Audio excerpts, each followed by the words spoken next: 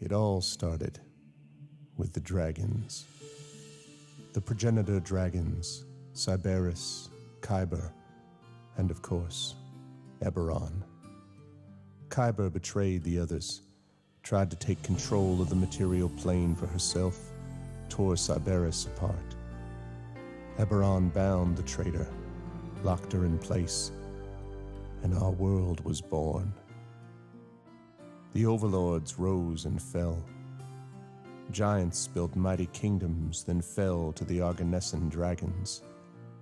Dakan's goblin empire ruled the continent of Corvair until it, too, burned into the ashes of history. Galifar rose with its 5 nations of Ondair, Brayland, Karnath, Thrain, and Seer. And then, civil war. The last war. For 100 years the war raged, until one day all of Seer was consumed in a magical cataclysm. They called it the Morning. When the dust settled, all that was left was an uneasy peace, shattered lives, and what was left of Seer. They called that the Mournland. We call it the Grey. So much for history. What we got now is the present, and a group of people trying to survive. Here, in a salvage outpost called Salvation. You can see the Grey from here, swirling, flowing, billowing, never getting any closer or further away. There's treasure there for sure, riches and weapons and power. Salvagers go into the Grey to get what they can and get out while they can. Some of them make it. Most, eventually, don't. But not everyone's a scavenger, because the last war ain't over. Not really. Oh, it's quiet on the surface. But below, the nations are planning and scheming and getting ready for when things get loud again. The nation of Brayland's no different. If we're to survive when the peace ends, we need to be ready. That's what you're here for. The King's Citadel. The ones who do the job no one else can do. In the end, all we got is each other. And if things go different this time, it'll be because we didn't forget that we all need each other. Long live the King. Welcome to Eberron. Welcome to Corvair. Welcome to Salvation.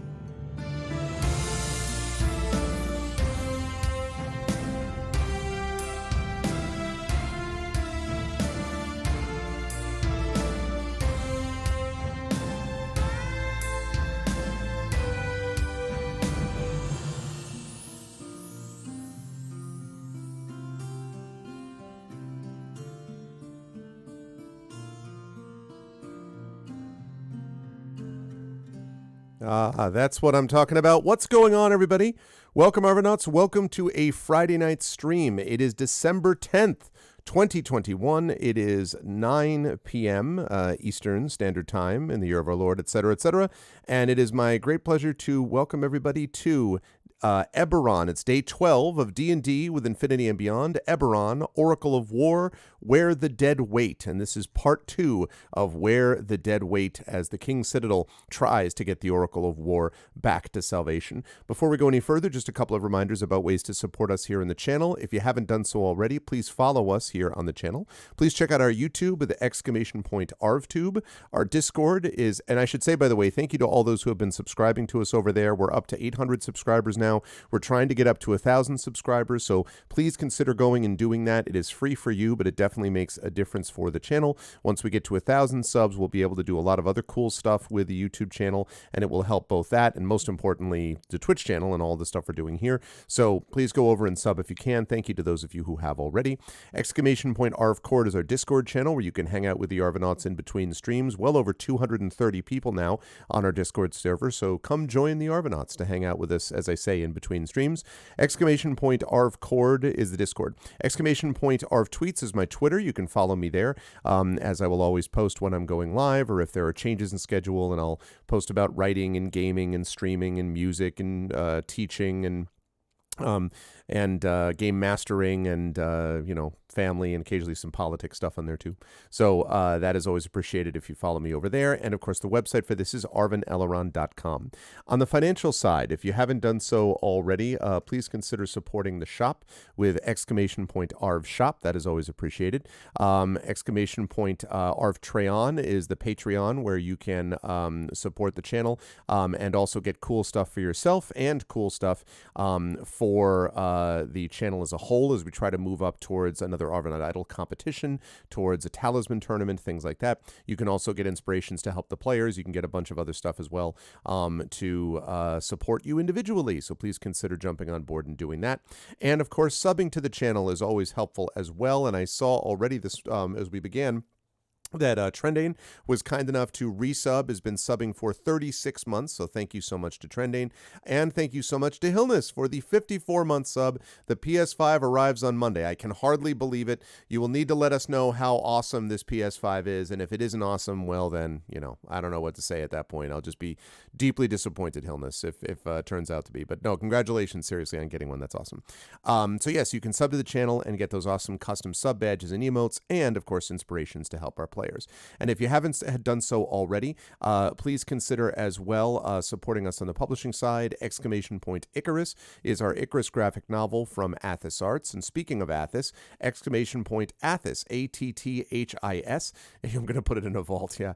We'll get you over to the current Kickstarter, which is running. I think it's about halfway through. They have already hit the goal on their audiobook. They're about $2,500 in right now. And so they've already hit their goal, and there's a lot more for them to do with it. So please jump on board and continue to support them because they are wonderful people and also happen to be my publisher for Icarus. So, not like there's anything, any bias on my part at all. No, but seriously, it is a really good publisher and it is a audiobook, and we support all of those things here. So it's really cool. You should definitely do it. And good luck and congratulations to them on their success so far, to Garlic Tofu and Ballsteg. Also, congratulations to Alligator Alley, because we had, of course, the Mysterious Peaks Kickstarter, which I think you can still support on the backer kit, if I'm not mistaken. But the expedition from the Mysterious Peaks has just finished over, I guess, 2 days ago, and it ended up finishing just shy of $60,000 and just shy of 800 backers. That is an incredible performance. It's their first Kickstarter since Brian Dalrymple passed away, and they really brought it. I could not be happier. Great news for them, great news for us as well, because of our connection with them and potentially that campaign. So congratulations, seriously, to Rich and Chris and Eric over at Alligator Alley. Really happy that they did well. So congratulations to them, and hopefully as I'll be able to talk more about stuff relating to that thing and other things relating to it quite soon. They did my Tales and Tomes from the Forbidden Library. That's exclamation point library. And also you'll be able to soon get more information about the Gray Shade Kickstarter, exclamation point Gray Shade KS, which both Athos Arts and Alligator Alley are a part of. So very excited about that.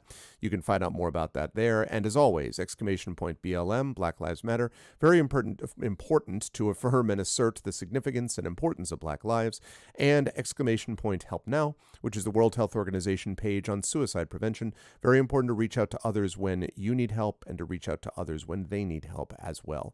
Now, tonight we have got an unusual Friday version of D&D with I&B. Usually this happens on Saturday. The reason this happened is because I thought that I was going to be going down to Philly tomorrow for PAX Unplugged, but as it turns out, the person that I was going to be demoing something for had to pull out because of illness and so is not going to be there.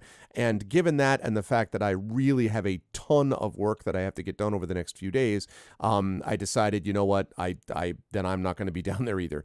And so I have decided not again to go down there. So as it turns out, I probably could have moved this to Saturday, but since I didn't find that out literally until late last night at like midnight or something, it was too late to be able to switch this back. So that's unfortunately the case, but that means that tomorrow I will be streaming. I don't know what yet. I'm assuming more of the Saboteur. sure, is my guess. But we will see. So that's going to be happening tomorrow evening. And then Sunday, we have got the return of Speculate with Case of the Cindered Seal makes its triumphant return as we get some more Blades in the Dark going. That's going to be on Sunday with Brandon O'Brien and crew. And then Monday we're off. And then Tuesday, big day on Tuesday, starting with Adventures in Middle-earth. Then over on GOG, I'll be doing some D&D with GOG Ghosts of Saltmarsh. And then we've got coming up that evening the return of our annual Christmas Carol. I am so excited with your vocalists. I love it. It's always so much fun. And of course, it's my favorite story. It's a wonderful time. So you should definitely support it. It is part of the holiday season and the holiday spirit. Then we will be off Wednesday and Thursday. And Friday and Saturday, I will be back. One of those 2 days, I don't know if I'll be on both of them, but one of those 2 days I will be broadcasting live from Worldcon, and I'm going to be speaking to some of the people who are going to be there. I know that Prince Justin is going to be there. I know that Triffity Mats is going to be there. I know that Turbo Tango is going to be there. So I'm going to speak to all of them because my hope is that I can get some people together so we can actually do a live session of D&D with viewers, which I would then broadcast to the internets. So I'm excited about that. I don't know if that's going to be Friday night or Saturday night. But either way, stay tuned. It'll be happening on the road from somewhere. And then that's going to be it for Worldcon. I've got a lot of panels and stuff.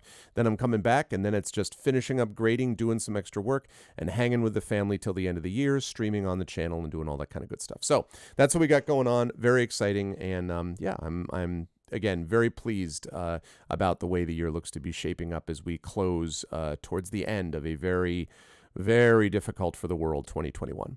With that said, I'm now going to unmute myself, letting everyone know that we're ready to go, apologizing to whoever it was that I interrupted as I did that. And then I'm going to unmute them. And last but certainly not least, I'm going to head on over to... I think your state, John, was actually the part of the middle of the country I've been in.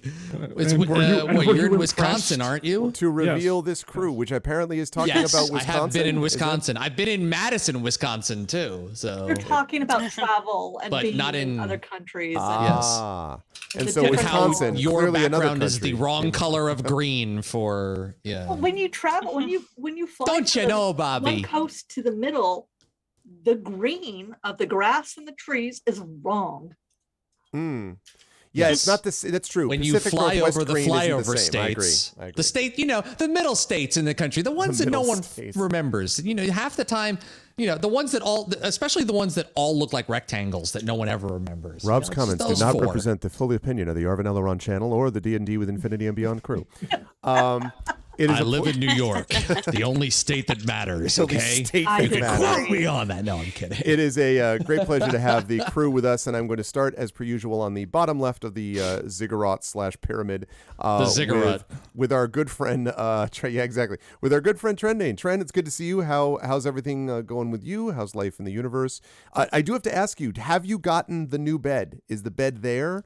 Is it there? Did you get the mattress? It's a mattress, not a bed. Whatever, mattress. Did you get it? You got it? It's right there. Is it okay? Is it good? Like, is it did it work out? Is your back better? It's fine. That's it. Does your back better? It's not. It's not. It's not amazing. It's not fine. It's fine. That's what you want. That's what you want to hear when you I was purchase so a new excited bed. for this mattress. It's fine. Yeah, you and everybody in the Beyond Skyrim Discord, they're all like, "Oh my God, how's the new mattress? Is it there yet?" I'm like, "Why are you so obsessed with my fucking mattress?" Because your back was hurting you. Because we all care comfortable. about your creature comforts, Trend. I can appreciate that. All you have to do is say, "Did it show up yet?" I'm like, "No." And they're like, "Okay." And that could be all there is to it. It doesn't have to be, "Oh my God, we're so hoping for it." What are you doing? Listen, tell us about the goddamn mattress trend. Listen, I have had someone who has occasionally suffered from back issues in the past. I know how uncomfortable it is, and I'm just hoping for the best for you. And that's Is it everything you ever hoped to dream for, Trend? Yeah, exactly. Oh God, no. Trend, don't wait for the translation. Answer me now. Is this your first time on the internet, for God's sake? The internet does take things and jump. It is not my first time on the internet. And since I just saw that Prince Justin is in chat, I want to reference something that he tweeted while we were doing our setup call in the green room and whatnot. That he said, drop an image that represents your first crush, and it was Princess Ardala from, I think, for him. And for me, I'm thinking Cookie Monster. And so we all started talking about how, I had a crush on Cookie Monster. Oh, that's the conversation. See, yeah, I walked you in the came middle of this you conversation did. going, Princess Amidala? What? Right. What are we talking about? Yeah. So Not knowing what anyone was talking about. Okay. So Cookie Monster. There you go. Right. Him, Scooby Doo, and the Pink Panther. is for Cookie. Yeah, that's not what it was in my. Oh, geez. Really. So, Really, I did not even do the layup for that joke. That was not even my intention. That was just Tren taking the ball and running with it. You just leave the train. You just leap off the train and allow it to that ride was, off into infinity. That was like 8 sessions ago. We dealt with the lightning. More than that, my friend. Maybe 8 years ago. It felt like. Anyway, like 8 episodes ago. Beyond your amazing mattress, yes. It was only October, if you can believe it. Right. Beyond that, how are you doing? Hang on a second. I need to rinse some dirt out of Tantin's mouth.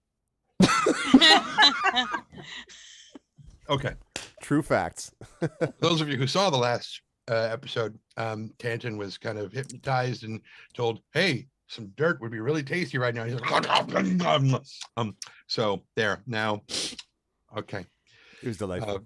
Mud. It's amazing he didn't spit out a brick of clay. Hey, patience. I don't remember. Never mind. And night is young. Yeah, exactly. There's plenty of dirt in this basement we're in, I'm sure. There's worse things than dirt in this yeah, basement. probably. I remember this. Yeah. So, what have I been doing? Last weekend we had the Creation ModCon for the Skyrim, Beyond Skyrim, Skyblivion, Skywind, and the Arcane University. We had our online convention thing, and it seemed to go really, really well. Cool. Everything went great. The 4 lore books that they asked me to narrate, because we had a writing contest, and the winner of the contest would get their lore book, put into the game and whatnot. And it was nice. there were some really good entries of the 4 finalists that I wound up narrating. So that was a lot of fun. Let's see what else. Nothing from the escape artists. They're gonna thing. Still working on more BattleTech stuff. And who am I playing? I'm playing the aforementioned Filthy Mouth. You have been. Yes, you are. There is more stuff coming. Yes. Thing. BattleTech, because I'm working on some of it. That's right. Coming soon. TM. But yes, the aforementioned Dirty Mouth Tantin Tagashal de Kenneth, who is a battlesmith artificer with the only person who doesn't know about this companion is Rob, because he wasn't here last week, but he has a big mechanical dog named I'm very Spanner. intrigued from what you typed up. Yeah. Spanner. You have to show the picture. I will. Oh my God, that sounds so cool. It's so awesome. I love that you can just make this shit. It's so awesome. I've been waiting. That's why he's been collecting parts from things since the beginning of the whole thing from level 1. He's been gathering parts for Spanner. Yes. 4D chess. Sorry. Yeah, and stress. Yeah. Well, it is good. It is good to see you, Tren. And yes, we will show Spanner momentarily. Okay, That's very cool. It's going to be good stuff. But first, it is, of course, the amazing Marie. Oh my God, it really is Did doing you just the Brady dab Bunch. up to Marie? No, It's like- no, it was like this, not like that. Oh, so you did just dab. Okay, cool. Damn it, you made me do it. Dabberon. As we dab on up to Marie Bilodeau.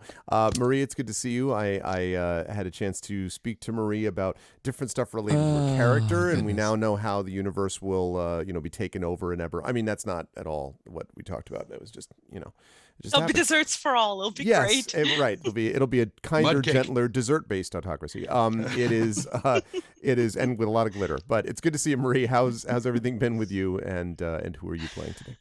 It's been very good. We celebrated Christmas this weekend to get ahead of it all, so you're all slow. So I got chocolate.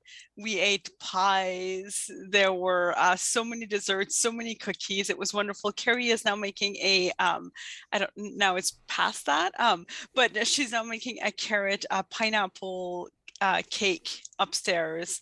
Marie, I so- never realized when you were playing Emberwind that your character was such a direct corollary to you personally. It was literally her in real life.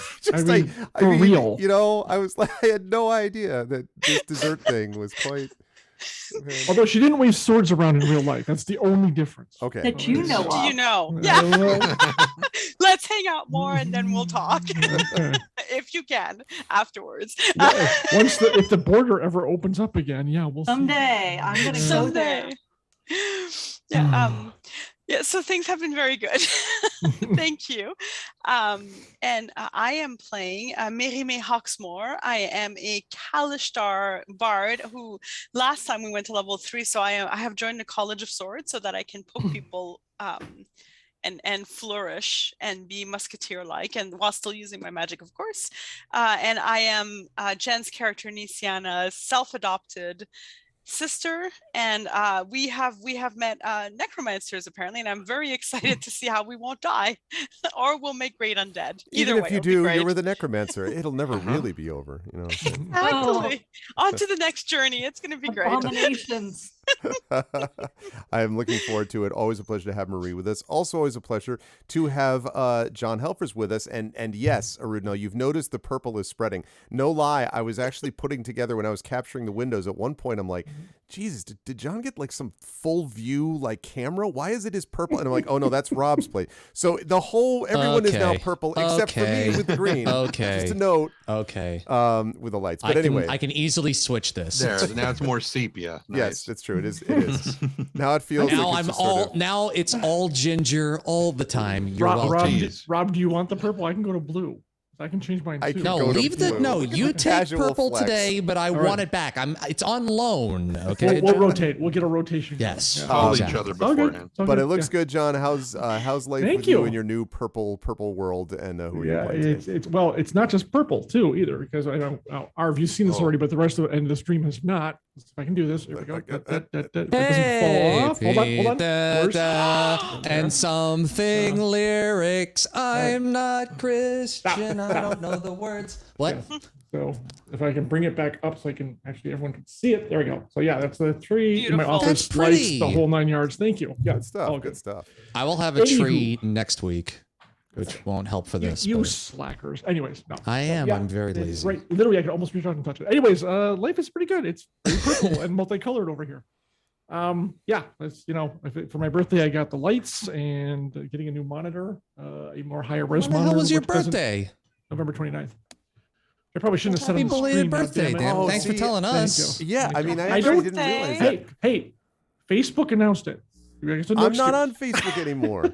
You know what? I'm not into the metaverse. I am Fuck that, barely okay? on there either. I'm surprised it actually notified me that it said it, to be quite honest. So, It no, notified it's you fine, that it was it's your fine. own birthday? It Good. did. I'm glad Yeah. somebody did. Well, there you go. So, Oh man. no, but it's been good. End of the year. My God, where did the year go? Where did this year go? 2020 has Lower been a half hell of a of it. year, let me tell you. It's the lower half of the hourglass. It's where it always. It's 2020 part 2. True. Yes. True facts. Yeah, I was to say, Rob, we are in 2021. Pull yourself out of I don't 2020 know that. doldrums. Yes, I am John 2020 Helfers. COVID. That's all I know. I work with everyone in this stream on Yes. one thing or another, It's or true. several Yes. things. It's interesting. So Yes. Arv is my fixer, apparently. Arv is my Mr. Johnson, I guess, if we're using Shadowrun terms, because he's the one who introduced me to most of these people. So I was there like, you go. what do Depends you? on the Oh yes. country. Yeah. Could be Well, Miss that's true. Some people I Brown, didn't know before Irish this, but Schmidt, Mademoiselle Beaumont. yep. I can't remember what the one is in Japan. Anyways, life is good. Life is good. Can't complain.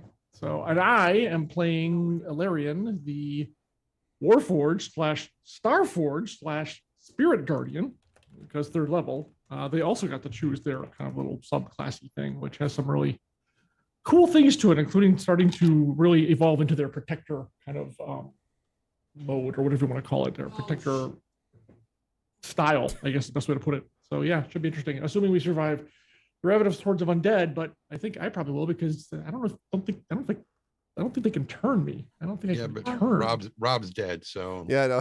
never mind. No, now he's back. Trying to You were going fix through it, the I just damn heard, rolling. oh shit, and then it just went I'm green. I was like, well, I was like, he's been consumed by Nickelodeon I've been slime. annoyed. It was- Okay, I'm sorry. I'm ruining That's all right. John's. Go ahead. and Go ahead. I'm Nobody done. knows No, who that John was- is that anyway. was- So yeah, exactly. I'm pretty much done though. It's all good. exactly. Always a Who is pleasure. this? Who is Great this to be here weird on the- bearded man? On the last stream of the year too, which is Who is this what's Paul happening? Rudd, never Right. ages, sexiest man alive down here in the corner over here? That's He true. just keeps Last getting stream- older, but his look stays exactly the same. The last stream of the year for John. That's true. On this channel. Also, I should say, because I noticed that it was, it seems to be birthdays all over the place. So happy birthday to Hillness, who just turned 40. So we've Hey, got happy birthday, that. Hillness. Happy birthday to John. And happy birthday as well to Jen, because it was also just recently Jen's birthday. Actually, I think yesterday was Jen's birthday. So happy birthday, Jen, as everyone is, getting birthdays around here. Happy birthday. Oh, March was quite the month. Listen, I mean, that's the rumor. Spring has sprung. Spring has sprung. But happy birthday! And how are things going with you, Jen? How you doing? And who are you playing today? Well, yesterday I turned 51 and I got an ear infection for my birthday. It was, Lovely and gift. it's still incredibly painful. So I am hopped up on quite a lot of drugs right now. And if you see me like grabbing my cheek, I have ocular teeth. It hurts. So, but I have finished my Shadowrun novel and turned it in. And a certain editor needs to edit it, and then eventually will go I'm to busy. a certain. What? I can't edit your book. Stop Yeah, I'd like asking to- me. No, you're gonna read my book. Of course, I'm going to read your book. Actually, it's probably being moved back a month, Jen. So no big super worries on that part. So I will say that I put it in my journal that I was betting I wasn't going to get the edits this year. Just saying. Considering there are 2 entire books ahead of yours, it's a strong. Yeah. I wouldn't take that bet. Let's put it that way. Yeah. And then on the 29th, I got my story published in Daily Science Fiction called 7 Steps to Yay. Immortality. This is one of my bucket list venues. It is so hard to crack. Like, I have been trying for years to get into to Daily Science Fiction, so I'm super pleased about that. And I will be starting on a new to me IP novella on Monday. So that'll be exciting. Cool. I am playing Misiana Di Jarasco, a healer from the House of Healing. She is dragon marked. And let's see what else. Oh, and to answer your question, I finally figured out the first crush I can remember is Rick Springfield as Dr. Noah Drake on General Hospital. Ooh, good That's a call. good cut right And there. then he sang Jesse's Girl. Or I can't remember which one came first, but I just remember Jesse's girl. that Rick Springfield was actually my very first concert too. Wow. Like I had 8th row center seats. Ooh.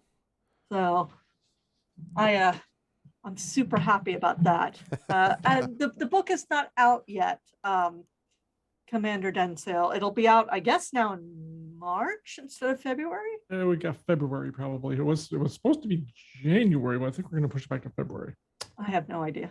I just work here. I just write here. And everybody is healed at this point. I even have healing spells left. Nice. I look forward to not getting them. It's fine. I healed you last session. So you stop that.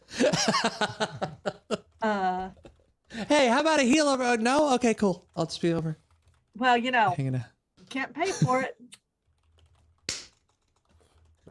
Oh, so you Oh, you are got- the American you got healthcare. So you healed. are the American healthcare system. Okay, cool. Yeah, Great. actually, we kind of are, except you guys aren't actually paying for I'm just keeping a log of who I'm healing and when and why. And I did a big prayer of healing on a bunch of you this last That time. was cool. Big epic conclusion. Sometime, a long time from now, everyone's level 20. They're, the march. Everyone's walking up, doing the Star Trek, da da da da da, like walking up the, down the thing, right with the rows of people. Nisiana turns around, hands the party a bill for 750 million gold pieces, and just walks out. Like that's We'll that's see. how this goes down. Actually, it'll be really amusing if I hand it to Hilar and say, "Give this to your boss." You don't like it? Contact your HMO. Have a nice. And I'll But yes, I'm very pleased. I've done pretty well. I have an open call if you're a writer. So sci-fi and mystery in the future. It's under open call. And anything else? I can't remember. I'm really having trouble trying to keep things together. So, but yeah, that's me. So go read 7 Steps to Immortality after this game. Go do that. Yeah, thanks, Jen. Hope you feel a little better as the night progresses. Maybe your focus on healing everyone else will allow you to forget about your own pain in real life, hopefully. But always a pleasure to have Jen with us. And also always a pleasure to have, and again, back today, our good friend Darkside Rob, who has returned. It's good to see you, Rob. Welcome back, welcome back. My goodness. How are you now doing? I know how you're doing before. How are you doing now, and who are you playing? I am doing so much better.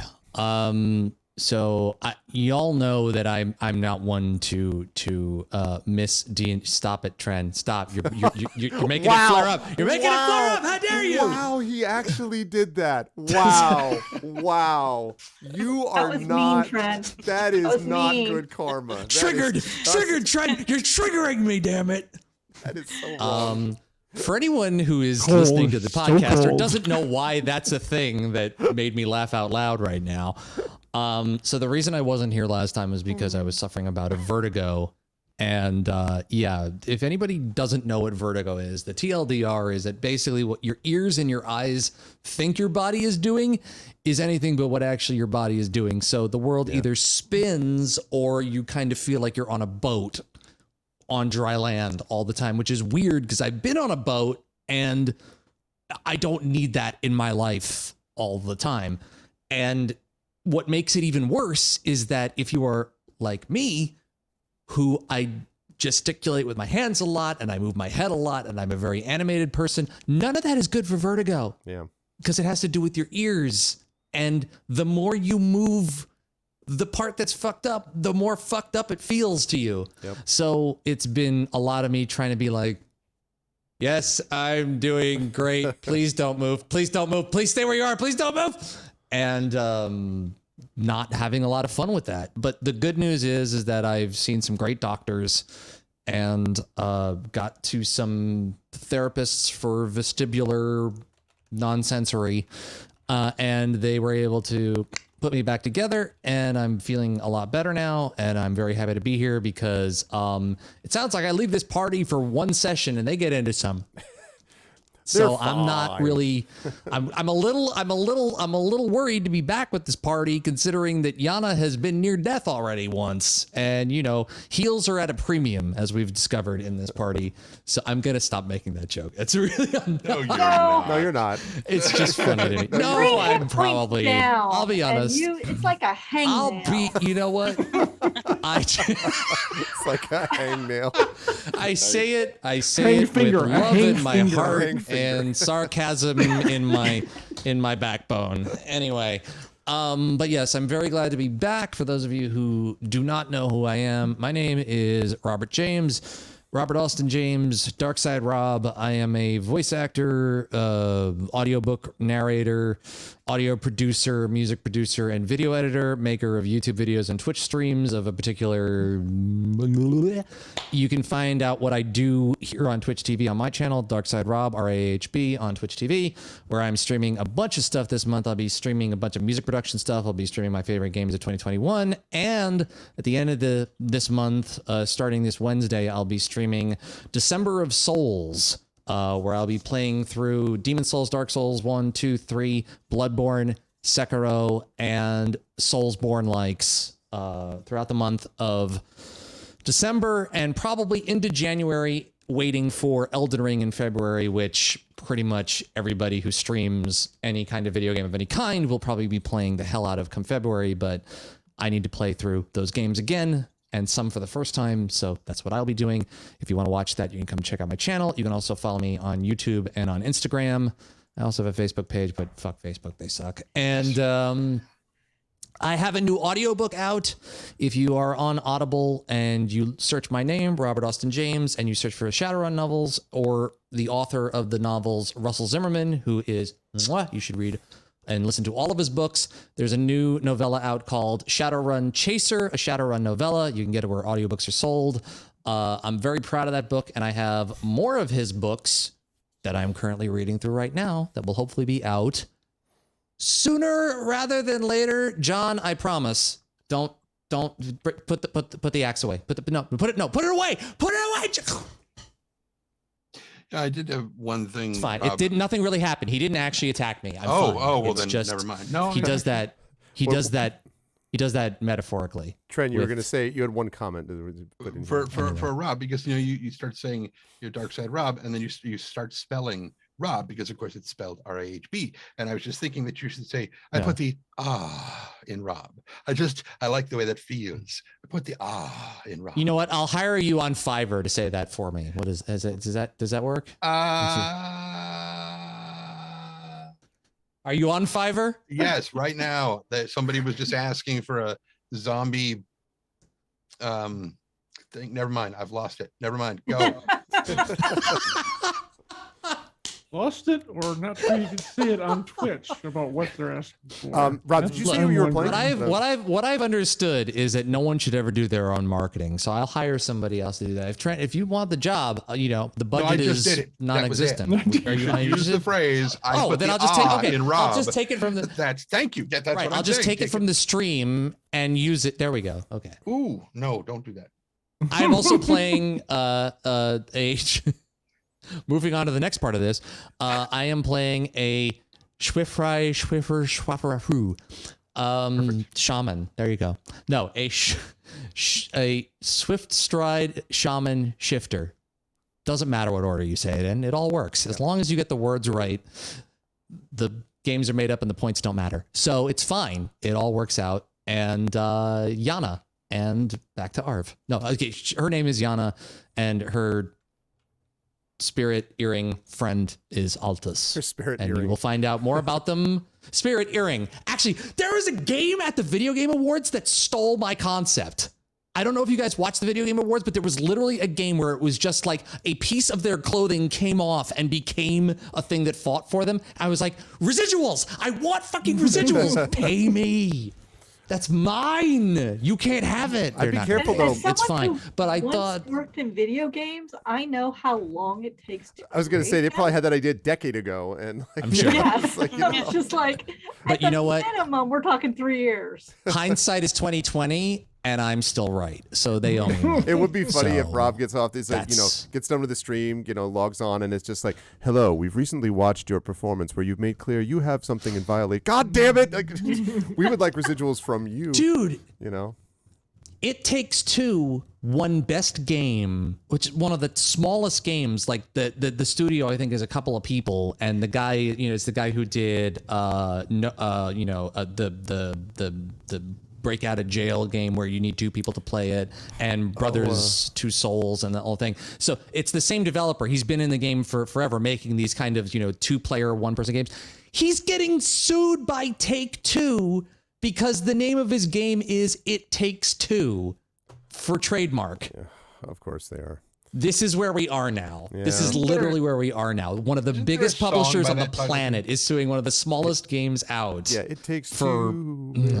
Right. So they should sue. I hate Take-Two for that as well. For doing that, and Trent, this is how it gets worse. Everybody just sues everybody, and then the courts go, you know what? You're all fired. Just leave. Let us leave behind the world. It's We good don't to have want Rob you with here it. any more than you want to be here. Let us leave behind the world of legalese and those terrible things. Let's talk about a world Yes, where all you have please. to fight is undead creatures. It's good to have everyone here. Chat, let's go to the map and talk a little bit about what happened in our last session with these wonderful players. Welcome to Eberron and to the King's Citadel and to a group of people that absolutely knows what they're doing. Let me just pop up Spider's Web, because it's very Wait, which appropriate. group is that? That would be you, your group, the King's Citadel, which went into the Mournland, went into the Grey, to try to find, if they possibly could, this group that had been missing, a group of salvagers known as the Grey Dogs. Accompanying the Grey Dogs was the group's contact and technical commander here in Salvation, and that was, of course, one Hilar Brasal. They did manage to get to and find these folks in the Fireweave Bazaar, the Grey Dogs, and rescued 3 of them. And of course, they also rescued Hilar Brasal. And they also found a hidden artifact there known as the Oracle of War, an extraordinarily powerful artifact, the use of which allowed them to escape. And thank you very much, Rob. I appreciate it. 3 dog. Woo. So they were able to escape this ambush attack by a group of Warforged, theoretically under the guidance of the Lord of Blades. They managed to escape, but then they had this problem because this device clearly will change the balance of power significantly. Whatever nation controls it likely would have quite a bit of a one-up on the other nations around. And so it was, the party they couldn't destroy it, and the party had to ultimately bring it with them. And so, using a circle, using Tensor's floating disk that was created helpfully by Tantan, they took the Oracle of War and headed back towards Salvation. But on the way, something funny happened on the way to Salvation, because as they were passing through thing happened. through the land of the Grey, suddenly they heard a terrible moaning all around them, and coming out of the reeds and the swampland around them in the Grey, they found skeletal warriors that were dressed in what looked like old armor from the last war, Brailish armor and other forms of armor from armies that had fought before. Fortunately, and they even had to deal with as well an ogre that came in also to battle them, also a zombie ogre. Fortunately, or an ogre zombie, I guess, doesn't matter. Same deal. But fortunately, the party was able to drive them off, thanks not only to the Grey Dogs and Hilar, but the party's own wit and tactical skill, and a very handy turning spell by Nisiana to get rid of some of them, because that could have made things much worse. But once they had repelled this first attack, they realized there were a lot more coming. In fact, a lot more of these creatures. And they went to the only place that they ultimately could find that had any level of safety, a cottage in the middle of a slight rise of a hill in the middle of this valley. So there's this depression, this valley in the earth, and then on the top of a little hill is this cottage into which the party piled. And they found that the cottage was a little odd. First of all, the cottage itself had markings on the inside of it. The windows were boarded up. They found things like a piano, I guess it was a harpsichord actually, playing because of 2 severed feet that were playing the pedals. They found Alarian actually found, with their face, a wardrobe filled with a poison gas, if I'm not mistaken. From a head. From a head, And which some spewed sort of onto him, curse, too, which had an yeah. impact and a curse as well. There was the head of a displacer beast that Nisiana took a look at and found appropriately creepy over the fireplace up top. I didn't touch it. And didn't touch it. Marimé almost got stuck to a writing desk. It was a good time. And once that head screamed out and shot out that poison gas, Tantan in particular had a sudden urge to eat dirt. And promptly did so. All this until was able to break free of whatever this effect was. In the meanwhile, the dead press in. The waves of undead are pressing in upon the party. And so, noticing that these undead were almost there, the party headed down into the bottom floor of this cabin, where they got to see what you see before you, which is a series of coffins, and more than that. In fact, I will be happy to describe what it was. 5 blood-stained wooden tables standing on the dirt floor. 2 corpses on the table that were closest to the stairs. So if we scroll up a little bit, you can see those 2 corpses right over here. A skeleton wearing leather armor, and the fresh corpse of a woman dressed in black robes. The woman was clutching a journal in one hand and a quill in the other. And the cellar's eastern wall contains built-in shelves that are obviously made from coffins. And on the shelves were a dozen corpses untouched by decay, and there was a massive wolf head, the symbol of the nation of Karnath, painted in dried blood on the ceiling. And just as the party had discovered all of this, they heard as things begin to slam into the outside of the cottage. And that means we're going to head back over to the party to ask what they would like to do, as they are all clustered down below looking at this truly lovely, welcoming place, and the sound of creatures banging upstairs in an attempt, theoretically, to get in. Party, Look, what would you like all to do? I'm just saying is that the health inspector's going to go apeshit when he sees this place. It's just horrible. So I'm going to ask the party what it wants to do. As soon as Yana gets back, I will ask Well, Yana I already know to the level up. answer to that. Oh, As soon as Yana gets back, she rolls hit points. Right. That's what Yana's Right. going to want to do. Yes. But what of the that's rest she's of you? doing? That's what she's doing. Curious. I think I want to scream to Halar and the others to come down here because at least we can seal this place. But Okay. There's a tunnel or door or something to the... There are one set of stairs here, and there is a little hallway which may lead to maybe another set of stairs. It's unclear. Those are the only obvious entrances or exits, are the 2 that I just mentioned. Tanton is going to move far enough away from the stairs that the floating disc will follow him down into the basement, because otherwise the oracle is just sitting up there. Okay. feet away. All right. So you were able to do So that. he's going to move over here. Okay. And I will need Spanner when you have him. Oh, yes. And of course, the incredible, amazing Spanner. Let me slide over to here and go. So get who is going Spanner. up to warn Hilar and the others to get their butts down here? I can just, Yeah, Marimay just yelled it, I think, right? Okay. yeah, I can just yell it or ping it to Hilar because I don't think he's further than 30 feet. Because he's right above. Okay, there we go. You should have control over it, I think, Tren. So you yell that up and you hear, all right, I'm not sure how long they're going to be able to hold him up there. They might overrun the whole place, you know. Well, do you think you can actually stop them? And he sort of pokes his head down in the stairs and gives you sort of a wry smile and is kind of like, well, now, no, I don't think I can.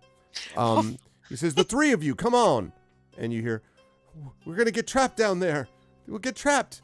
And you hear the voice of what is obviously one of the gray dogs, probably Sprocket, the Warforged, you might remember, who is up there. And he says, don't be getting trapped down here. You want to protect yourselves against whatever's coming in. You're going to get surrounded up there. Let's go. And you hear kind of a sort of a nervous, kind of sort of moving about. And Hilar kind of grunts and then disappears from sight again. Marimay, as if dealing with like whatever's some people who are reluctant. Let's put it that way. And so, Rob.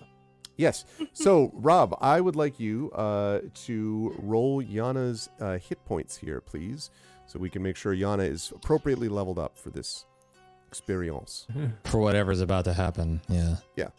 I'm sure there's no reason. I don't have a token here. Oh, Let me try that. That's not correct. We fixed this, but now it's not that anymore. Maybe we fixed it. We did. We definitely fixed it last time I was here. Yeah. Okay, let me see. Maybe It's put in. it over. If you still need the icon, I have it. It's on your messages on your Discord. I DM'd it to you. It almost looks like Marimay, but with different colors. I think I might have it. Let me see if I just got it. Is this it? No. Yes. Yes. I lied. Yes, that is it. Okay. Yes. All right. And that is That is controlled by she. you, so it should be okay. Cool. All right. Now I shall do what you asked. Okay. Not a minute sooner. No, never mind. Okay. D8. Is that right? No, I should have the somewhere in here. Hit dice. Yeah. Right? Wouldn't that Yep. do it? Yep. Because that'll add your Constitution modifier as well. Not bad. Yeah, I'll take that. that's good stuff. Okay, hold on. So it brings me to 21. Lovely. All right, 21 out of 21. Do you want to very briefly mention? I know you're working on like some spell stuff, whatever, as you're doing this, but anything particularly cool that Yana gets at level 3 that you want to highlight for the folks? So the first thing I get here is, well, I get two things. One of the things that I get as part of my shaman class is that I start to build up shamanic invocations, which I can take at every level as long as it doesn't require a level of requirements. Okay. And the first one that I get that is part of that, but not like, so I will get this and one of whatever I want from this list, again, as long as it doesn't have a invocation requirement based on the thing that I'm about to tell you about, or a level requirement. So the thing I am taking, I have two choices. I can either take, let me see what it is, Gift of Sight or Gift of the other one, which I can't, Gift of, what the shit is it? Sorry. Like Gift of War, but that's not what it's called. Gift of something. I have it. You know what? I have it written here. Sorry. Gift of Savagery. That's what it is. Oh. So Gift of Savagery is the first part of that. It's the spiritual gift, which then allows me to get other shamanic invocations. Gotcha. So Gift of Savagery is a set of claws, which I can use in my offhand. So I can have a weapon in one hand, and I can use the Gift of Savagery in the other, or I can use it in both hands. And I get a 1d8 plus 1. I have a proficiency in it. It's not a magical, even though I have proficiency in it. And if I lose it, let me, no, I did a shorthand of this, and I lose if away for 1 minute until you use it again or die. Okay, so I can use it. I think that means I can pretty much use it whenever I want to. I'll have to double check on that. Anyway, it basically, what the thing about this is that it gives me an extra weapon that I have that's proficient, that I have a proficiency with, and gives me access to shamanic invocations in that tree. Okay. For later levels. Cool. So that's the start of that. That's basically it. I don't think I have access to any more spells until level 4, I believe, is when I get my next I believe that's right. known spells. So no, I actually invocations known. Yeah, so I get one extra invocation. So no, sorry, I get one invocation including Gift of Savagery, which I will tell you guys about later. I still have the cantrips that I know, and I also have, I don't learn another. Oh, and I have 3 spirit points now instead of 2, but I don't know when I get another spell. So I will tell you about that when I figure that out. Cool. That's basically everything. Cool. All right. So as we now are aware of this, so this is the situation. You here, Hilar is trying to shepherd the very nervous gray dogs downstairs, and the rest of you have come downstairs. You've got Tantin with Spanner and the floating disc with the Oracle of War on it, Nisiana and Merime and Diana and Alarian and Hilar coming down sooner rather than later, hopefully. And that's what you've got downstairs. So you can hear the moaning getting quite loud now. And again, there has been several impacts. There have been several impacts on the walls outside of this cabin. Make sure the last person in actually closes the trap door above them. Mm-hmm. Important. Yeah, now Is there you any see kind of Hilar locking coming mechanism? Yeah, is there any kind of locking mechanism on the side, perchance? Not really. The trapdoor itself is decently heavy, but there's no real locking mechanism. There is, however, a handle on this side as well as the one on the other side. A handle? Yeah, What like a kind of ring, handle? basically. Perfect. Look for a rod or something here, some sort of thing I can use to stick through, because the door opens up, right? Yes, door opens up. Yep. So I need to find something to put in that ring so it'll block them from opening it for at least a little while. I will look for something that'll fit in there that will block the door from opening. We could use a rope otherwise and tie it to another area, since it's a ring. Well, I guess you could, like the table or something, maybe? Yeah, there must be something, like maybe something at the base of the stairs or something that we can Haven't seen much. solidify there. By the way, Arv, I still can't talk to people physically, right?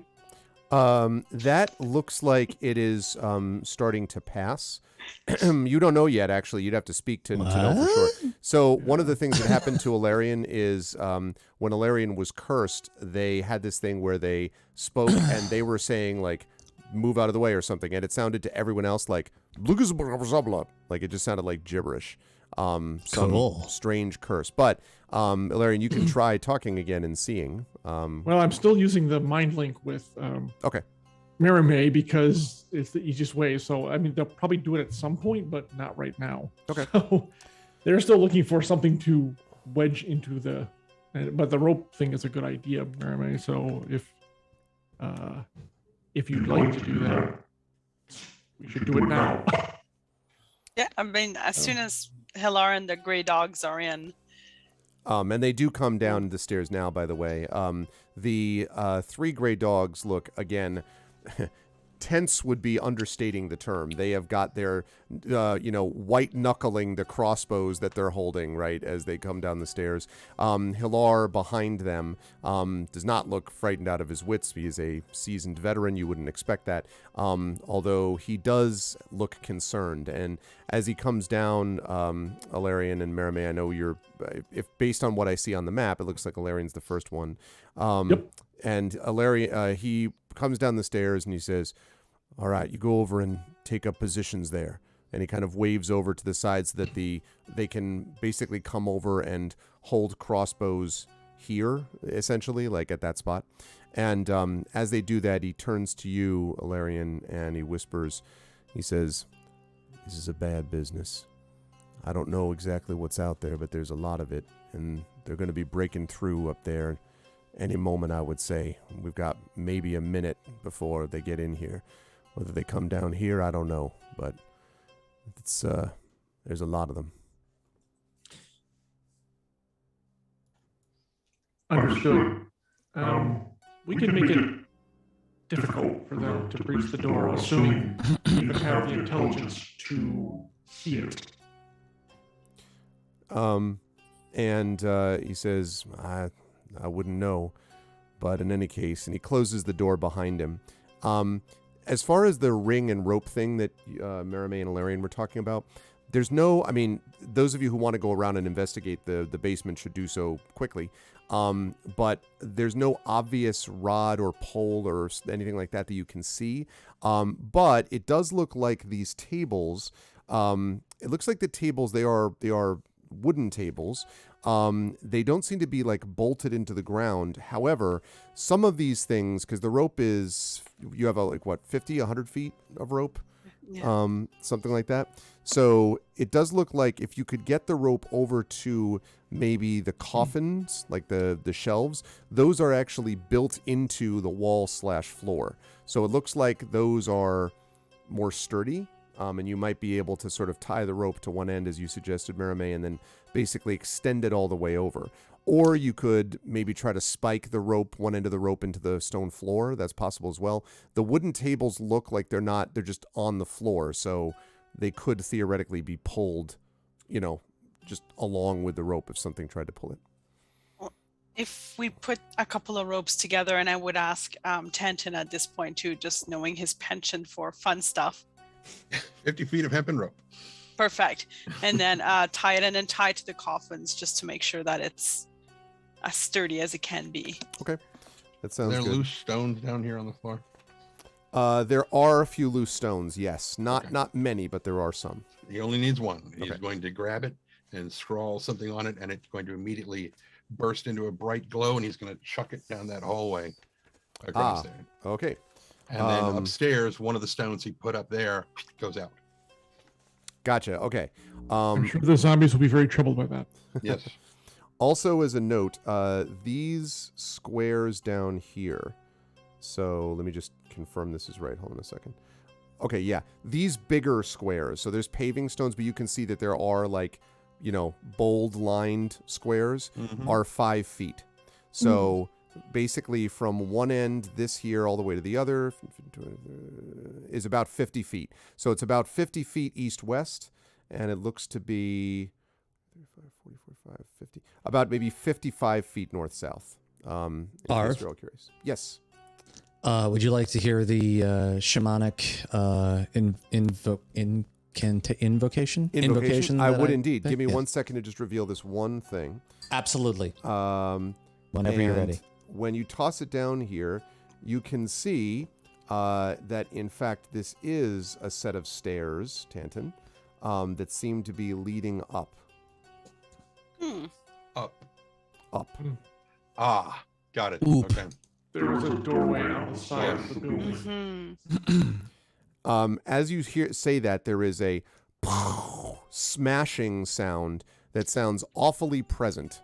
And it sounds like it's coming from up those stairs. Oh. No. Echoing around. Now, well, if you want to run over there, Tanton, to because you can see now that the bottom of the stairs, but you would have to go to look up it if you wished. So I don't know. Where if you is wanna that do door? That's right over here. here. The stairway, Okay. we can't see the door right. Yeah. Yeah. All right. So the only exit is that way, right? So two technical exits. The exit that you came from, the way you came in, which is the stairs over here, or this one that you just discovered.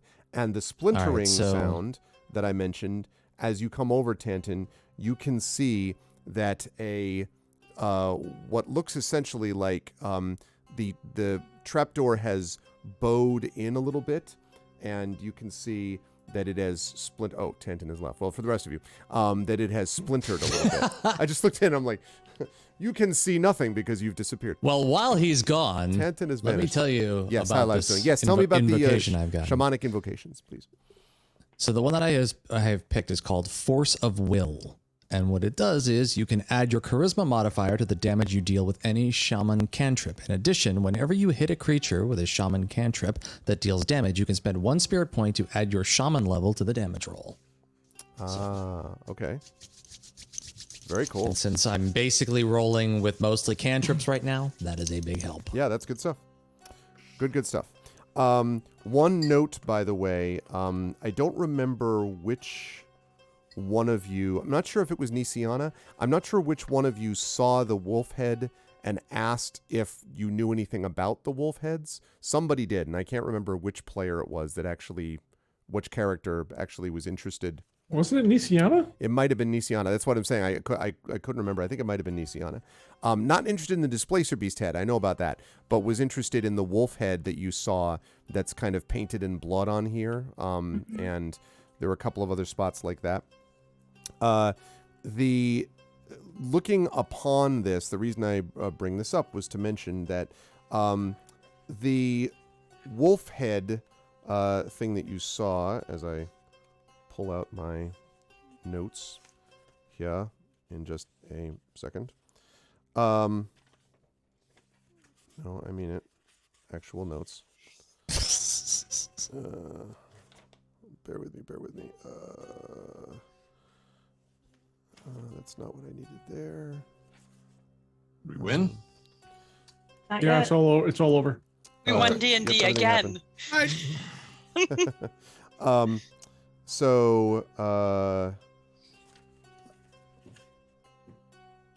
There we go. Okay. Yes. So that the wolf head was usually a sign of necromantic ritual. And in particular, they discovered that these things were mostly found in, there we go, yes, Karnath. That's what I was looking for. I was like, what the heck is the name of the place? Karnath.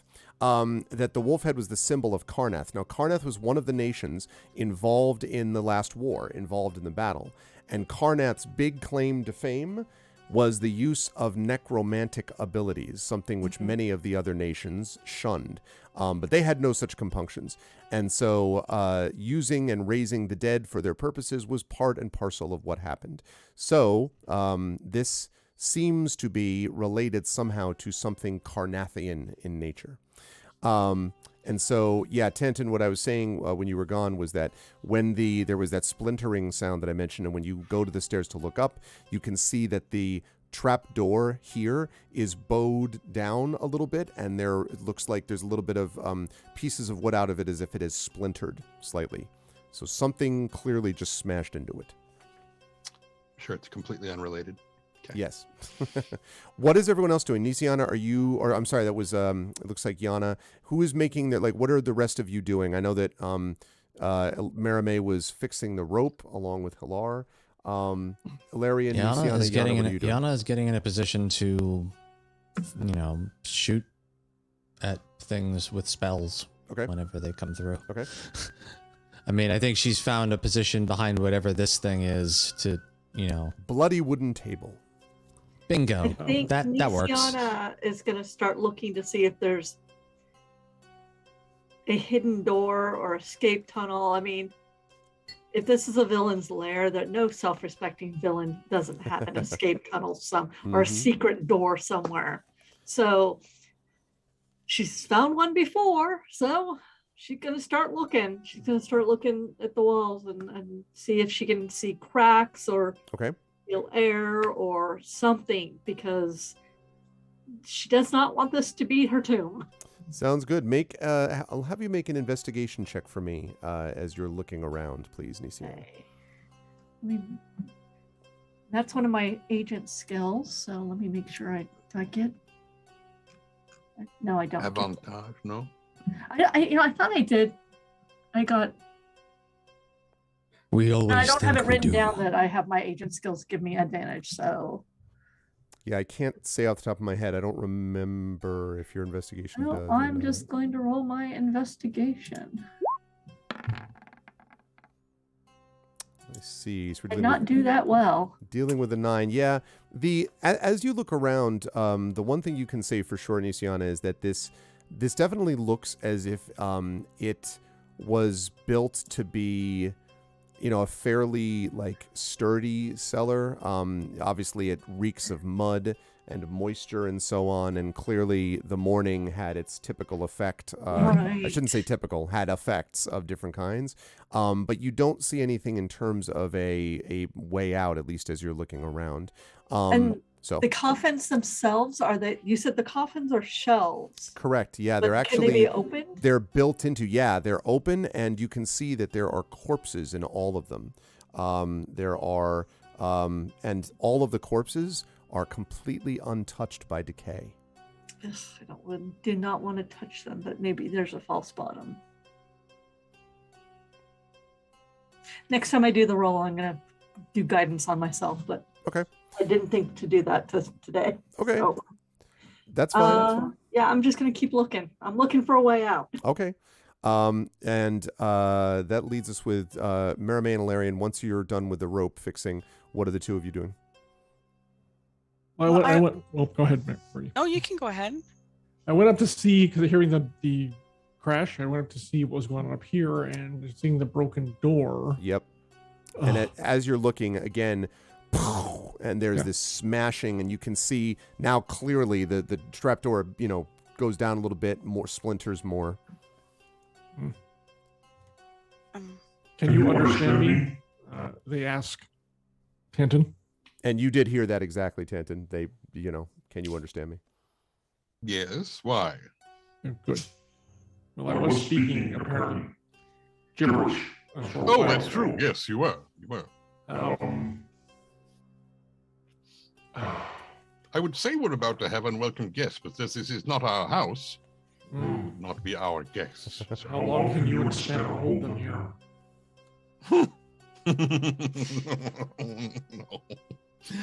No, not maybe 12 seconds at most, I think. Another smashing sound, and the thing happens. And now you're hearing above you, in addition to the smashing, a like the moaning sound, and it's way more than a single voice. There are many moans as things continue to smash down upon the wooden door. But it's only this door right now. That is correct so far. Right. Yeah, I caught the so far part. But, okay. All right. Well, as you said, the night is young. Yeah. Well, and then Valerian's going to raise their crossbow and just wait for a target. And Maramé, what about you?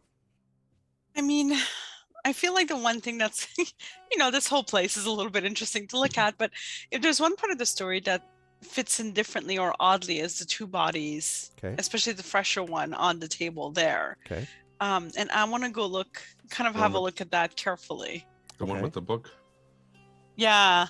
I want to look at that, see if we can find some kind of hint. Okay. Something. Zombie destroying spell, something like that. Yeah, something like that. Hit here to destroy zombies. Okay, great. I'll hit that button. So yes, you can see what looks like, as you go over, you can see, as I've described, this woman dressed in black robes. There's a journal in one hand and a quill in the other, and it's lying opposite, sort of the other direction from a skeleton, which also lies on that same table. But while the skeleton is very clearly long dead and is not moving, not undead, this corpse of this woman is fresh, so it appears. Well, that sounds like a piece of the story that needs to be put in. So I'd love to have a look at that journal specifically. Okay. To start, since time is short. Okay. So you're just grabbing the journal, or? Well, I mean, if I can have a look, if there's anything that's more, Oh, no. I mean that's what I've described as what you see. So. Okay. But the journal itself seems to be sort of fairly simple and leather bound, from what you can tell. But it's closed, of course. I know that there were a lot of traps upstairs. I know that we're low on time. I'm going to try to open it, knock on wood. There's a lot of bloodied wood here. I'm going to knock on some bloodied wood, and I'm going to try to open it and just see if I can quickly gander something that would be of help to us. Okay. As you touch the journal, two things happen at once. The first is that something smashes through the door, and from the trapdoor, I mean. And from what you can tell, I was about to say from what I can tell, I know exactly what it is. From what you can tell, it is what looks essentially like a gray fist and arm. Now, it's not enormous. This is not an ogre, but it definitely is something that is pallid and obviously intensely strong and smashes through the trapdoor. At the same time, Maramé, when you touch the journal, the body suddenly sits up and stares at you, opens its mouth, and you hear as it screams, and blood is vomited upon you. I need you to make a wisdom saving throw, please. Oh, gross. Wisdom saving throw. I think, I get advantage. Not to completely freak out over the fact that you have just had blood vomited upon you. So Yana is now clawing her, attached to the ceiling. Yes, exactly. Yeah. Someone dig out the scene from Bram Stoker's Dracula where it's just like that. On the upside, I do get advantage on wisdom saving throws. Let's see how that goes. Oh, good. Nice. That's good. Okay, so you feel this just sort of, there's a wave of what feels like this. I mean, not only is there a wave of blood, sadly, but there's also this wave of, it almost feels as if you are hit by this sort of wave of force. And for a moment, the room spins around you, Maramé. There is this moment of just, like the almost the world seems to be blinking in and out of existence almost, is how terrifying it seems to you. And then you shake off whatever the effect is. And now and the minute that happens, you shake it off and the body falls back over, sort of slumped, and does not move again. And you're now holding the journal. So the good news is The bad news is you're covered in blood. The good news is you haven't had any apparently other ill effects and you have the journal. The bad news is that some hand has just smashed through the door. The good news is you have the journal. So Yana is just sort of, she's just sort of looking like this, ready to cast something at it, and she just kind of goes. She doesn't actually. Don't blast me. Yeah. It's still me. Drip, drip, drip. Ara, before we go to where I think you're about to go, can you please put everyone else in the room, Hilar and the others? Sure, absolutely. Yeah, because it's kind of important for maybe crucial to I'll just our read tactics. I'll read the journal while you all figure this out. Mermaid, clean yourself up. Yeah, I'll spend time cleaning up. Put on some new scrubs. Your current Bring out ones her are all shirt, soiled. I'll just get scrubs off the dead people. I like this shirt. Right. Eberron Grey's Anatomy. Okay. So we've got those. That's not exactly where they're going to go. Just give me a second. Let's and I'll hold get that. past them. Hold that thought, Shadow Mage. Hold that thought, good sir. Also, hi to Shadow Mage. What's up? Hello, Shadowed. How are you, friend? Okay. Speak, friend. And grab a chair. Who wants inspiration? That's a line, right? Hang on. That's why you were saying that thing. Yeah, because there is definitely new. Okay, there we go. So they are there. Now, all of them had a similar reaction to Yana. So they were over here, basically positioned similar to, close to the table, more or less, where they were pointing their crossbows there. And when this happens, basically all of them sort of fall back a few steps. Dervo, who is the dwarf, the one that you saved from the safe at the Fireweave Bazaar, is muttering sort of to himself. The safe. Nella, I believe is her name, is looking wide-eyed, and Sprocket is basically stumbling backwards, practically stops, but I mean like was stumbling backwards a few steps. They still have their crossbows, but they are like, the only one who seems to be relatively unaffected is Hilar, but you can see that he's sort of wincing, and he kind of shakes his head, and he looks over at you, Marame, and he's like, "Are you all right?" I've been cleaner, but hopefully this journal will hold some keys for us. As soon as I wipe it off. I have a handout for you. I'm going to give you a chance to read this quickly. You won't have a lot of time to do it, but... A way out would be good, Yana Okay. says. Okay, I think I've just shown this to you, but maybe I didn't. Did I? This is the old. Yeah, this Yeah, is the this old one. is the This one. is the Oracle of War. Oh. Yeah. Wait, why does the Necromancer have it? It's a Oh, plot. that's the wrong one. I'm sorry. That's not the right one. Yeah, I was gonna say we read this one. Nope, my bad. That's the wrong one. The plot totally off the rails. Never mind. Damn That's it. not at all. You've returned to the Fireweave Bazaar, and you have a whole day to live again. Okay. Let's Can we see. save Nimble this time? Okay, yeah, sorry about that. Give me 1 second. That's not the one. Nimble remains dead. All right. Oh. More dead Well, than we he have was a before. necromancer though, so There are some Oh no! Oh no! a pseudo Draco Lich. I'm not sure about that. What's No. left of the boy, I think? We don't- No. This can we don't only have- end in tears. Yes. wow, negativity all around here. Yes, Yep. because necromancy is the gift that keeps on giving. Yeah. Like a pregnant cat. Indeed. Yes. Yes, that would also have been my first choice, Tren. If you've ever fostered kittens, you will know that they are noisy and they are stinky and they don't stay put. I feel that way about my current cats, and they're like 11 and 12. Yes, but add in the franticness of kittens Yeah. and needle sharp claws. Still sounds better than children. I'm kidding. I'm Actually, kidding. I'm If not. you have That's- children, No, good for no, you. I would much rather have cats. In fact, I have cats. And not Okay. children. So here we go. I don't have either, and I'm perfectly happy. Here we go. This is what you see. I'm going to be putting this on stream. This is what you read quickly, Marame, and it says, and it seems, and this page, by the way, most all of it the says? journal entry. And it seems? This is the final page of the tome. Most of the rest of it is smeared in blood and or just, basically blurred beyond recognition. How But could this that have last happened? page Like is me. fairly clear. And so it says this. It was Shemp. It seems Shemp enjoys staying submerged in the kitchen wash basin. What a peculiar pet. Then it says, 16 Olaroon. Received a visit today from an undercover agent loyal to King Caius III, sent here to check up on field operations. She was most impressed by the beacon and the durability of the specimens it called up from the front, though she was disappointed to learn that I could only safely use it during the day. Something about her seemed very sad. She had lost a sister in the war, it turned out. She brought with her a crystal skull that had tremendous power over the dead, but despite my best efforts, she would not part with it. And then last, 19th Olaroon. Today I uncovered something interesting and handy to remember in case of emergency. A ritual to reverse the effects of the symbol on the cellar ceiling. Instead of calling my dead friends home, the beacon would keep them away from this place should authorities come poking about.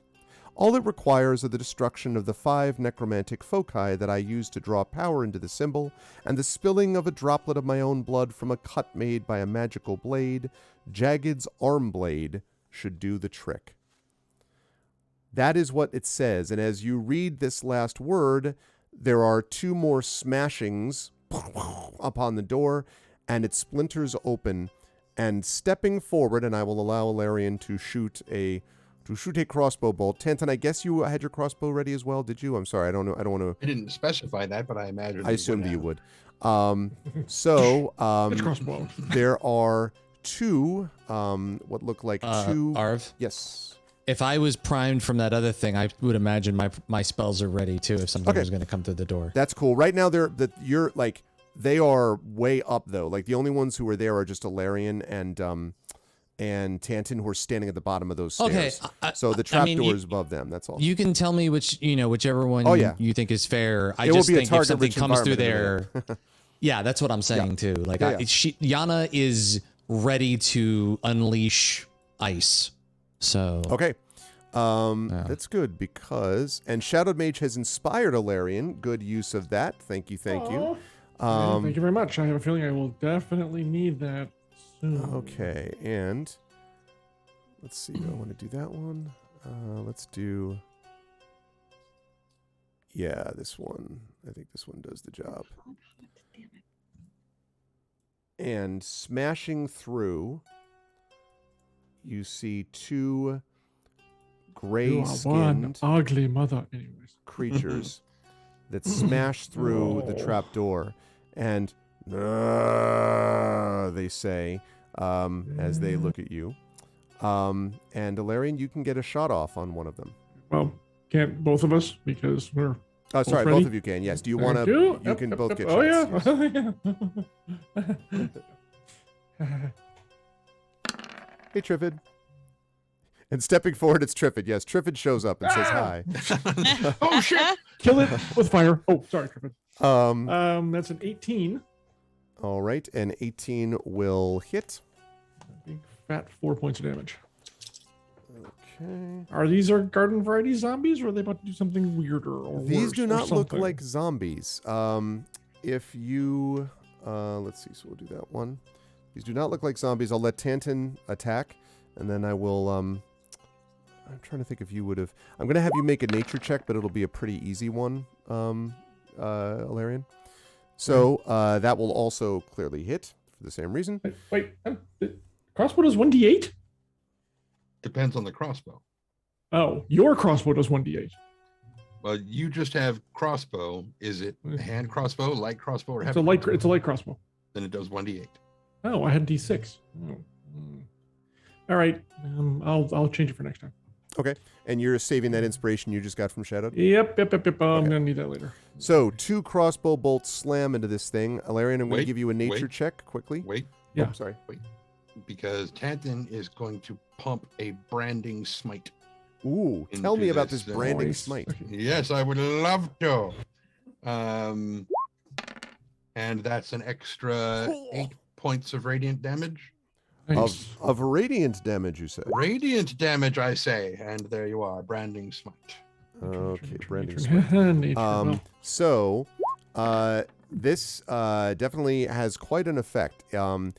That now, with the crossbow bolts plus the branding smite, that is quite a bit becomes visible. It's invisible. Target sheds dim light. Okay, so this creature that you've just smashed into, that you've just hit, is now shedding a dim light around it as well. You think that makes it easier to hit? But no. Exactly. And so, Larian, make that nature check for me quick. Oh, I see you did. 13. Yeah, these are clearly not zombies. You think it's much more likely that they are the more dangerous ghouls. And with that information, I would like everybody, please, to roll for me something we like to call initiative. Let's fire up some combat music, folks. Great. Don't forget to touch your banum first. I always forget. I'm reminding myself as I remind you. Mm-hmm.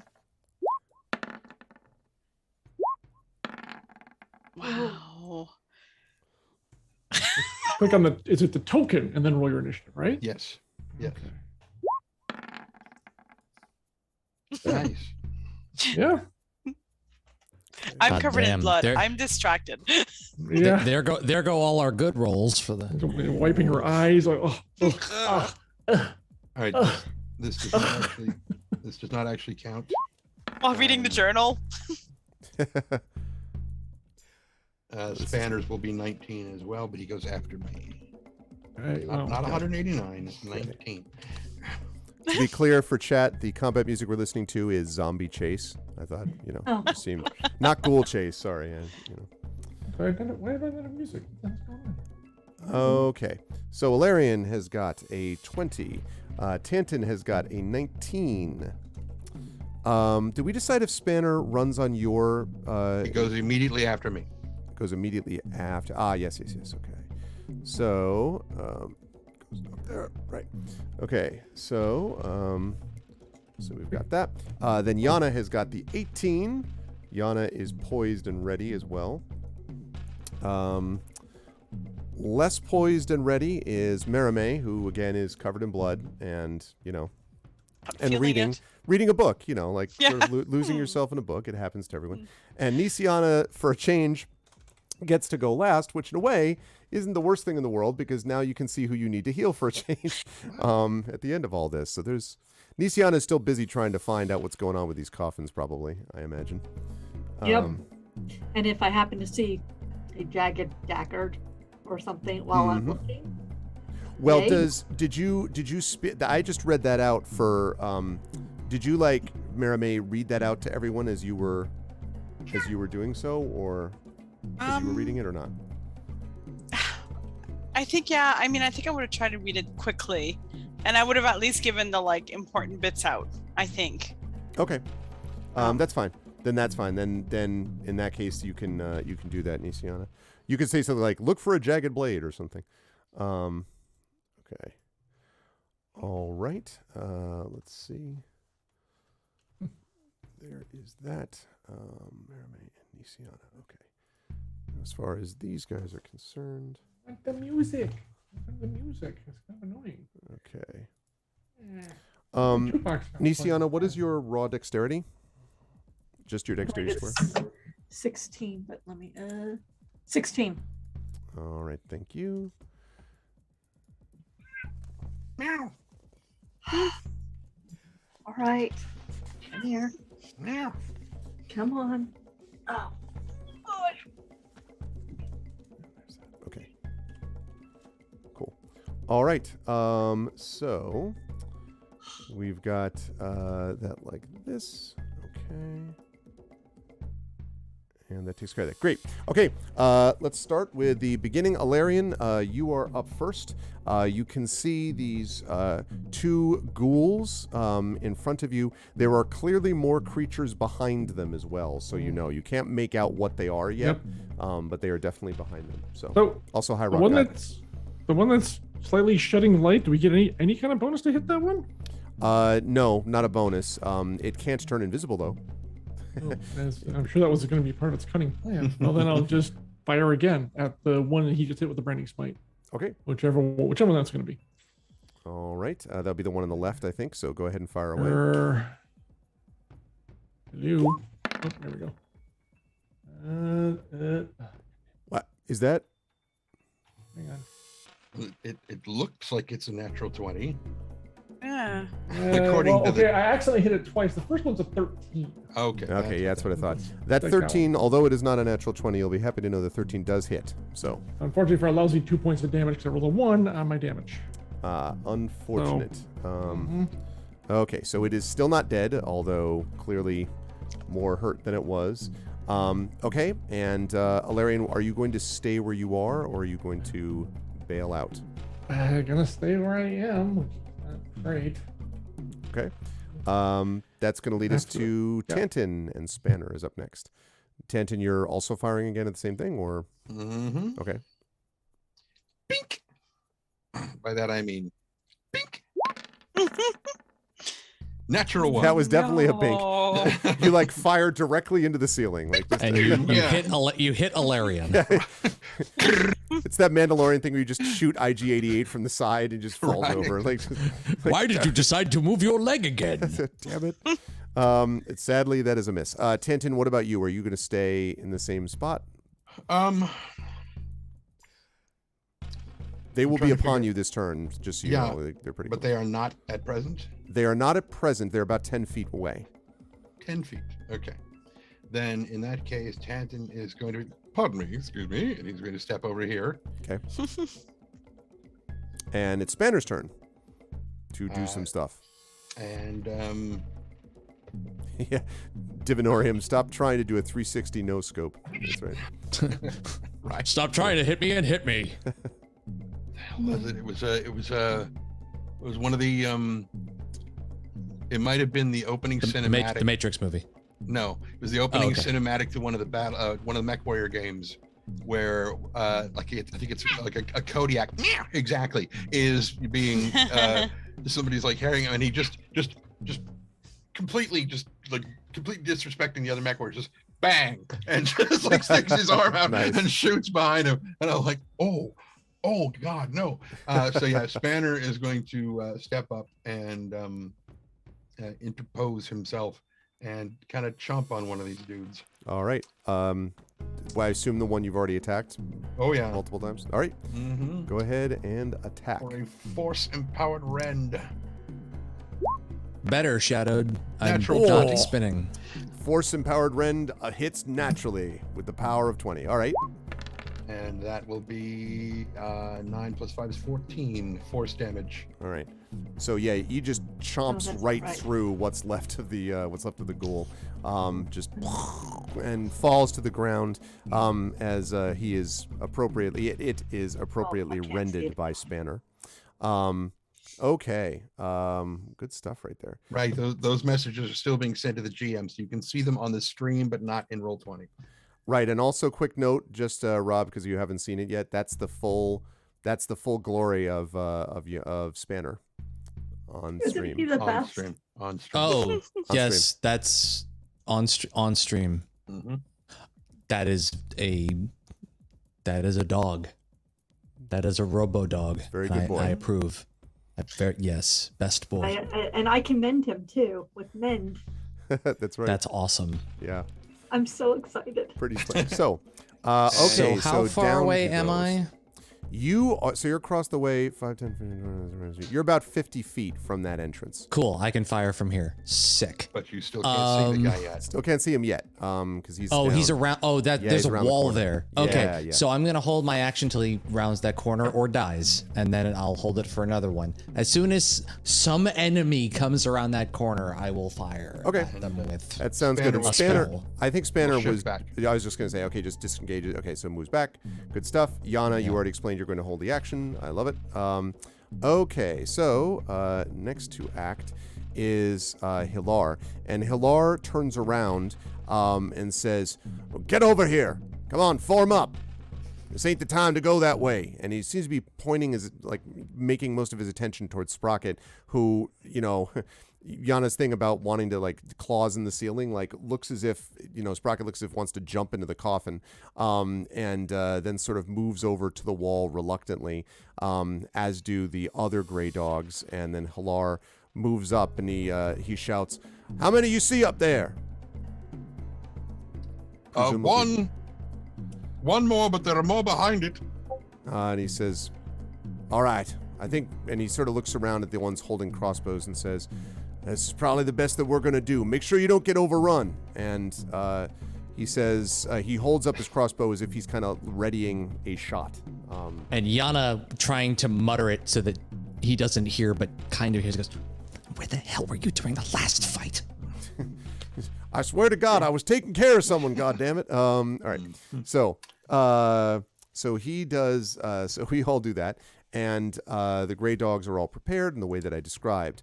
Now the next creatures come through, and they kind of come through not particularly ceremoniously through the splintered, what's left of the door.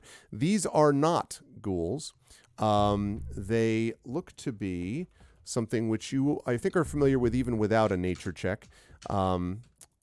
And that is, wait just a moment.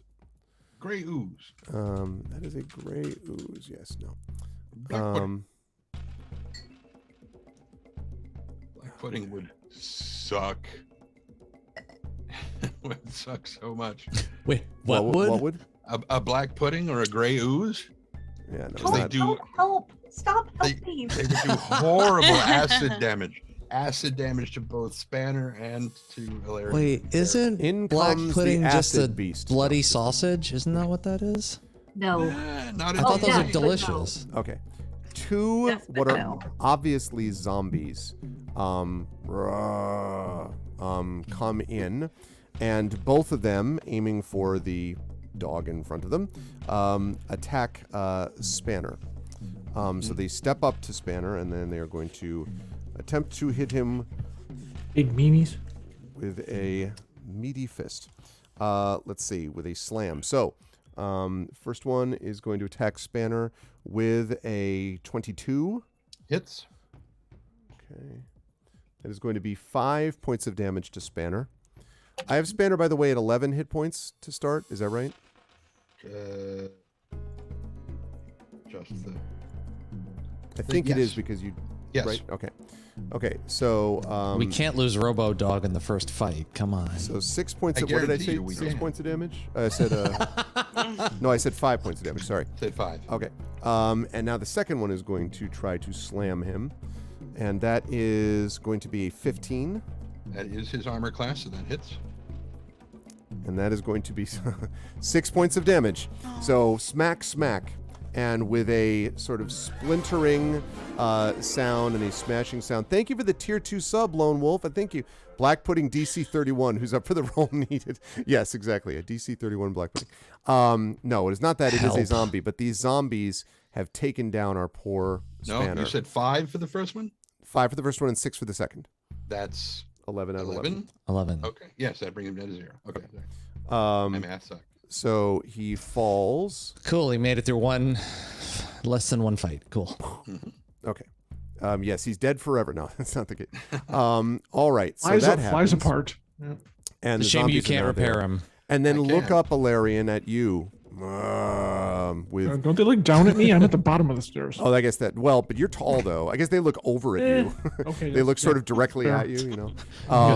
And to buy a vowel. there is a pulsing reddish green, and I mean red to green to red to green light that is coming from their eyes. And you notice that the pulse Fantastic. is happening Out of- at the same time as each other, like they're pulsing in unison. Fantastic ad of the holiday lights used there. Very good. Very good. Yeah. Mwah. Okay. Red So, and green. Red and green, Okay. indeed. One of them says, "Simply having a wonderful." No, it doesn't. Yes, exactly. We wish you. No, wait, no, stop, guys. It's going to be very clearly, I'll be home for Christmas. Yes, exactly. Come Merrimaid on. Don't is discriminate. up The one next. that actually is singing is Feliz Navidad. Feliz Navidad. For the first time ever, you request permission to actually inspire the party. You can certainly inspire the party, Div. You just have to do one of those several things to support either Patreon or subbing to be able to do that. Or there might be a channel point inspiration left. You'd have to double check. I think there is one left, and you could use that as well. But of course, I would love to see you inspire the party. They may need it. Okay, that's going to bring us to Merrimaid. And Merrimaid, what'd you like to do? Okay, so I just read the journal entry and it mentioned the 5 symbols, necromantic symbols, which right. I'm thinking are the wolves. Because we saw a few wolf heads, right? Oh, you did indeed. Okay. And then we need the knife. Oh, sorry, John? Didn't it say necromantic foci? Foci, it did say yeah. foci. Symbols? Yeah. I mean, I hate to nitpick because technically I wasn't there, but I could have sworn it said foci, and we don't need to be going off on a wild goose chase here. Foci might be the symbols, though. Maybe. Yeah. Maybe. I just want to make sure we're. Yeah, it is. connecting It to the did right say thing. foci, yes. Okay. Okay. I'm not sure. Spanner just got completely whacked. So I'm going to just turn back to Helar and say those salvagers should be able to find those wolf symbols pretty fast and destroy them. They might be the foci. And then I'll turn to my sister and I'll say, if you're up to it, maybe you can look for the blade we'll need to get some of the blood. It must be around here. You remember when we were a few years ago when we accidentally lost your mom's favorite pendant just when we were, accidentally playing with it, and it was so shiny. And you remember how, well, you didn't find it, but you found those beautiful rocks that then I prestidigitation and we made it look like the pendant and got away with it. I think you can totally find that dagger today, and I give you 1 point of inspiration. So that's a d6. Okay, so I D6. add a d6 to that Yeah. investigation roll. Whatever you want after it, and you can decide after the fact. After, You don't need nice. you don't need to decide before. So if you roll well, you don't need to use it. It's good for 10 minutes. And then I am going to move so that I can help my buddies. Okay. So how do these banums look here? These. I'm sorry. How do the witch look? The banums. You got to speak the language, Greg. The banums. I don't. But The no. banums. Which is- I mean, yeah. It's applicable to like everything in Banana French. But in this case, the bad guys, these guys, In this how case, do the they look? bad guys. So these. So there are two zombies standing in front of basically what looks like some pale, sort of pallid figure that may or may not be a ghoul of some kind. But the two zombies, and you definitely recognize those, are standing over the motionless metallic body of Spanner. I don't like them. Are there more coming in? There look like there are possibly more creatures above them, but right now that's all you see. Oh shoot! Well, at least it's creating a funnel effect. That's something. It's true. I'm going to shoot one. I'm going to save my magic for now, just in case. Although I have a feeling it will come out pretty damn fast. I'm going to shoot one. I want to If I double check can- in Marimay and see if you can get a shot off. Right now you've got Tanton and Alarian in front of you, and Oh, Alarian that's himself fair. takes. So If I can't, I can do something else. I think what you could do, you started over here. Is that where you started? Yeah. I think. Okay. Yeah, I was So beside the body still. You could switch places with Tanton, and I think you'd be able to get a shot off, basically like underneath Alarian's arm, which Tanton does all the time. Valerian just Yeah, does this. exactly. This is how you do it. It's all. So you could like stop right, go there, shoot, Mobile and move firing back. And shelter. do that. You could definitely do that Okay. if you want. Okay, perfect. I will do that then. Thank you. Okay. Okay. Fire away then. They both look equally healthy or unhealthy, undead. Oh, good. Yeah, 22 is absolutely a hit. Perfect. And that is 9 points of piercing. 9 points. Oh, no, that's melee. Sorry. That's good. So, what is it? I'm sorry. That's smelly. Oh, No, it's melee. So it's melee. actually- Yeah, sorry. melee? Oh, melee. Melee, Yeah. melee, That's melee. yeah. I always Nobody knows pronounce how it to like say. melee, and I don't know if that's Eh, Stabby. The stabby one, I get a stabby. plus No, I got 2. it. It's The mealy. shooty one, I Okay. don't. Did you go to the left one or the right one, Marimay? This one or this one on the left or this one on the right? I mean, I think I would have shot. I think the one right in front of Alarian. So this If one. it's in range, yeah, Okay, gotcha. yeah. All right, so you strike it, and let's see. You strike it with the crossbow bolt, and okay, so it takes that, and then you are able to step back if you wish, the way Yeah. that we're doing. back into my little puddle of blood there. I'm grown Okay. fond of it. Squish, squish, squish. Inspiration to take out the one who landed the spanner killing blow. Lone Wolf says, yeah, I know. That's wrong. Yeah, you also do generosity. That's what I always thought it was, but melee, it could be covered. Melee. Anyway, all right. It's melee in English. Ha ha! All right, no, I don't know why I'm cheering for It's English. melee. In French, it would be melee, but it's also not a word that we use Yeah, that way yeah, anymore. yeah. So So, see. Okay, good stuff, Merame, whose last name is, or the first name is, end with M-E-E, May, so there you go. And then, that's true. then we have Nisiana, who's up next. So, Nisiana, there's a lot going on here. Okay. What would you like to do? Well, my sister has told me to find a jagged dagger, and I've already been looking around the place. So I'll have you make another investigation check for me, please. You can try to do this if you want to do it at advantage, because she had an inspiration, or not advantage. The 1d6 of inspiration from Merame, you could use that if you wish. yeah, if I need it, I will. Okay. So I will do an investigation, see if 21. Okay. I mean, you do not find anything that obviously feels like a jagged blade. The things that you basically see are you can see that the bodies that are over in the coffins, the corpses, do have basically loincloths.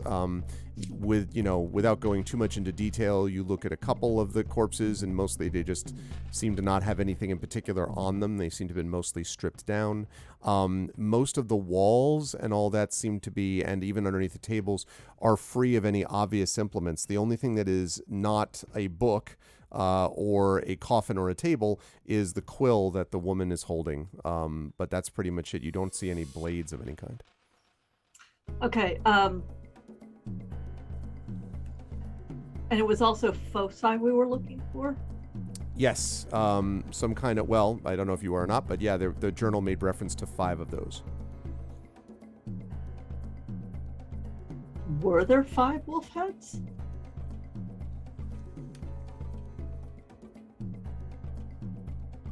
I don't think so. I mean, that you've personally seen. There was, let's see. There was a I think you did look correct at the displacer beast head. Yes. And you did, I think, sort of look at it and I think saw something on it. If I'm Yes. all right. So you found a small wolf head symbol. There was that. And then you see the wolf head inside the cellar that was branded on, that's over the entire cellar ceiling. So there's that. And then I think that's all that you saw, but other party members may have seen other things. Okay. In other words, I came up with nothing. Sadly so. But as you come to the end of the investigation, at least you know what is not there. Not here. So to speak, yeah. You know what you haven't found. Yeah, and that's exactly. half the... Well, haven't found a jagged knife, but I don't know it's just simply a magical weapon that we need to draw blood. Okay, well, then what I am going to do is I'm going to end my round over like here so I can see in and stay away from being attacked. Okay. So I can start casting cantrips at, sacred flames. Okay. While I am going to message my sister, nothing. I mean, this is what I can remember, but I don't see a jagged dagger.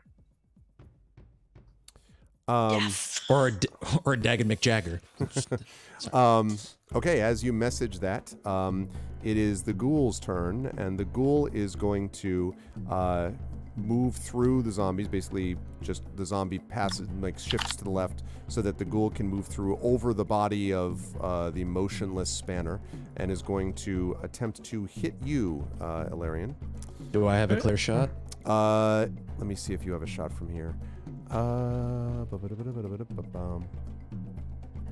I'll say yes. I'll say that you have one because Ilarion is not 10 feet wide.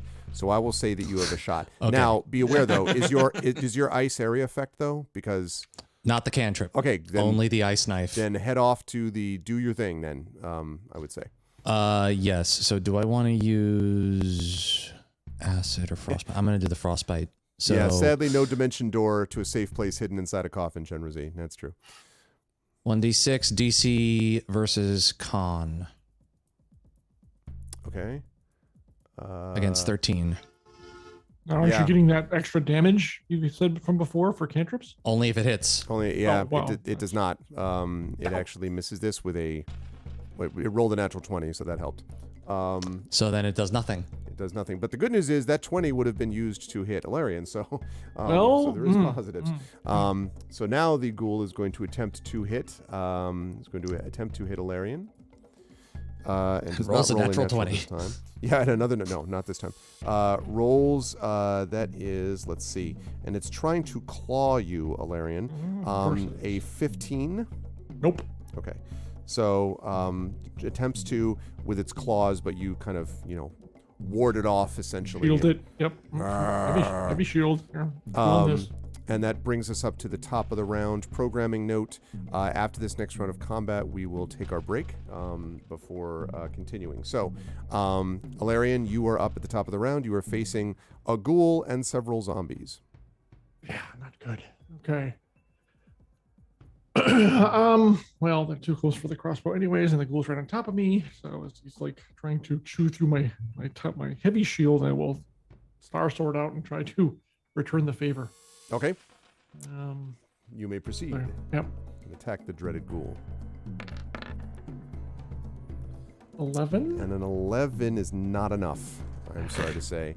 So it kind of moves left. It moves with decent speed as you miss it, and then groans at you. Okay, Well, I you're got to stay there planting. Yes, I'm going to try to keep them all from getting. I grasped, figured so the living choke point basically of pretty Ilarion. much. Okay, yeah. Tanton, you are up next then. I was about to say Spanner's on deck, and then I realized no, he's not. Yes, he so is. it's He is firmly on the deck. that's true. He's on the deck and not moving.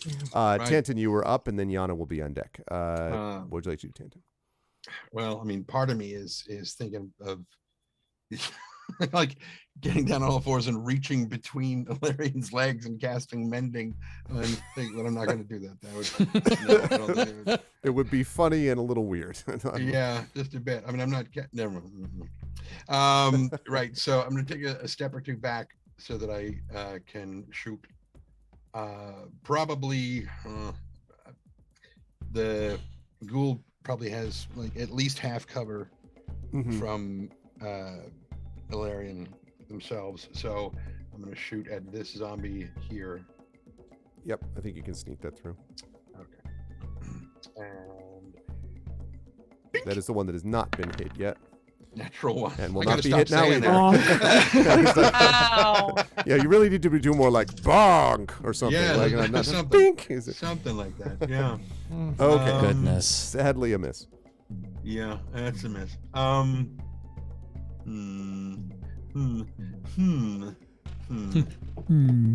Oh.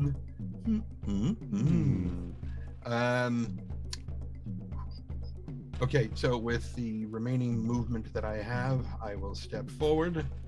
I will tap Ilarion on the back, cast guidance, and I Okay. will step back. No, I won't. That's an action. I was going to say, is that a bonus action? That's No, it is not. You will not do It's those a things. cantrip, but it's not. Yeah. Nope. Never mind. So that's my. Spanner. No, we are not doing death saves for Spanner, right? Because Spanner just has to be. Right. Okay. So Spanner Repaired, is just currently. not- Yeah, that's what I yeah. figured. So Yana is up If next. I die, he is screwed. Yeah, that would be okay. That's bad. So Yana is up next. Yana, what would you like to do? Same thing. Okay. This one is. So let me know if it hits. Okay. Oh, right. Has to do the. Oh, that it certainly does not miss. It certainly does not miss this time. It like zigged when it should have zagged. Yes, that hits for sure. Okay. What damage did you say that does? So I'm going to roll the damage on that now. So that's 3, and then it's plus my charisma modifier, which makes it 6. Okay. 6 points of damage. All right. Anything cool? Let me show the spell description here. Blah, blah, blah. Disadvantage on the next weapon attack roll it makes. All right. Good yes. stuff. Also, yes, it has a that's kind of disadvantage on the important. next attack roll. All right. Yeah. Definitely remind me about that if I forget. Good stuff. Okay. Well done, Yana. Are you staying where you are, position-wise? Yes, I am. All right. If I can attack from here, there's no reason for me to get closer. Indeed.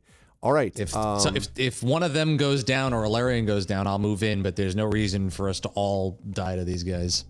No offense, Alarian. So Hilar, Understood, I hear you. Hilar is going to move 5, 10, 15. Yana has already died once. And is going to move up there and is going to attempt to fire between things. Basically, I think at the same zombie that you were firing at, Tanton. And is going to apparently hit the crossbow bolt that you fired into the ceiling, also critically missing. And you can hear him, well, damn it, as that happens. And Tant is like holding his crossbow next to Hilar's, like, is yours made by the same people, Mike? I never trust any Carnathian crap, I say. Look at this thing. Okay. So we're bad at this. We're very bad at this. The gray dogs move up, but don't. I mean, their crossbows are at the ready, but they really don't have a clear shot. There's way too much traffic in there. So they are positioning themselves and apparently readying to shoot. They look again extraordinarily nervous / frightened. And now we get the zombies. Zombie number 1 is going to move up and attack Alarian. And is going to do so with a horrific roll that is an embarrassment to even report, but it was a 6. The zombie kind of like, really, Bob? Really? Yeah, I mean, that's just like, damn it, Bob, it's what happens when you don't practice, Bob. Practice like you play, Bob. He's freaking scary. And the other one manages an extraordinarily exciting 8, which is, also not going to do much. So that was it's not individual zombies that are dangerous; it's the groups of them. That's yeah, really exactly. I'm not angry. I'm just disappointed, honestly. That leads us to Merime, with Nisian on deck. Oh God, Mermaid's having like, okay. So the zombies are just like continuously coming in here. That's a very safe assumption. Let's put it that way. So far. Okay, can I hear if anything? Have they broken in upstairs yet, or are they just streaming in through here? There are like smashing sounds upstairs, but it's not clear if it's coming from them like assaulting the house, like the outer walls, or if they're actually now inside the cottage or inside the house and like trying to come to. You definitely don't hear any sounds coming from the trapdoor to the south that you locked in yet. But there's definitely a lot of moaning and smashing sounds that you hear, and you don't know where exactly it's coming from, except just upstairs somewhere. We're out of ketchup again. Where's the mail? Yeah, exactly. The call is coming from inside the house. Exactly. Yeah. Because I feel like at this point, unless we like stop these symbols, which now we've been giving the key to doing, they're going to keep coming. Now I'm proposing here that perhaps we need to actually have a bit of a party split. I'm looking at faces. We're being All right, crazy. Lay out your plan. Not all party splits are bad. Not all of them. Yeah. No, just the vast majority. No. The just vast ours. majority Yes. of them is bad. Well, I'm proposing that because we have the gray dogs. It's true, Tren. It's true, but that looks exactly like Arv. That's incredible. It does. Wow. No, it looks like the dead puppy. That's what it looks like. So, because we have the gray dogs too, right? So we can keep some support down here, and then Tenton, Alarian, you're covering your. Anyways, I'm gonna suggest we split the party. I'm gonna let people figure where they go. But I think Merime is going to decide that heading up is going to be the best bet because we're going to get overrun. Would anybody like to try to stop Merime as she screams this? Looking at the party. Stop her from screaming it. No, shut up. Hilar kind of looks over at you, Merime, and is just like, well, how are you planning on doing that? Stop the zombies here and protect each other and I'm gonna go up and with help Up there? Well, that's could where be I think invisible. oh, I could be invisible. Oops, I almost said a very bad thing in an enthusiastic exclamation here. I mean, Yeah, zombies can't see the invisible, right? Not as far as you know. Aren't there just more of them up there? They haven't broken in yet. You have that. You have the document that tells you what you're looking for. Okay, perfect. Which I'm gonna means- go up. Marie, you can reread it. You can get. Can I just GM set can the give it visual to for you. chat of the rest of this party locked in a desperate struggle in the basement against the undead, while Marimé, invisible, like frantically looks on the first floor of the house? I love everything about this. This is great. I mean, yeah, because it says it says like the ritual to reverse the effect on the symbol has to be the destruction of the 5 necromantic foci, right? Did I write my notes right? That's right. And then you need a jagged blade. Should do the trick for a drop of blood from No, you need a supernatural blade. supernatural She blade. referenced the jagged blade. Should do Right. the trick. You Should do the referenced- trick.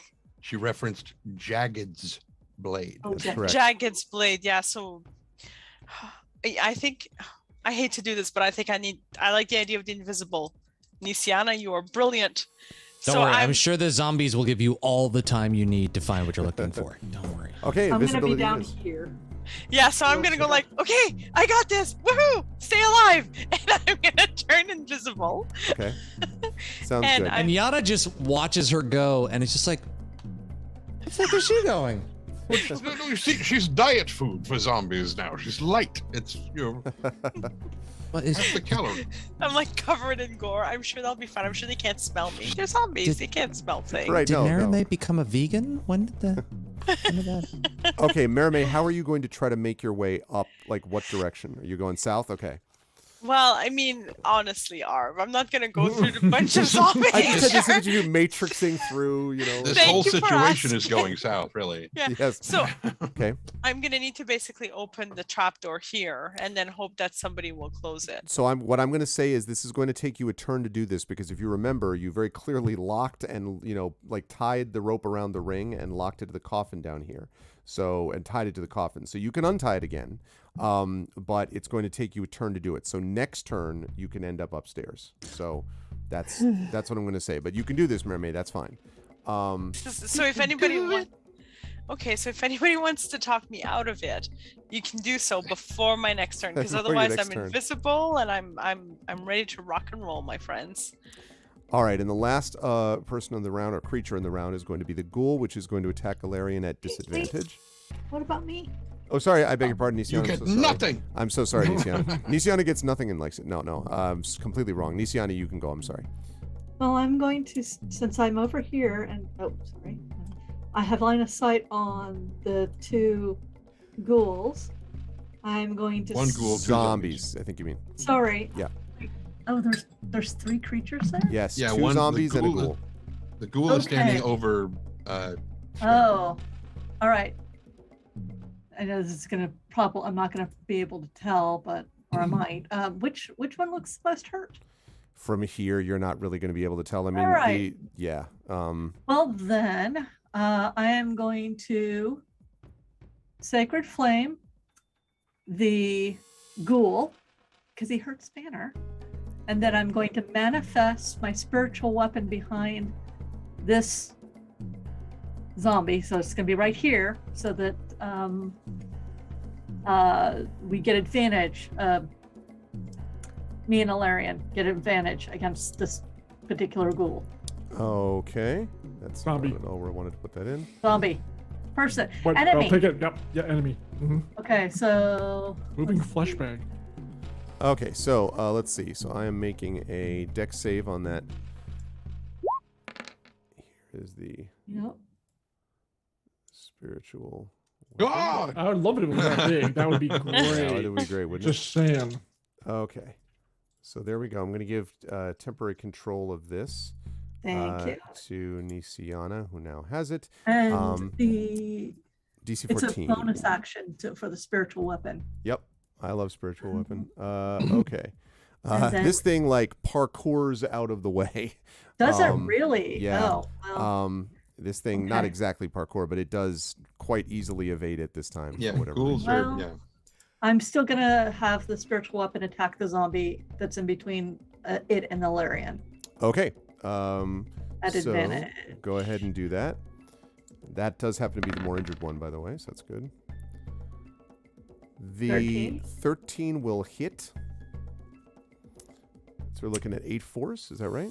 Yes, that is correct. Okay, so, all right, it smashes it, and it kind of like, and sort of looks around halfway as if surprised to see a blade behind it. And we will see what happens, because as Merame is working on the rope upstairs, you hear the sound of more moaning, since you're up, near the first floor.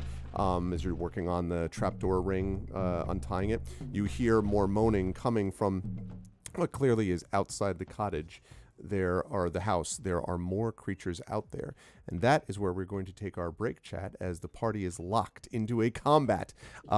If you are enjoying what you're seeing so far, please follow the channel, support us in all the many ways that I've described before. Locked into a death basement. And get your inspirations prepared and ready to go. We will be back here in, let us say, by 11:10, so about 8 to 9 minutes from now. And I will see you folks back here in just a minute. Until then, everybody, please hang tight.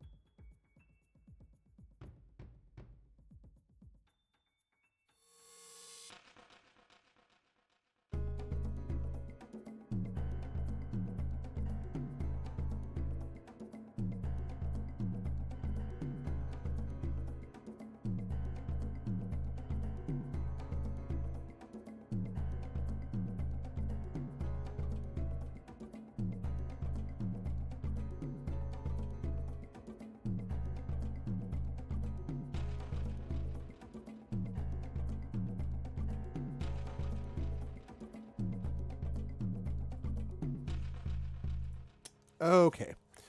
All right. Hi, everybody. Welcome back to the Day of the Dead, so to speak. As it were. Welcome back to the basement battle with Merime. When we left our heroes, Hey, you said this was the dead when the dead wait. The dead are not waiting, Arv. I claim exception to they that waited title. before. Now it's when the dead are sick of your crap and are no longer waiting.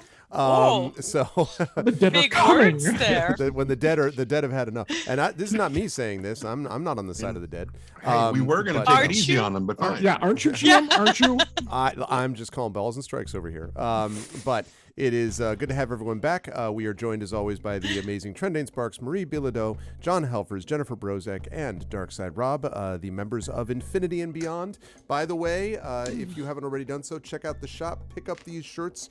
The Infinity and Beyond crew is all awesome people and all wonderful role players, and it's great to have them. And it is the top of the round with Larian. You have got a ghoul in front of you, 2 zombies in front of you, a mystical spiritual weapon behind one of the zombies, and a broken metal dog next to you. What would you like to do, Larry? Well, the ghoul is actually the more dangerous one. So even though I have advantage on the zombie, I'm going to attack the ghoul and see if I can put that sucker down. Okay. Although, wait a minute. Wait. How hurt does the ghoul look, first of all? The ghoul looks like it's been hit a little bit. Thank you so much for the tier 1 sub gift to Divinorium, Shadowed Mage. Thank you. It's very kind of you. Thank you, Shadowed. And Div is sub to the channel. Thanks, Shadowed. I appreciate it.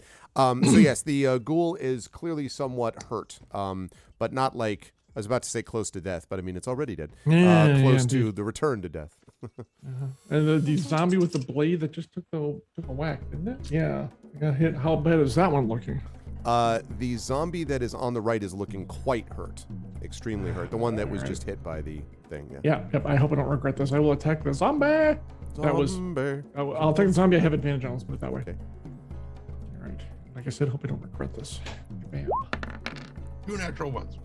There you go. That is enough out of you, sir. 22 and for a 8 points of damage. I can't complain about that. And with a mighty blow, you smash the zombie and I prefer to say with a flash of starlight. Falls apart. Star sword. Yep, pretty much. Basically. Pretty much. And the zombie collapses. Good. Okay. All right. If I can, where's Nisiana? Nisiana, where are you? Right there. here. Are you putting that token in or not? Oh, I can't change it out in the middle of the combat. Okay. I will call back to you. Hang on. Move the blade to the ghoul. There. And hold my position. Okay. I can't. That is going to bring this to Tintin. Will be up next.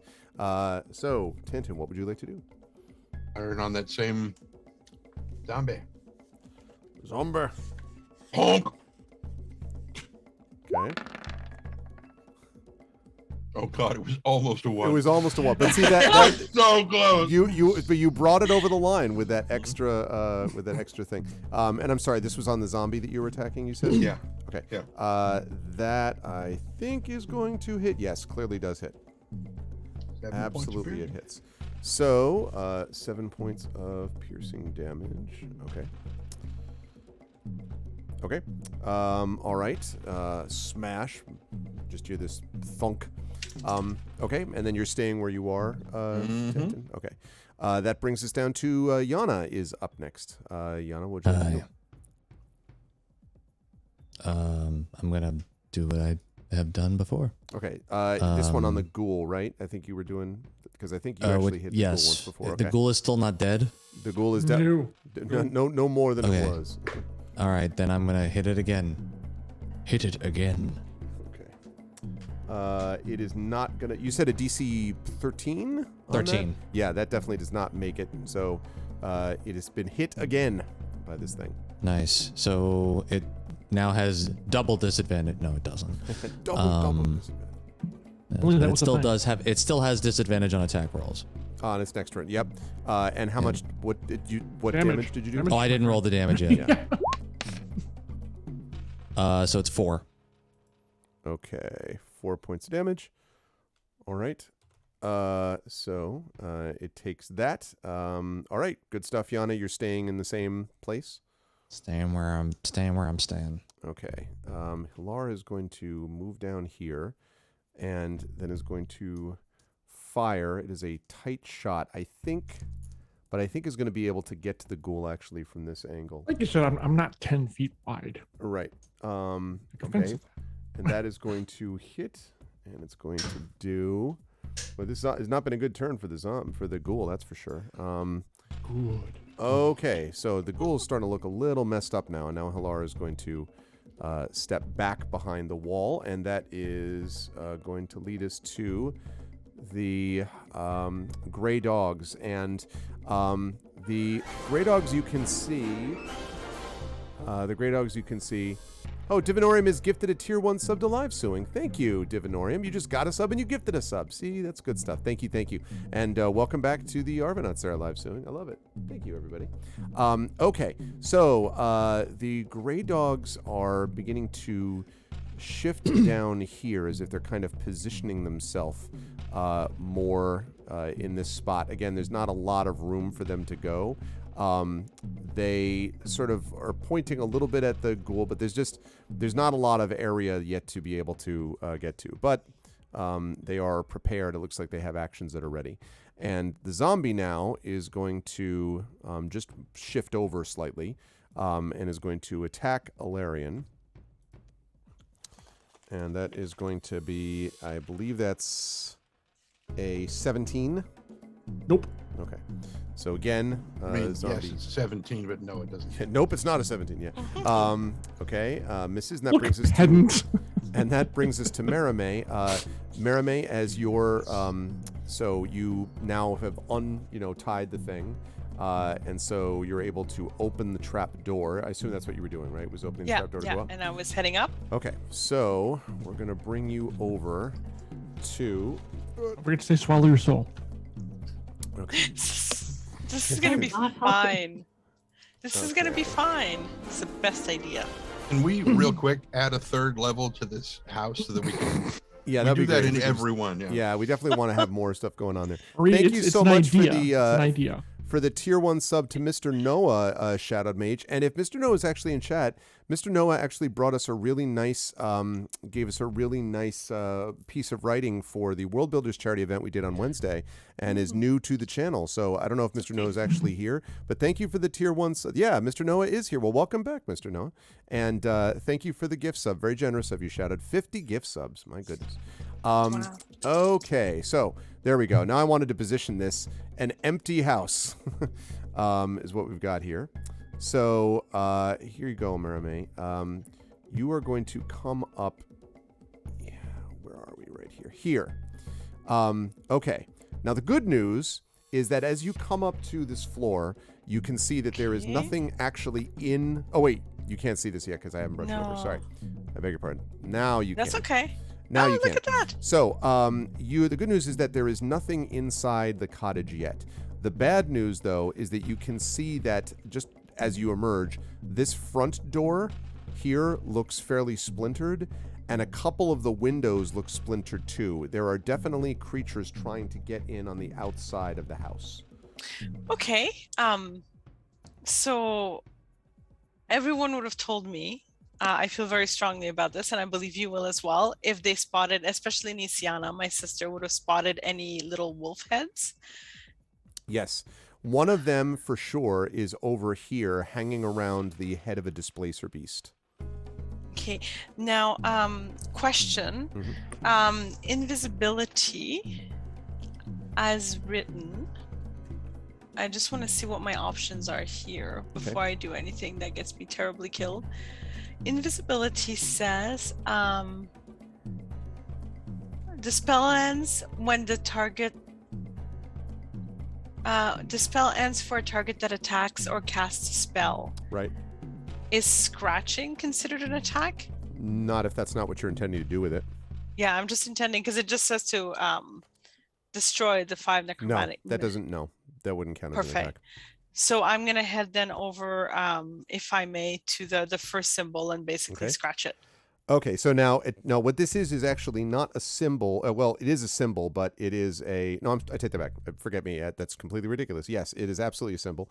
And, okay, so you're going to try to scratch it. Now, when you scratch this thing, let's see. I am going to... bear with me 1 second as I double check and make sure we... You discover it's actually a live displacer beast that just has its head through the wall. And it's just sat there, but is usually asleep. And You just made me laugh, Spit, just FYI. You're welcome. yes. This adds to the gore. Yeah. Okay, so as you begin to sort of scratch this thing and to sort of wipe it out, as it were. Make it cleaner than me. Yeah, exactly. As you begin to do this, you scratch it, and although this looked as if it was a stuffed head, as you scratch the wolf head symbol, it leaves a wound from which a geyser of blood sprays. Geyser of blood. And so What is it with you and geysers of blood it's today? not me. It's the displacer On beast you. heads. Yeah, it's you. Typically on you. Yeah. I think Ray, you're the one attracting this to yourself. I need you to make a wisdom saving throw, please. You're going to look Which I like Ash at the end of Evil Dead 2 by the time you're done. Right? I I can swear, rock the it. next one of you primates who even comes close to me. Okay. So I need you to make a making wisdom it- saving throw, please. At advantage, Yes. because thank goodness. Okay, the same thing. So you get more blood on you. This is the opposite of glitter. It really is the opposite day for Merriman. But the good news is that when you look back and the blood stops, that the thing has been scratched out. It seems to be gone. Wonderful. And nobody else. Great. I'm just like a little bit dirty, but I'm invisible, so I'm gonna make peace with that. Mhm. Now, were there any other, like, I kind of want to move as quickly as I can, understanding that this is an action round. So 30, 40. but did anybody else mention anything else? Like there was the bucket in the kitchen that's of interest. But did I see anything in the books on the library or? You did see, let's see. Well, the only thing that was in the things that you knew about that were unusual was certainly Alarian had mentioned this like head thing to you with your mind link that was in the far room, which was, I believe, a human head with a wolf thing on it. So there was that. Oh yeah, that's true. You know about the stomping feet that were sort of weird in the other room. You haven't That's looked at true. them and just know that they were there. And then that's it. You mentioned the bucket, but I mean, that's only, you haven't looked in it or whatever. You just happen to know about the existence of the bucket. That's all. That's all that you heard specifically, those references. Okay, well, I am going to. And in this room, there was nothing else. Wasn't there another head in this room, or no way? I don't believe there was. Okay. Nope, just the displacer beast head with the wolf head on it. So Perfect. So I'm gonna head back, I guess, as far as I can get towards the library. I'd say pretty much, yeah. I'd say even a square before that, Merame, because you already went 5 foot squares, right? So you already went Right. over there like 30. So that's probably as far as you can get. Yeah. Okay. Perfect. So Merame doing her thing upstairs. Meanwhile, downstairs in the basement, Nisiana's turn has arrived. Change the channel. Change the channel. Okay, so question: if I move here, does that make him flanked? If you move where? My spiritual weapon to here, make the ghoul flanked. Yes. If we behind, yes. I would Okay. say that is, yeah. So I will. I thought you meant for a moment if you move behind him, and I'm Oh, like, wait a minute. you no, do not no, create flanks. no. As a, Nishan Jarasco, Ninja Cleric. yeah, exactly. No, yes, that for your blade, No. yes, definitely. I am going to sacred flame. Actually, which one looks more hurt, the ghoul or the zombie? I don't know that you can tell that from there. They've both been hit. Okay, but, well yeah. then I will go after. I'm gonna focus everything on the ghoul. So I Okay. will sacred flame the ghoul. Attempt to. The ghoul anyway. ducks out of the way again. It is Really? moving quickly. They are Ghouls they're are fast. much worse than zombies. Yeah. Yeah. Okay. Sorry, Well then. Ninja Ghoul. All right. Well then I will A ghoulja, if you will. go back and attack with the spiritual weapon. Okay. Oh, I was on it too, but still, that's still a hit though. Very Yes. palpable hit too. On the ghoul, yeah, absolutely. Okay, that's a solid hit. Not dead, or more dead, but definitely definitely hurt for sure. Quite hurt. Okay, and Nisiana, you're staying where you are? Yeah, I'm not getting any closer if I can. Okay. So the ghoul is going to get a chance to go, and the ghoul is going to continue to attack Alarian. We'll do so at disadvantage again because of the ice That from is Yona. correct.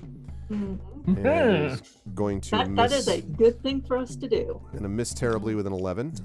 Thank you, Rob. And Rob's that, not here, but I'm thanking him anyways. yes. So the good news is, it seems that you have gotten, this group of undead under control.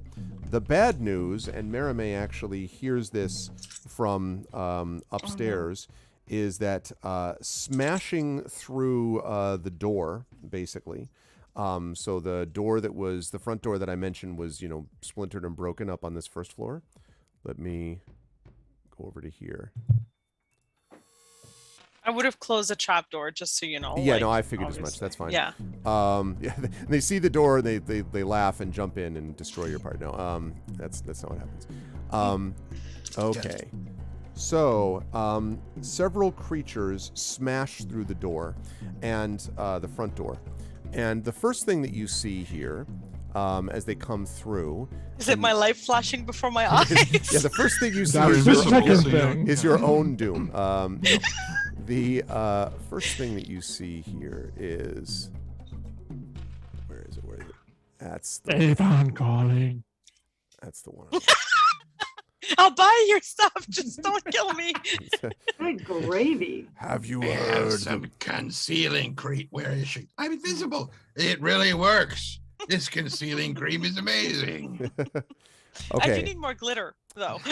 5 skeletons burst through this door. Now the good news is they clearly do not see you at all, and they turn and immediately go over to the trap door and begin to wail on it. So they start smashing down it, and you can all hear, down below, you can all hear the sound. So they go over this way. But Merime, as you're looking over there, and you're like, okay, well, there are these creatures now. That is not Sucks. the only creature that shows Of up, course it's not. because there is one other thing that comes That would be through. too easy. Right? It comes Look off through the this. door. Is it a party wagon? Yeah, where are the brooms, exactly? This Oh. creature, glowing, Whoa. comes through It got smaller. comes through the door, and Undead Beholder? What the hell is looks that? around, kind of like, no, those are 2 hands in front of it. Oh, White thank you. hair, Okay. wispy hair behind it, and this unnatural, unearthly glow, as if of the grave, comes Are through. you sure we're not back in and Stradivarius? begins to float over and say, "Now my revenge is complete." No, because the crawl at the beginning of the adventure, John says, You don't somehow even tell Strahd us." lived. The revenant. Ow! Ow! Sorry, crappy sequel trilogy. She's gonna anyway. this glowing thing is gonna go over to the bookshelf, and as soon as Mary May tries to talk to it, it's gonna turn to her and go, shh. And if you get her, it's just like the first Ghostbusters, man. Puke all over me. Yeah. Oh, God. It We've is got very- somebody asking to inspire. Yeah, to inspire Merime. Merime. You can certainly inspire Merime, Chenrezee, although there's nothing yet. I will say that neither of the glowing creature, or the skeletons have noticed, or seem to have noticed anyway. I am stealth. Yeah, they have not paid any attention whatsoever so far. I got this. But you could still inspire Merime, of course. Okay. Those were the skeletons. Okay. So that brings us back up to the top of the round and the bottom of the basement, right? Because we did that. Yep. We did that. Okay, yes. So that brings us to the top of the round. So we will bring ourselves back down to the cellar and to Alarian, who is still dealing with a ghoul and a zombie. Yep, I will strike at the ghoul with advantage. Okay. Mm. Righteous, furious anger. The best kind of Taj. I believe that 19 should probably do the job. It will hit, and you were aiming for the ghoul, you said, right? Oh, you betcha. Yeah, you smash it Big into next fat week. points. This thing Slice. It's not a mace. It's a sword. It Come is on. destroyed. Slice Sorry, it into next week. You Yeah, slice there it we go. into next week, yes. Thank you. You slice its 2 halves into next week. There you So go. right down the center. And it drops. Yes, you Darth Maul it into the Choppity wall, and chop. down it goes.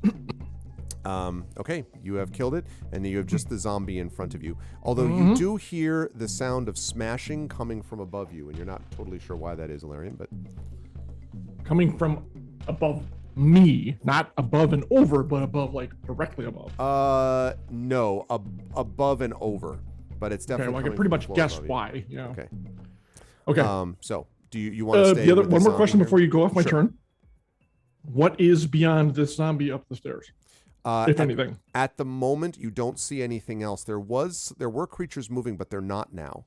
Or you don't see any obvious creatures moving here. Okay, so this technically might possibly be a way out, maybe. Okay, thank you. Okay, no problem. That brings us to Tantan, who's up next. Guess I'm gonna kind of slide over this way and shoot at this guy right now. Okay, go ahead and fire away. Guy. Chunk. Yeah, see, ever since you started doing chunk, it's gone much better. So that will definitely hit, yes, and 6 points we're looking at. 6 points of piercing. Okay. All right, so looks decently hurt now. Not dead, though. Zombies are fairly tough. Tantan, are you staying there, or? I'm gonna kind of slide out of the way just in case Halar wants to do something. Well, Lara's shot and hurt these things several times in this fight. Okay, Yana is up next, although Yana is not here. Damn it. Robert to step away. Okay. I don't know whether we want to assume that Yana would fire off some ice or whether we want to hold an action. So I think I will assume a held action for the moment. So that's going to bring us to Hilar. Hilar is going to come down and with a wink and a nod at you, Tantan. No, I'm just kidding. Doesn't do that. Fires away at the zombie, but sadly critically misses. I think that's the second critical miss against 2 hits. And backs up. The Grey Dog here goes around this side to see if he can get in a shot over the table, although, I should say. Although Nella is not wild about getting anywhere close to the thing that vomited blood earlier today, and so is kind of staying from a good distance. I'm sure it's all done now. Yeah. Exactly. Dervo kind of moves up, still doesn't have much of an angle. Sprocket is still very much like nervously, almost pacing back and forward while facing in that direction. So, still waiting for them to be available. The zombie is now going to. Yep. I'm sorry. They haven't heard the smashing coming from the south corner yet? They have not, apparently. Not yet. It is pretty loud, though, all in fairness, like down here and up there. This zombie here is going to attempt to attack you for a change, not at disadvantage, because it's not. Enjoy it while you can, ice. buddy. Yeah, I know.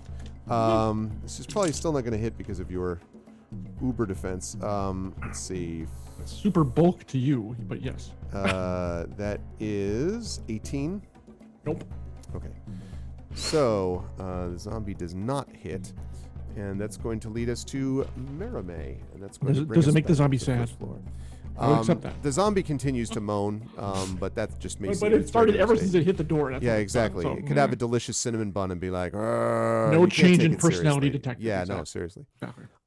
Okay, Merame. So you can see these creatures are all bashing away. And Merame's just like, zip. It's like, Bye. you keep doing that. And Boing. There's a lot more of them down there than there are of me That is up quite true. here. That is quite true. They I got can't wait till this. Marie comes back even more covered in goo than she left. That's going to be hilarious. good news, folks. I found more blood. What?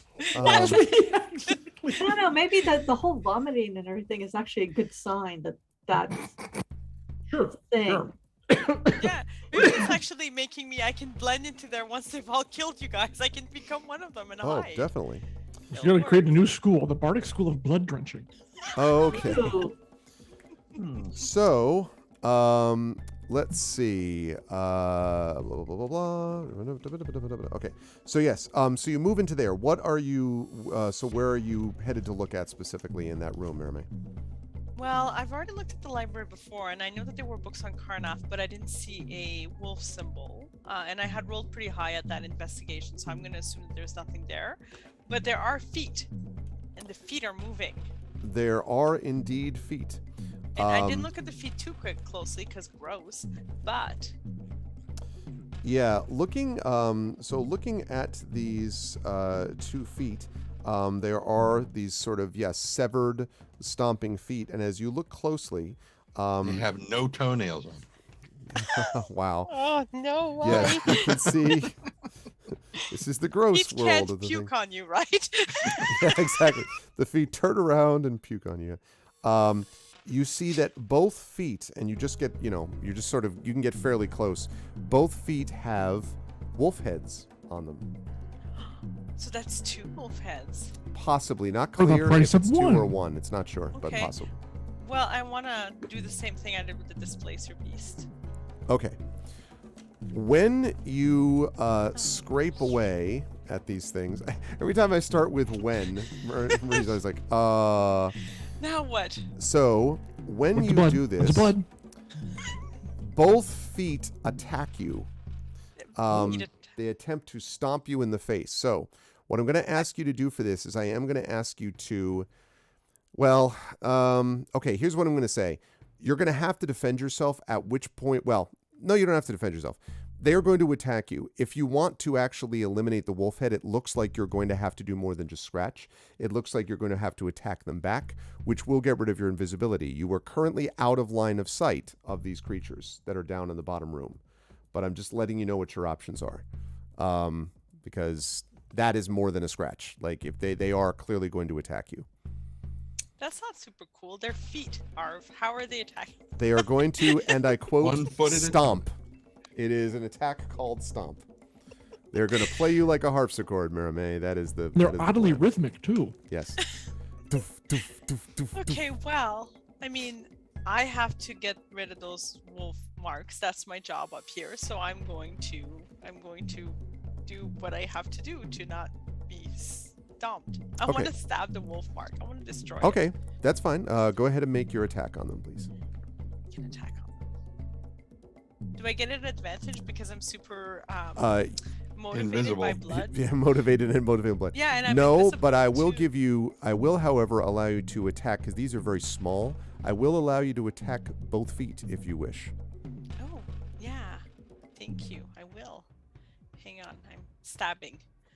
Please stab well. Now I get a +2 to both these, to the attack and to the. I don't know how to add it on Roll20. Okay. But it's part of my College of Swords thing. And Chenraza wants to inspire. Oh Ah, yeah. okay. So are you taking? You've been inspired. Are you taking that? I should have asked you that before, but So I got 10, which I feel even for feet. well, but no. What I was saying was, Mermaid, you've been inspired by Chenrazi. Did you want to take that inspiration now? I should have asked you that before you did the attack, bud. Oh, yeah. Okay, so go ahead and roll again. Roll again. Good timing on the inspiration. Go ahead and you. still type that in though, Chenrazi. Exclamation point inspire space. Oh yes. Much better. Yeah. Much better. Okay, that is a hit. And 11 Eat. piercing. You like pierce this. These are not big. Just completely right through the wolf head on the one. Now you can make your second attack on the other one if you wish. This one is Yes. not an advantage though because you've used up your inspiration. I'm okay. I'm not okay. That's +2. That's 10. How much armor class can a foot have? More than 10. So really? the They second are one is small missed. and fast. Very Yes. agile. So the first one was a hit, the second one was a miss, and the foot is going to attack you for 16. Or is 16's to hit, not damage. Do 16. you have any feathers? No, it won't hit. Okay. So 16 have is not 17. okay. All right. Okay, so it attempts to hit you, but is unsuccessful. You can hear the wailing of as you're fighting, trying to silently fight the harpsichord playing feet. You hear the creatures smashing away down below. Can which was super weird in and of itself because the harpsichord is meant to be played with hands. I didn't get that, but whatever. Some harpsichords do have pedal play though too, like organs do. I thought it was both. To be quite honest. Oh no, it's both. No, it definitely is both. We don't I agree. need scary hands coming out either. That's true. Yeah. No, I agree with you. It definitely does both. Oh no, that won't work. Okay. Okay, I want you to know that I have been very quiet in all of this as I have been stomped in the face. Yes, I figured as much. So when you're stomped, it's one of those. That really hurt. Oh. But thanks to the blood, now I have like a shoe print on my face. Yeah, exactly. Just a bare footprint of blood is just. Yana, what I was assuming for you, because we went past her, and I just had you as a held action. But if you want to take that now, you can try to make that ice attack if you want, Rob, on the remaining zombie. You're gonna have to slide up here if you want to do it that way, but you could do it. There's one zombie left. Yes. Okay, so go ahead and I'm move your gonna character to do that. And Marame, I just want to, you're staying engaged with the foot, right? I wanted to make sure. Still fighting the foot. Just a little toe ring on there. With this ring, You've heard of Foo Fighters. Now there's Foot Fighters. Thank you. I have an open mind. I am I was in thinking for this. Teenage Mutant Ninja Turtles: Attack of the Foot. Oh yes, that's right. Okay, I've got to foot this bill. All right, Yana. So attempting to, it is going to this time not miss its save. It will zombie somehow because it was 13, right? So it's got a 14. 13. So it's going to duck out of the way. Absolutely nothing. Okay. I mean, still, your ice has been doing big time work so far in this fight. So, okay. So then we had Marame, and then we move on to Nisiana. So, Nisiana, what would you like to do? Okay, so I am going to Sacred Flame the zombie, and then I'm also going to move the spiritual weapon so that I'm flanking. I think the zombie, from the way this looks, actually leaps into the column of flame. It's so bad. So yes, it rolls a 0, literally. Ghouls fast, zombies not so much. Okay, so we're looking at 4. Arudinel has inspired Yana. Okay, Yana's got inspiration. Thank you, Arudinel. Thank you. And then the spiritual weapon does 8. That is a hit, and yes, it is. And between the sacred flame and the spiritual weapon, down goes the zombie. All right. So down goes the zombie. Yes. So the zombie goes, and as the zombie dies, and the sounds of battle die out down here for a minute, you can now hear smash on the trap door. And it's not the trap door in front of you. It is definitely the trap door down here. And the gray dogs sort of curse and kind of look in that direction, especially Dervo, sort of muttering again to himself foul curses about these things. Get into position. Okay. Good stuff. That is going to bring us up to the top. As they smash away, by the way, this trapdoor is not going to hold very long, especially because you had to remove the rope to go up there. So it looks like next turn they're probably going to break through. That is going to bring us to, let's see, Marame. Okay, that's going to bring us to the top. So, Ilarion, you are up next. Yes, I am going to advance to the top of the stairs and cautiously peek out through the ruins of the trapdoor. Okay. which trapdoor? The one at the top of these stairs. Whoop. Oh. Okay. Magic. So, this is what you see. When you get to the trapdoor, this trapdoor basically... And it really is. It's sort. I should have said it was like more like a regular door, but regardless, that smashes open. So you can now see to the outside. It's very misty and dark outside now, and you can just sort of see things moving in the gloom, but you don't see anything obviously directly in front of the door. But there's a lot of creatures and moaning nearby. There are clearly more creatures near here. Well, we got to keep going with this whole destroying the doohickey thing. All right, I head back downstairs. Alrighty. And how high was the ceiling here? Ceiling down in the cellar is, I believe that's, I want to say maybe 10 feet. Give me a second though. That's right. Everything within the cottage. Yeah, 10 feet high. I am. That was 7'10". Oh yeah. Okay. This is the one which has the wolf's head inscribed on the ceiling, correct? Yes, although this wolf's head, in fairness, is across the entire length of the ceiling. Like the entire cellar ceiling. Yeah. I'm aware. Okay. But typically the standard thing for rituals is you just gotta break it. Okay. I just have to break the pattern. Okay. So, and that is what Ilarian's about to do. Goes to like somewhere where he can get, I don't know, the nose or the eye or the fang or whatever. Okay. With my sword extended, I can easily reach the ceiling and slash. Zero effect. To cut. You cut across it and do nothing. They look at their sword. Yep. Oh, you right, can even see Ilarian, a slash on either side of the drawn wolf head, but not the wolf part. Okay. I think we do need the actual magical weapon for that. All right. With the blood. The blood. You just need to put Merime up against the ceiling and just like a sort of blotter, if you will. No, it's cut with a magical weapon and then blood. A drop of her blood. Well, hopefully there's still some blood we can get from that body. Or her blood or any blood? I think it was hers. It was her blood specifically. They will take a position up here, crossbow at the ready, and we'll shoot at the first thing coming to the door. Okay, although this is not a held action, remember, because you've already... Yeah, I've already... I assume they're going to, like, come through. Yeah, no, I got you. I just want to not, like, you don't get a free shot. Meanwhile, back to Tanton. Yes, Tanton is up next. Well, I think you don't know what he's going to do, so I'm not going to worry about it. That's fine.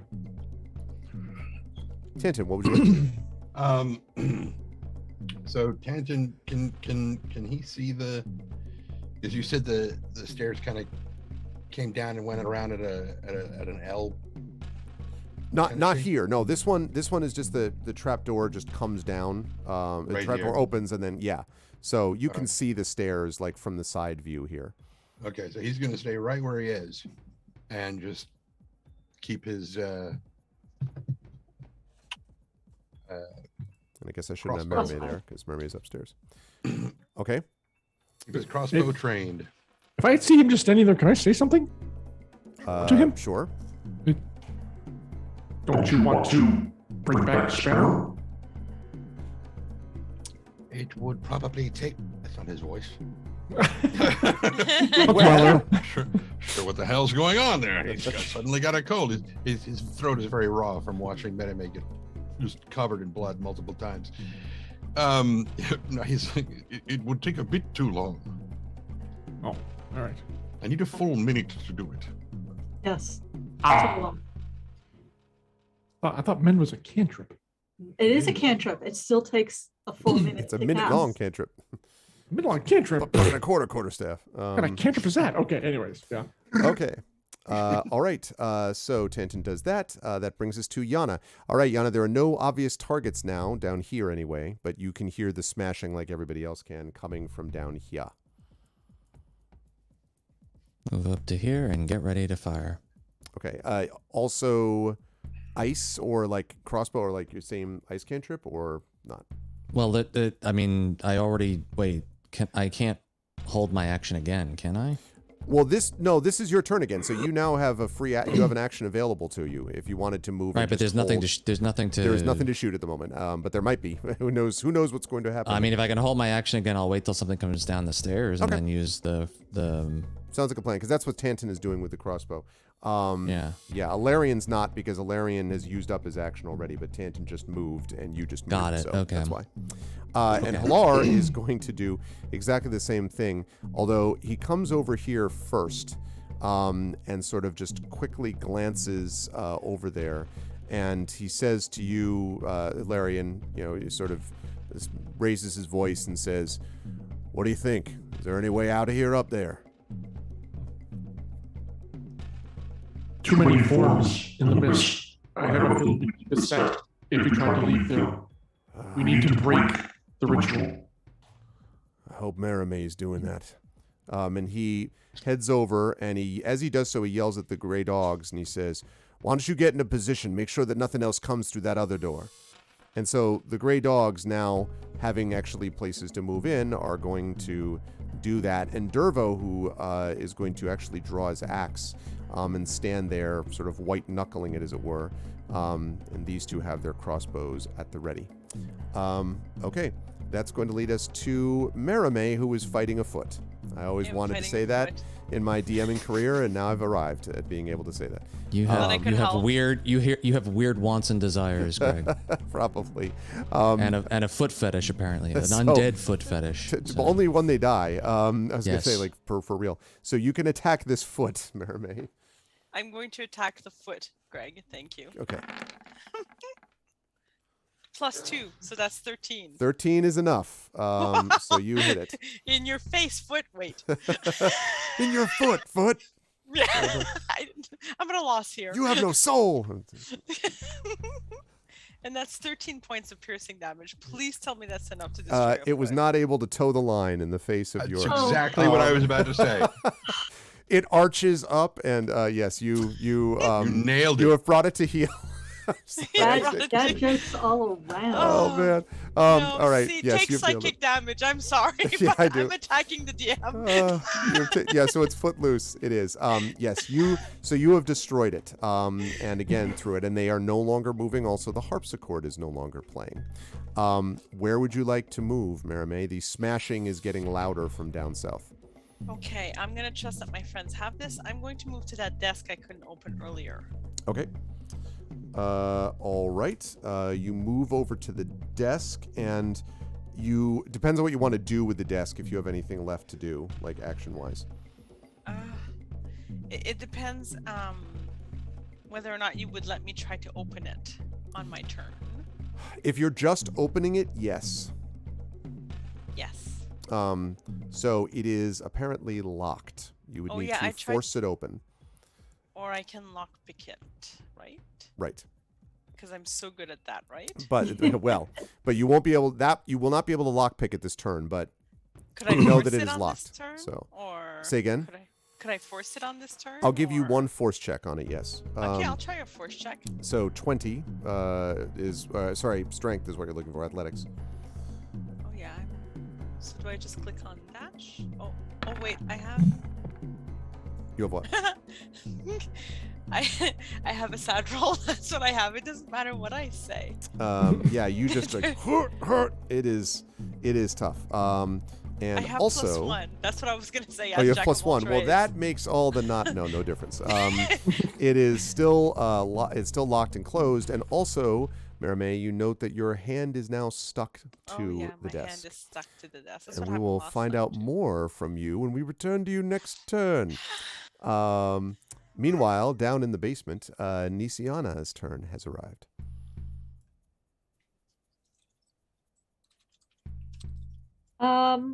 Since we're not immediately being attacked, I am going to take the spiritual weapon and put it next to Alarian. Okay. And then I'm going to go back and look at the table, the woman with the body and the quill. Yep. And see if there's any wolf heads there. Make an investigation check for me, please. Of course. Remember, you still have inspiration. Yeah, I do have a guidance if I need it. So we'll see here. Let me see what I roll. Oh, nice. It's the 20 was the first one. Yeah, definitely does not appear to be anything. It looks like just a regular writing quill, and it definitely does not have any wolf head anything on the feather. Okay. She's her blood is still there since she like vomited it all up. Yes. Take my dagger and like coat it in her blood, and that's probably all I can do at this point. Okay. You now have a blood-coated dagger. Oh, Okay. no. Good stuff. I mean, I don't know if it's good stuff, but you now have it. And now the creatures from above come smashing down below. And so I'm going to pick these all up. The might of the GM hand. That's not what I meant to do. I meant to pick them all up and do that. And then Throw them into some nether plane from which there is no return. That sounds good. Not exact. Well, if by nether plane you mean the cellar. No, I do not. Okay, so the first creatures to come down here are skeletons. Now, I'm going to try to do this in some recognizable order as they come down. So the first skeleton, I think we have Tantin, Yana, and Hilar all have readied actions waiting to shoot. So we can do those in any order. Yana, I guess we'll start with you. So Yana's not there. okay, well, that's all right, because I need to make a save anyway, I think, to Yana's thing. Let's see. And it 100% is not going to make that. So there's damage that will be associated with that when Rob returns. Go ahead. Since it's the first one through, that's what Hilar and Tantin are going to attack. So Tantin, go ahead and fire away at that skeleton in front, if you would, please. 12. A 12 Yes, that's what I said. will not hit. Just misses. And whistles Space between the past bones. and lands into, it goes right through the rib cage, but it doesn't actually hit anything, and then lands at the wall. Unfortunately, you should have said plonk. That was the problem. That's true. Okay, and Hilar. I also is should have gonna used fire. my inspiration, but I'll save it for now. Okay. Let's Because see. I should have said so before I knew what the. Yeah. Hilar's also misses with about the same number. Hilar seems to be very much simpatico with you, Tantin. Everything that Yeah, he fires that's is like, offensive. Thanks. Thank you. Okay, so just the one from Yana, so we'll find out when Rob gets back what that does. Either way, it is going to come forward 5, 10, 15, and is going to turn, and it is going to try to jump onto the table. Oh, tough guy. Let's see if it does it. Oh, yeah, he does. Completely parkours onto the table and is going to try to bring down its, was sort of like what looks like an axe that you can see in its hand. It'll bring down upon you with an 18, It will try, but it will fail. but it will fail. Like All a right. clang. Yep. This second one is going to come down the stairs, is also going to try to leap onto the table, is also going to do so, and is also going to try to hit you, but is going to get a 7, so that will also fail Well, if miserably. an 18 didn't, I think you can tell Right. what a 7 did. Okay, this one, 5, 10, 15, 20, 25, is going to move here. It's not going to be able to get there yet. This one is going to move here and is going to try to get there.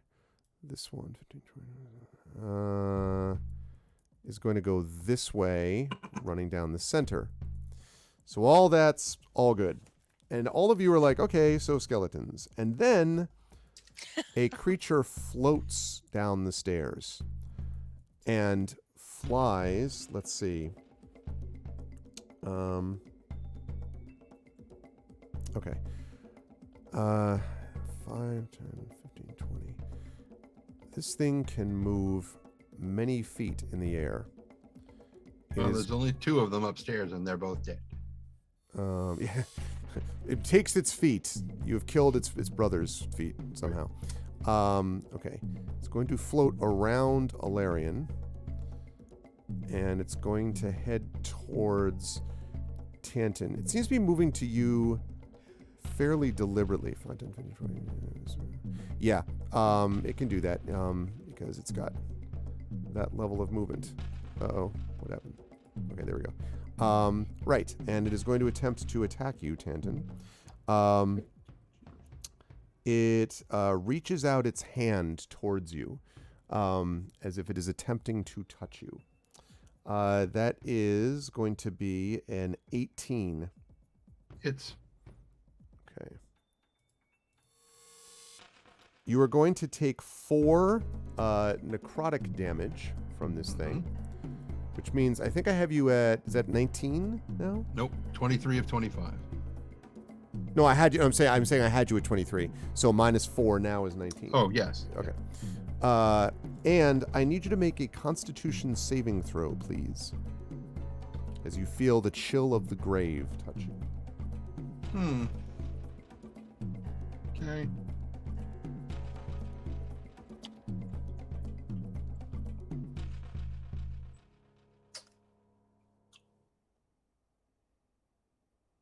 Hello? Nothing? You tried, no luck? I clicked it. It didn't do anything yet. I was just waiting to see if That's it an was auto pass, I think. Yeah, when it doesn't do anything, it just automatically passes. Somebody don't think I that's don't true. think that's how that goes. Oh. I don't know. I'm not getting anything. Me neither. Let me reload. See what happens. Roll, yeah, actually roll 20. I think it's roasted. Oh, yeah, Yep. the music stopped too. Yeah. Interesting. And Mine reloading is still not doing running. any Well, good. maybe I should reload. Or then maybe I shouldn't because it'll screw up everything. I don't know. Well, let me know when you reload back in, if anything. It's trying to reload now, but Uh-oh. it's just getting the swirly. Interesting. Well, I'm not dropping any frames here. So I the seem to stream's still fine. be okay. Somebody go to their Twitter and see if they. Oh, yeah. Page unresponsive. Well, we'll just continue to wait. Yeah, see if they're announcing any. I'm going to look and any see. downages. Was able to get back in after re-clearing, if that helps at all. I don't know if it does. Did the music start again for? Oh, the whole thing just crashed for me. Loading. Oh, Catching Marie dragons. and Trend have the circle of doom on their faces. Oh no! No, it Is just that a reloaded. sign? Wait. Mutanton's back, maybe. Yeah, it just reloaded. from However, the- Marie, Yeah, it doesn't. you're I that, don't see you're that anything Canadian about- internet of yours. Now I have the circle of doom at the bottom of my sheet. Does blue screen of death count as a death? I don't know. Depends if you're in Tron, right? You're the master There. program. Oh my goodness. 19 Ruh, on my ruh, Constitution ruh, save. ruh, I'm ruh. back. 19. 19. Okay. Oh wow, Um, that roll is Yeah, that was funny. So okay, you are touched by the chill of the grave, but it does not affect you, Tanton. You throw it off.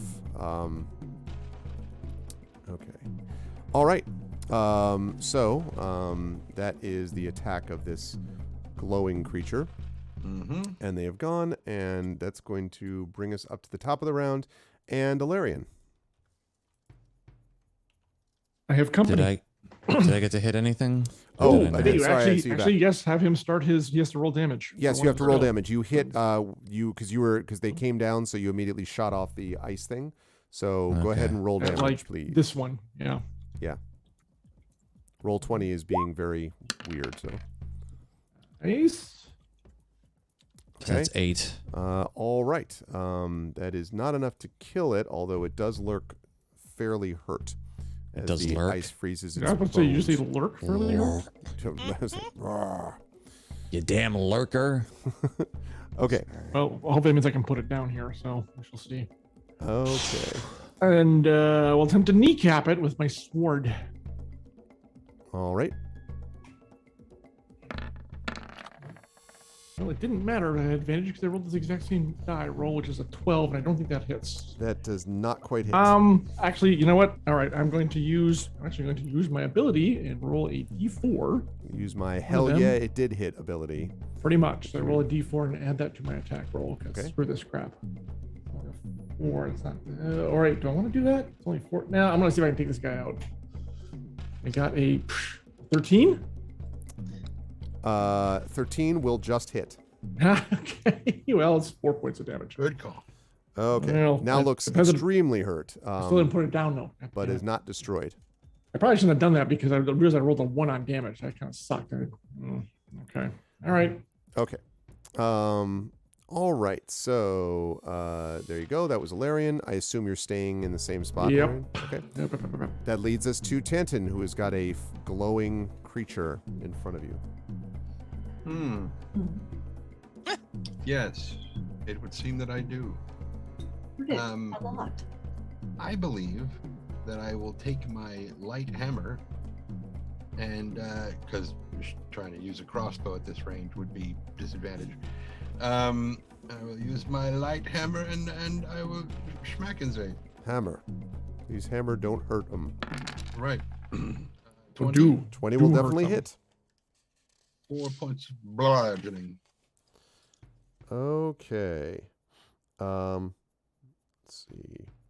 So, and this thing is not a magical weapon, right? Correct. Okay. So you do hit it, and it gives this strange moaning cry, but it does not do as much damage as you might have expected. singing voice. Thank you. And I... no, so... God. Arv, I'm dizzy enough as it is. Don't make it worse. So you do hit it, but it does not do as much as you might have expected, Tanton. It seems to partially resist your attack, but it does do a little damage. Okay. And seeing that, Tanton will kind of look at his hammer and look at this thing and be like, oh, so we're going to play it that way. And he taps his hammer and it begins to glow. He's like, let's try that again. And Nice. that'll be Hammer the of end Omens. kind of, yeah. Love it. Give me Smite beyond Smite. Smite beyond Smite. I reject your reality and substitute my own. Indeed. Very nice, very nice. Okay, good stuff. That's going to lead us to Yana. You are back up, and you have got a couple Back up is skeletons. exactly what I planned on doing. That's that's very appropriate and other words that I can't think of right now because my brain doesn't want to work for reasons that I'm sure have become obvious to everybody. Yes, the dizzy spells are back. Yeah, it's apparently it's a thing for until they don't come back anymore. Sooner the better. So I'm gonna back up to here. Over the lovely dead bloody body. That's a wonderful thing. I imagine I can't hit the one I hit before.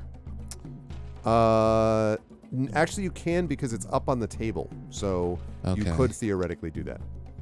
All right, I will.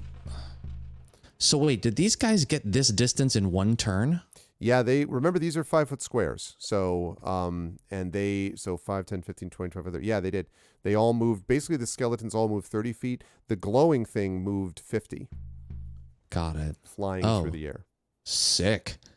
So was that 20 feet for me, you think? I believe that's That I right. moved? 5, 10, yeah, Okay. let's say about 15 feet. Yeah, 50. 15? Yeah. That's even better. All right, I'm going to shoot the one I shot again. Okay, shoot it again. So that's you tell me, Arv. Did I yes, hit that's it? right, because it's got to make its thing. Yes. Okay, let's see. Lone Wolf, the hammer was in the off position. We fixed it. That was good. No, it sure doesn't make that one. Cool. Lucky me. So, damage time. 6. Okay, this thing was already badly hurt, and that is enough to destroy it. It is destroyed in a shower of bones. And I'm going to take a further retreat back behind this counter if I can make it. 5, 10, 15. Yep, I think you... 15. Yeah, I'll let you do that, yes. Okay, good stuff. You do so, and that's going to bring us down to Hilar. Hilar is basically fires his crossbow and then backs up the same way. So he's going to fire first at the one that's directly in front of him and is going to hit and is going to do that much damage. Okay, and then is going to back up and around this table with crossbow at the ready. And then the gray dogs who finally having something they can actually shoot at, are going to back up here. This one is going to, this one, you may remember, I should have said crossbow before. This one has a sling, I had forgotten. This is the halfling. And so, and then chucks it and actually hits, let's see, the glowing, flowing, flying thing.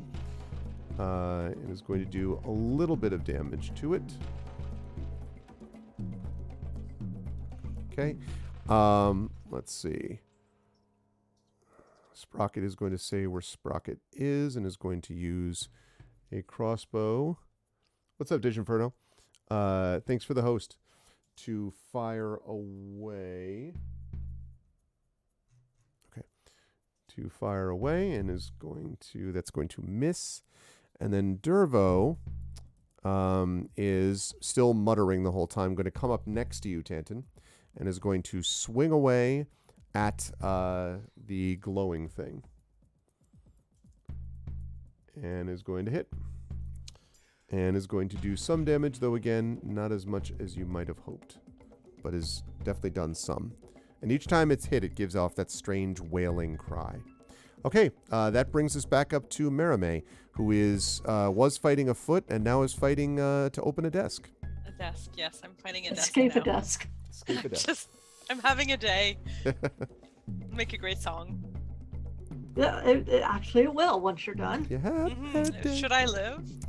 You better. Especially if you leave your hand behind. You're gonna have several albums worth Yeah, exactly. It's gonna be before great, we're the done saga. with this fight today. What are you pulling? So how are you going to handle this, or how do you want to try to handle this? Handle. Merime? Handle, That was that's not funny. intentional, actually. I want to open the desk, and if my hand stays stuck on pieces of it, I will drag those pieces with me at this point. But I would truly like to get in that desk now. Okay, so go ahead and make a. So you're going to try to force it open again.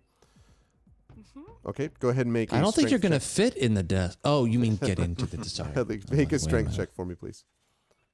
You want me to do an acrobatics check? I would not like you to do. I'm sure it would be lovely if you did, but actually, what I'm looking for here is strength, and Okay. not parkouring over the desk because. I was just asking a question. Yeah, no, I know. Should go back to the picking of locks. Did you have an inspiration? I already used one. Can I try to pick the lock, kind DM? After trying to force it, yeah. Since you're not moving anywhere, yes, I'll allow you to try to pick the lock too. Okay, let's see. Please, for Although I want once. to, you're like, I like the idea that Merrime's hand is on the desk wall with the other one trying to like pick the like- thing. This is Well, Lone it's- Wolf wants to inspire Mary May. Okay, I'm this gonna I will use- allow you to do this on the lockpick check, not on the strength check. But thank you, Lone Okay. Wolf. You know, the later Thank you. campaigns are gonna be like, what the hell happened earlier in the month? It'll be like, you need to talk to the people of Eberron, the Infinity Beyond crew, because they needed your inspirations. Okay, so for Thank this you, one, thank you. what I need is the a A team dexterity. for we need assistance. Or- That's or do- what we're. I need Do a I dex click check on here. my right? Do I just click on my thieves tool? On your Thieves thieves tools, tools. yep. hmm Okay. And you can do that twice. Oh, Oh, I'm gonna do it again with the inspiration. Thank you, Lone Wolf. It was right. Is that who inspired me? It was Lone Wolf. yes. Yeah. Thank you. Okay. There was blood, a lot of blood. It's very you, slick. you have no idea how much blood. Yes. I'm stuck on the desk. I'm just. Okay. Okay. So with a click, it finally Hilarion, jerks I opened the open. desk. And when you open the drawer, your other hand suddenly comes free from it. And the foot flies out. And a of foot your- flies out. No, there is not a foot, but there is, however, something else that's not attacking you. Don't worry. It's a hand. Puking on me? Is it puking on me? You know, it's The funny. desk vomits forth blood. You know, Rob, No, this time it's pea soup. it's funny you mention that thing Oh, about, no. you know, about a hand, because what you get here is just a second whilst I Me stepping away again. I'm sorry. I'll be right back. What you gotta do? So I'm going to bring this up on stream. Sitting inside the desk, you have got two things. There is a scroll of some kind There is a purse that has something rattling inside it, like coins. And there is also a piece of paper. And what you can see on the piece of paper is this. The chain letter. It is a drawing, literally of a hand. It says Shemp on it, and it has a wolf head upon the paper. But again, it's just a drawing of a hand. And now we have to go find a hand. Okay. Did the other note mention Shamp stays emerged or Yep. something? Was there stays? What was the full sentence? Sorry. Submerged in the kitchen pot or something? Okay. It was enjoys staying submerged in the kitchen wash basin. Well, guess where I'm heading next? All right. Right out the front door. We've dealt with a foot. Now Don't it's time to kill me. deal with a hand. All right. Okay. Now, since I did allow you to both try to force it and to pick lock it, so I'm not going to have you move this turn. Next turn, you can try to head in and deal with this bucket. But Merime is continuing to make these moves, as meanwhile the battle rages beneath, and that leads us to Nisiana. Nisiana, there is a glowing creature in front of you and 4 skeletons. So I am going to, I'm sorry, Lorian, you can deal with the skeletons. The glowy thing is more dangerous. Understood. I am going to flank with the They would sword, agree with you too, so yeah. Okay. and I'm going to Sacred Flame this horrible freaking thing and attack with the sword. DC 13 on the Sacred Flame again, Nisiana, 14. right? Oh, 14? Yeah. Okay. It does not make it, so the takes 4 damage from the power of Sacred Flame. Yep. And then if 13 doesn't have we actually hit this? We have hit this. You have, and the 13 will hit. Okay. So I still have my guidance. So, did you say, is that 12 force? Yeah. 12 magical force. Your Yeah. blade cuts right through it, and it gives this long sort of, "Mad!" cry that echoes through the basement. And Merime, you hear that downstairs, from downstairs even. And it disappears. And Dervo over here is, that was impressive. I don't much got time, no. And kind of turns to face these skeletons. Nice work, Nisiana. Where are you going to stay where you are, Nisiana? Or Yeah, I'm not gonna get any closer if I can help it. I would assume you could move back if you want, but it's up to you. No, I need to stay here because I need to make sure that the puppy is okay. Okay. And yes, I know he is machine, but he's also a spanner, so I care. And let's see, I can move the spiritual weapon 60 feet. It's moved, 1 to 15. I'm just going to actually move it in between the skeleton and Alarian. I mean, it doesn't impede it, but I'm putting it there. Okay. That sounds good. Also, hi, Looks Kilgore. impressive. I heard, and I know you've made your move, so I hope everything in the land of your birth, as it were, is. I hope everything is okay over there, and that the move was safe and relatively uneventful. Good to see you, Kilgore. Just getting settled in. All right, that's cool. Welcome back to the stream, and I hope everything goes well with the move in. Okay, so Nisiana has done that. Now the skeletons get to go. The first skeleton is going to attempt to swing down upon you, Alarian, and is going to really put its all into it with a... Fighting with an awl. It's fighting with an axe. That's true. It's asked you a question. And 19? Nope. What does it have to hit you with? 22. 22. That's what the tank is there for. Yep. No, it's true. Okay. This one is going to... Yeah. This one is going to close on Hilar and is going to miss terribly as Hilar dodges out of the way.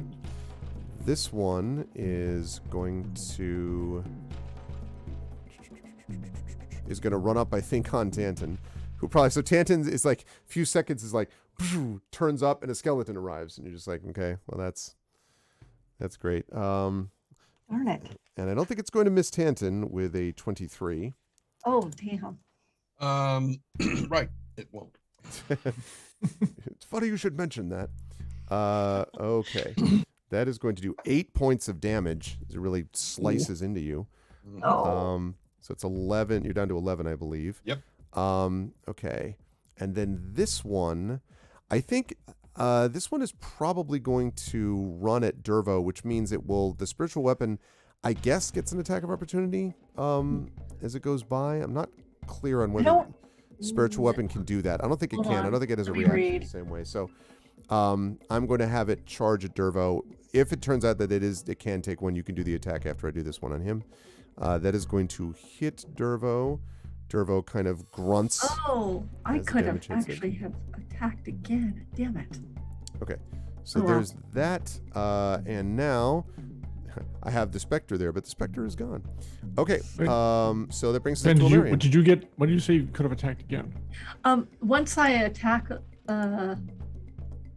as a bonus action, I can move it up again and repeat the attack. Man, I'm pretty sure you would have attacked that skeleton. I mean, So, just saying. I could have attacked the skeleton last turn, but I messed that one up.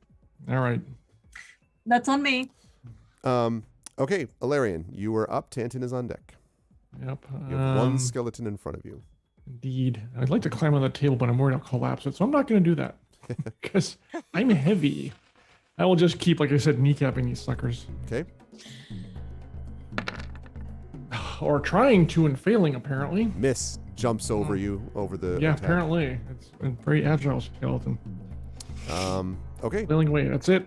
All right, Tanton, you are up. You have 2 skeletons within 5 feet of you, and one in particular that is interested in attacking you, apparently. Seems very interested in attacking. Yes, he has a So- bone to pick with you. I might say too interested, yeah. Maybe. So he's holding this hammer that is now glowing, and he's like, this was intended for you. Swack! And Yeah, that's true. You were like ready. Now you turn around. Oh, well, it's so powerful. I just disappeared a minute. All right. 15. Yes, definitely hit. And that will be 4 magical bludgeoning. Okay, magical bludgeoning. That was this one. Okay. Right. Okay. It takes that and does not like it. Apparently. Too, so. And you're staying engaged with it, I assume, Tanton? Well, I mean, I'm probably going to find somebody else to marry, but I mean, like, Yeah, for now, you just like in it. Yeah, absolutely. Yeah. It's like, until someone else thing. Yana, you were up next. You have got. Where the heck did Yana go? Oh, that's right. You backed up there. Yeah, I'm at the back. So this one skeleton has come up on Hilar. The other ones are down here to the south. This one? Yes, that one ran up on Hilar. Has that one been hit yet? That one has been hit once by Hilar. All right.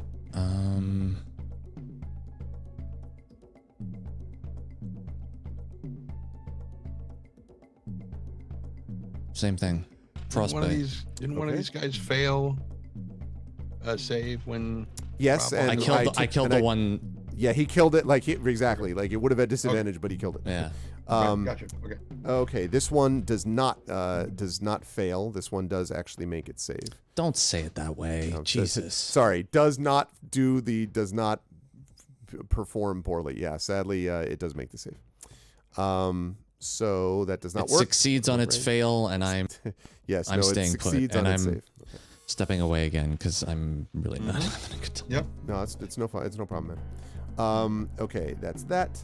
And that's going to bring us up to No, that was Yana. Sorry, Hilar, who, being right there, is going to pull forth a short sword and drop his crossbow. Is going to attack and miss, but he is involved now with direct combat.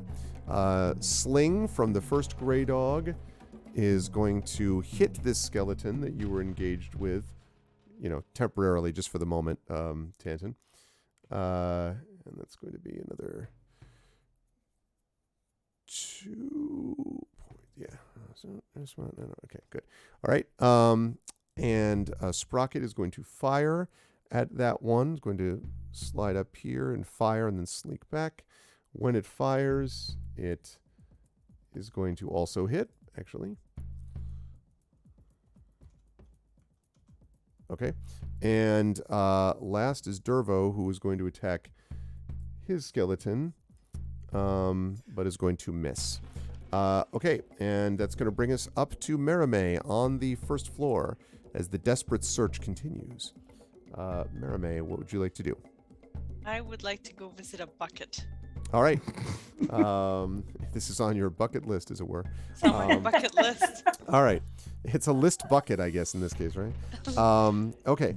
So you come in there. You can see that there is indeed a bucket, and it is a barrel of what looks like filthy black water. Ew. Well, you're covered in blood anyway. Yeah. That's true. This might make me cleaner. I guess I don't see, but just by chance, like just sheer luck, there's no like just nice wolf mark on the outside of the barrel where it is clean that I don't have to. No, sadly not.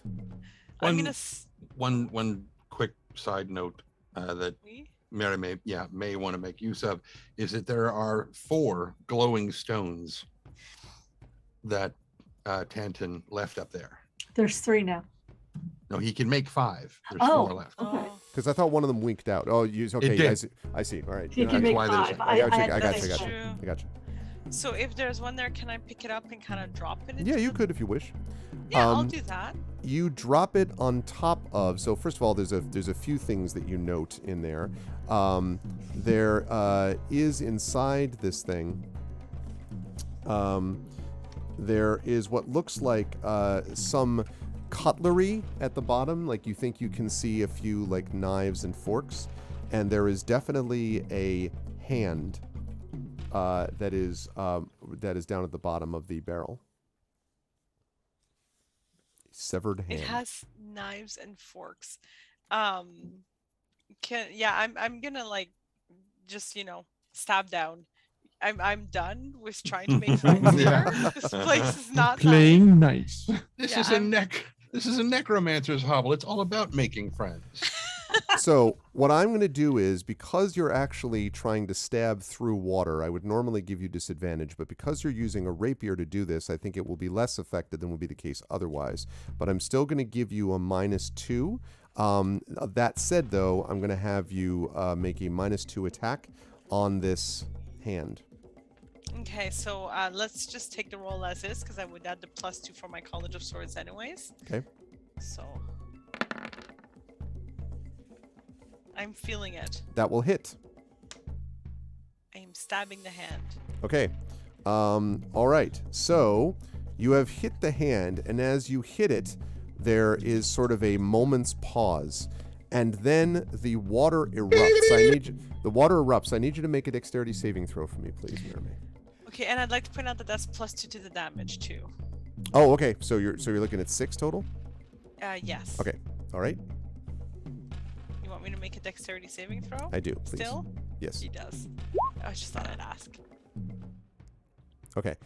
You manage to duck out of the way as several rusty knives and forks go flying past your head, along with a claw which lands on the ground and scuttles towards you to attack. You are now fighting a hand. May I flourish, or is it too late to flourish? Because it was its reaction. Flourish is a reaction? Are you talking about? Because I attacked. It reacted, that's right, yes. It reacted, so yes. Can I do a flourish? Sure, but for what purpose? So I can cause extra damage to the target, and then I can add the number on the flourish based on a reaction. sure, why not? I like the idea that it comes flying out and you flourish while also dodging rusty knives and forks. I think this is a great image that makes no sense, but I'm still going to do it because as a It is, visual. if you think of it like Gomez Adams, it Yes. That's true, absolutely yeah. It absolutely. We I need love Lurch it. here. We need someone too to come in like, you rag. because we've got Thing. Yeah, we do. No, it's true. So I Cousin- basically I basically just like so it's the way it works is I do a d6. That extra damage is going to be counted against it, and then that, because it's a defensive one, it will be added to my AC until my next turn. Okay, so go ahead and roll your d6. So you kill it. This thing actually, because it literally was down to 6, because it was 6, and then so so the knives and forks you duck, and then it leaps out, and you're like, like basically stab it. So you just have this hand on the end of your rapier. Yeah, exactly, and it hits the ground and stabbed right through the wolf's head. Thanks for the helping hand, Arv. Listen, it wasn't me. You did it. Yes, I So saw that's that. either 3 or 4 You, at this point. It was true. I'm gonna go You for the you hand. stayed palm, and it worked in your favor. All right. You really knuckled under. Okay. Let me see. I am trying Arv, to I find still this thing. like you, but But it's getting worse. You are absolutely at risk of losing your friend. I see. I was waiting for that. I was waiting for Y'all are that. terrible. Yeah. Okay. I'm not going to index any more of these puns anymore. Oh. That joke You had some nailed punch to it. it right there. It's like, okay. So, We have to okay. make our pinky swear not to do this anymore. Okay, so you've destroyed it, Merame. What are you going to... Now, you moved up to it, which is 5, 10, 15. So you have like 5 feet of movement left.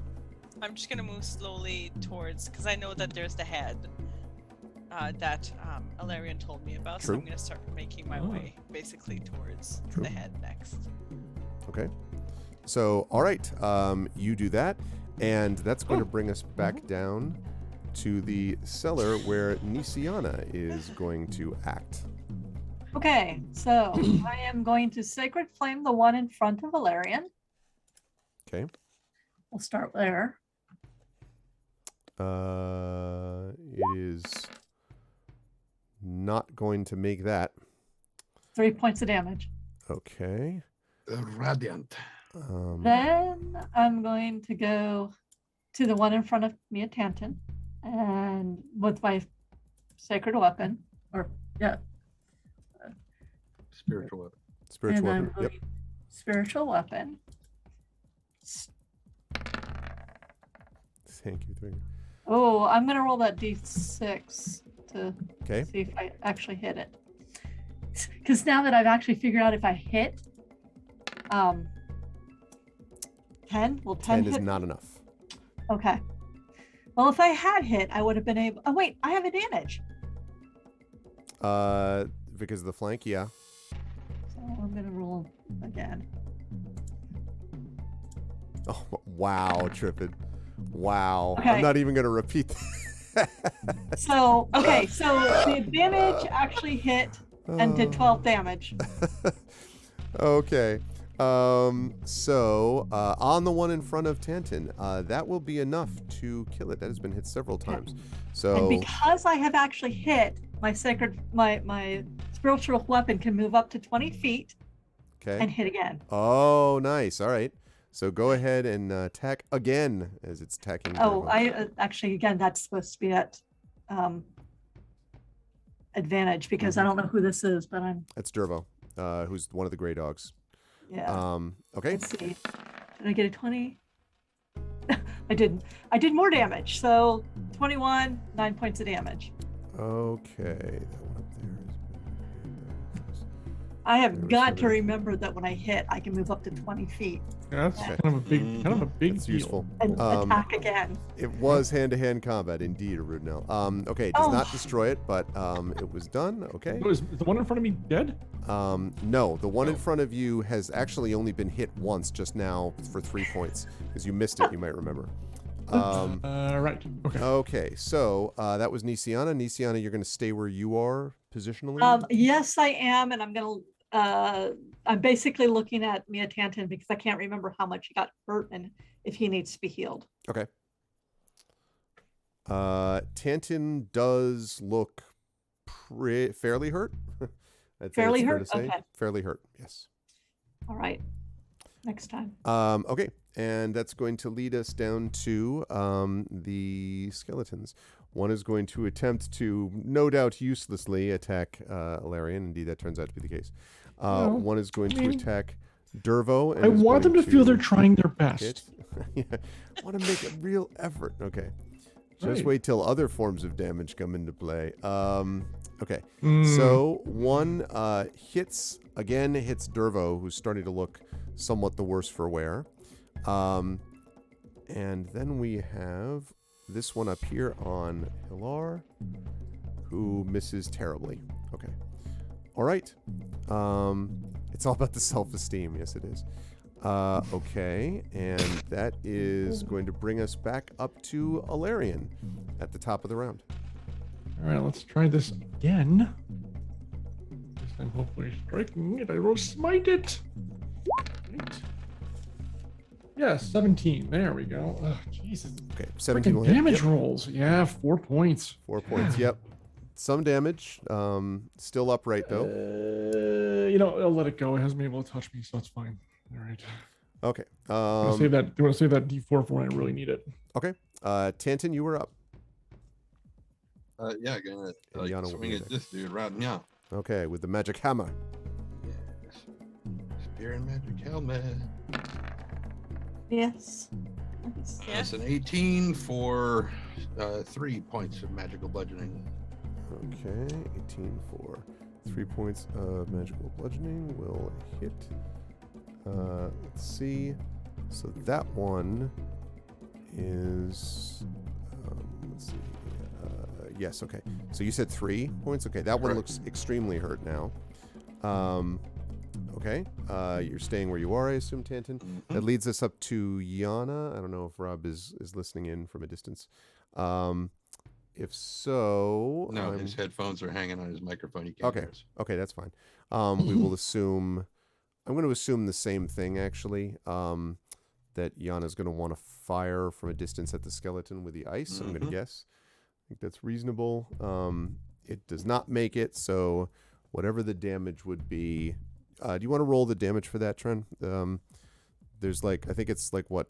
I have no idea. So Yeah. D6 plus D6. D6 plus 3.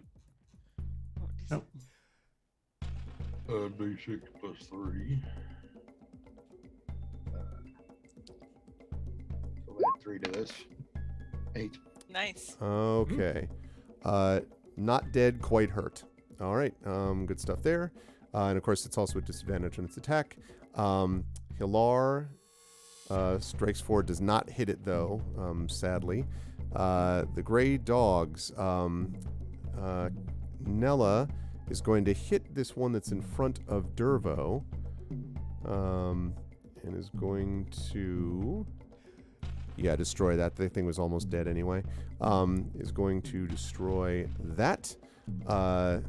Sprocket is going to fire at the one that Alarian is dealing with. And is going to miss. And Dervo is going to come up and swing at it, standing next to you, Alarian. And is going to hit... And it is not dead, but also looking extraordinarily hurt. Okay, that's the gray dogs. That brings us up to Merime on the first floor. All right. Well, The search continues. this is just wonderful. So I'm going to go to the closet. Okay, go in there. And the door is, I believe, still open. And, okay. And so when you get to here, you can see that there is, in fact, a head that is a severed head of a human male, and there is a wolf head symbol carved into its forehead. Remember, Arv, even though I didn't destroy the symbol, the head is actually 2 pieces. That's true, actually. So that's true. It's actually just sort of, I should say that that's true. It's not even in the wardrobe, it's on the ground. So you could try to pierce the area that still has the wolf symbol, more or less, if you want, Merame. You know I want. Okay. Well, so, part of me is like, I could try talking with it. It's a head. And part of me is like, that is stupid. Just stab the thing. Yeah. So I'm just going to stab the thing. make an attack for me. It's not going to be a difficult one. Perfect. What to say? Yeah, still dead, still moving. I True. will be disappointed if it doesn't vomit blood. I'm just going to tell you that. If it doesn't vomit on her? If it doesn't vomit blood, I'm going to be very disappointed. I've got. That may only be the first person who triggers it. The first. That was poison gas. So I'm That's assuming true. it's inert. Yeah. I think I got the You're plus. welcome, Merame. Thank you. That's very kind. Okay. So I got the +2 on it. you I do. figured it out. You pierce through it, and it is, completely obliterated. So you have destroyed it. And as you destroy it, you hear two things.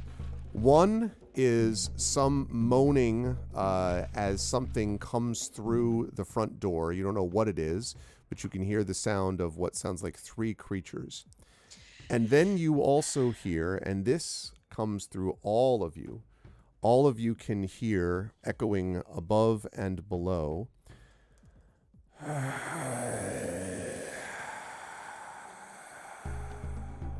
We've been hearing a lot of that these days. Yes. Some kind of like moaning, kind of groaning thing. And down below in the basement, the gray dogs sort of, back up a step, and Sprocket says, "It never stops! It never stops!" And then his eyes fall, Tantin and Nisiana, you're both able to see this, on the floating disc with the oracle on it. And Sprocket points a shaking finger and says, "They'll never stop. That! You've got to use that! You've got to use that!" And as the echoes, we are going to bring our session for today to a close. Oh, Well, we've got 2 skeletons to kill. What are you talking about? hey, but You're I not dead haven't yet. gone yet. What do you mean you haven't gone yet? Well, I go after Merame. You did that already, Nisiana. This Look, was the even the cat Oh. is like, "It's okay, Mom." Oh, I see what you mean. I see what you mean. Well, if you want to take your turn, you can, Nisiana. Well, it's just my- that was my- triggered by Mirame's act. It was, Okay, connected so to it. my turn Yeah, sorry, I forgot was that you could go to to that spot. heal Tantin with Okay. So go ahead and do the heal then for that. healing word. And add 3 to this. So 10 points. 10 points. Okay, so back Okay. to 21. And then the other thing was to. How bad is Hilar right now? This guy? Hilar has been hurt a little bit. Well, no, not, he's definitely been hit a couple solid blows. He's not close to death though. Wasn't Dorvo hurt pretty bad? Dervo is hurt pretty Durvo. bad. Yeah, This guy?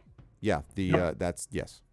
Ilarian's gonna have to protect him, so I'm gonna move the sword there and have it attack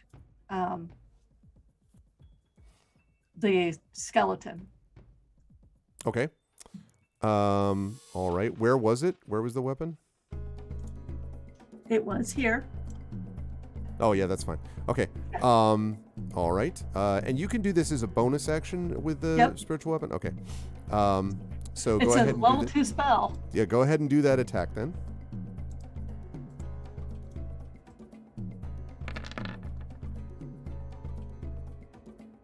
Yep, that will definitely hit.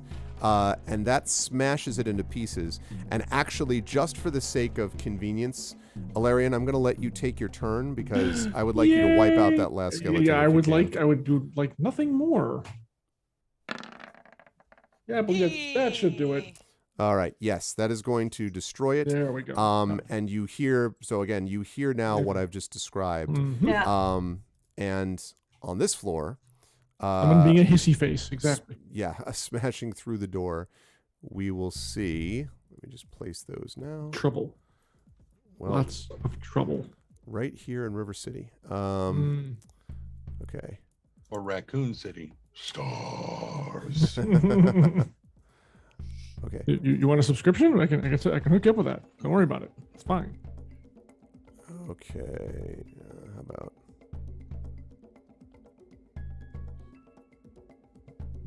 Do I want to do that? Somebody's okay. So we Especially have that foot. Kevin Bacon. Kevin Bacon. Okay. This Footloose thing. That's fine. Well, Okay, what's worse? and- 3 Kevin Bacons. So there's Kevin's that, and the Bacon. other thing, which is making this hissing sound I have previously described, Oh, there's actually something behind that. Okay. is going to be, as soon as I can actually find it. There we go. This. Oh, Lord. Ah. Doesn't Okay. need to be that. You're making a choice here, Greg. You don't need to make that choice. I am making a choice only to report what is the truth. All right. Just try, Marie. Um, She's like, okay, I'll choose to put 2 of them in there. Shit. You're right. What a Oh, great shut up call. now. I'm sorry, okay? Okay, everybody. So, good stuff. This was, as you can tell, we have a multi-phase battle that we're dealing with here, quite obviously. But I actually really, really enjoyed not only seeing everyone dealing with the fight down below, but doing that and then jumping back and forth, right, to Merame, trying to get through everything in Merame with like blood and like, dodging rusty knives and cutlery, being stuck yeah. on desks and like it was. God. It was quite something. But actually, I think the party came through pretty well. Also, assist to chat, where the inspirations are flowing fast and furious, and they need them. And it's not over, chat, because they have not yet fulfilled whatever this ritual is. They don't know what this whole jagged thing is, and like there's more stuff to come. So you will just have to see what happens next time. I am going to start all the way over because Rob, I know you've been dealing with stuff, man, and I'm sorry you were having to come back and forth with that. Thank you for toughing it out. I would have totally understood if you couldn't, but thank you nonetheless. It's looking at the screens that's making it particularly awful I get right it. now too. Which I get is it. just I'm like, really sorry about that, man. I It must be I'd had a really good day today, and then about an hour ago, my body was just like, and you've been fine long enough. Now you get to be dizzy for the rest of the day, evening, whatever. Yeah, I'm hoping it's the long road back to normal, but this is what they said would happen. Feel fine, little vertigo, feel fine. Anyway, nobody needs to know that. But yeah, it's I had a good time. And was until fairly that effective happened. Until that happened, yeah. Yes, No, I know. and then I still had a good time because y'all are ace, and all y'all chatters are ace too. But this sucks. So I'm gonna say I love all of y'all very much. I thank you all for watching. I want to thank my fellow players for taking care of Yana, not letting her expire during the last session when I wasn't here. Hopefully that won't happen again. And thank you, Arv, for being awesome as always as a DM. And real quick, if you don't know, I am Darkside Rob. I cast on Twitch when I don't have vertigo, which means I haven't cast much in the last 3 weeks. But I'm coming back, hopefully, soon. Maybe this weekend. We'll see how I feel in the morning. I do stuff on Twitch. I post videos on YouTube. I make music on Bandcamp and SoundCloud, and I do audiobooks on Audible. You can check out those there. I have a new book out that I did for Russell Zimmerman, Shadowrun Chaser. Check it out. It's a great novella. I have more stuff coming, and I'll be posting stuff that I'm working on for other authors really soon. That's it for me. Good stuff. Thanks, Rob. Peace out, Feel better. everybody. I'm Feel better, gonna go lay down, but I will leave the link on so that it doesn't mess up the windows. But I'm gonna duck away. I got you. Thanks, Rob. Feel better, man. Toodles. Thanks, everyone.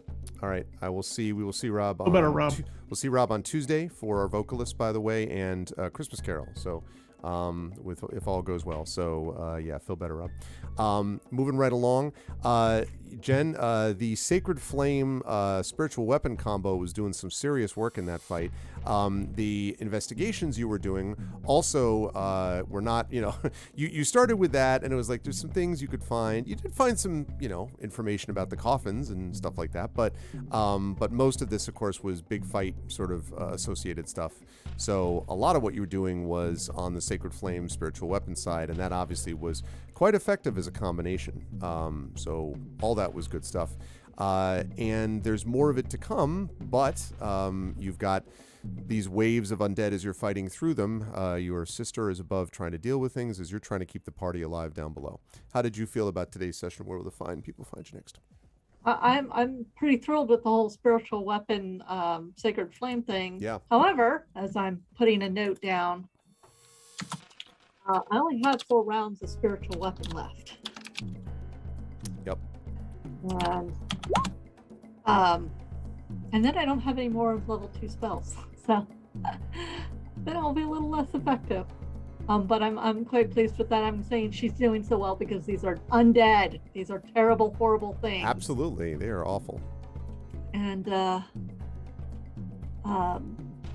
I am all over as Jennifer Brozak.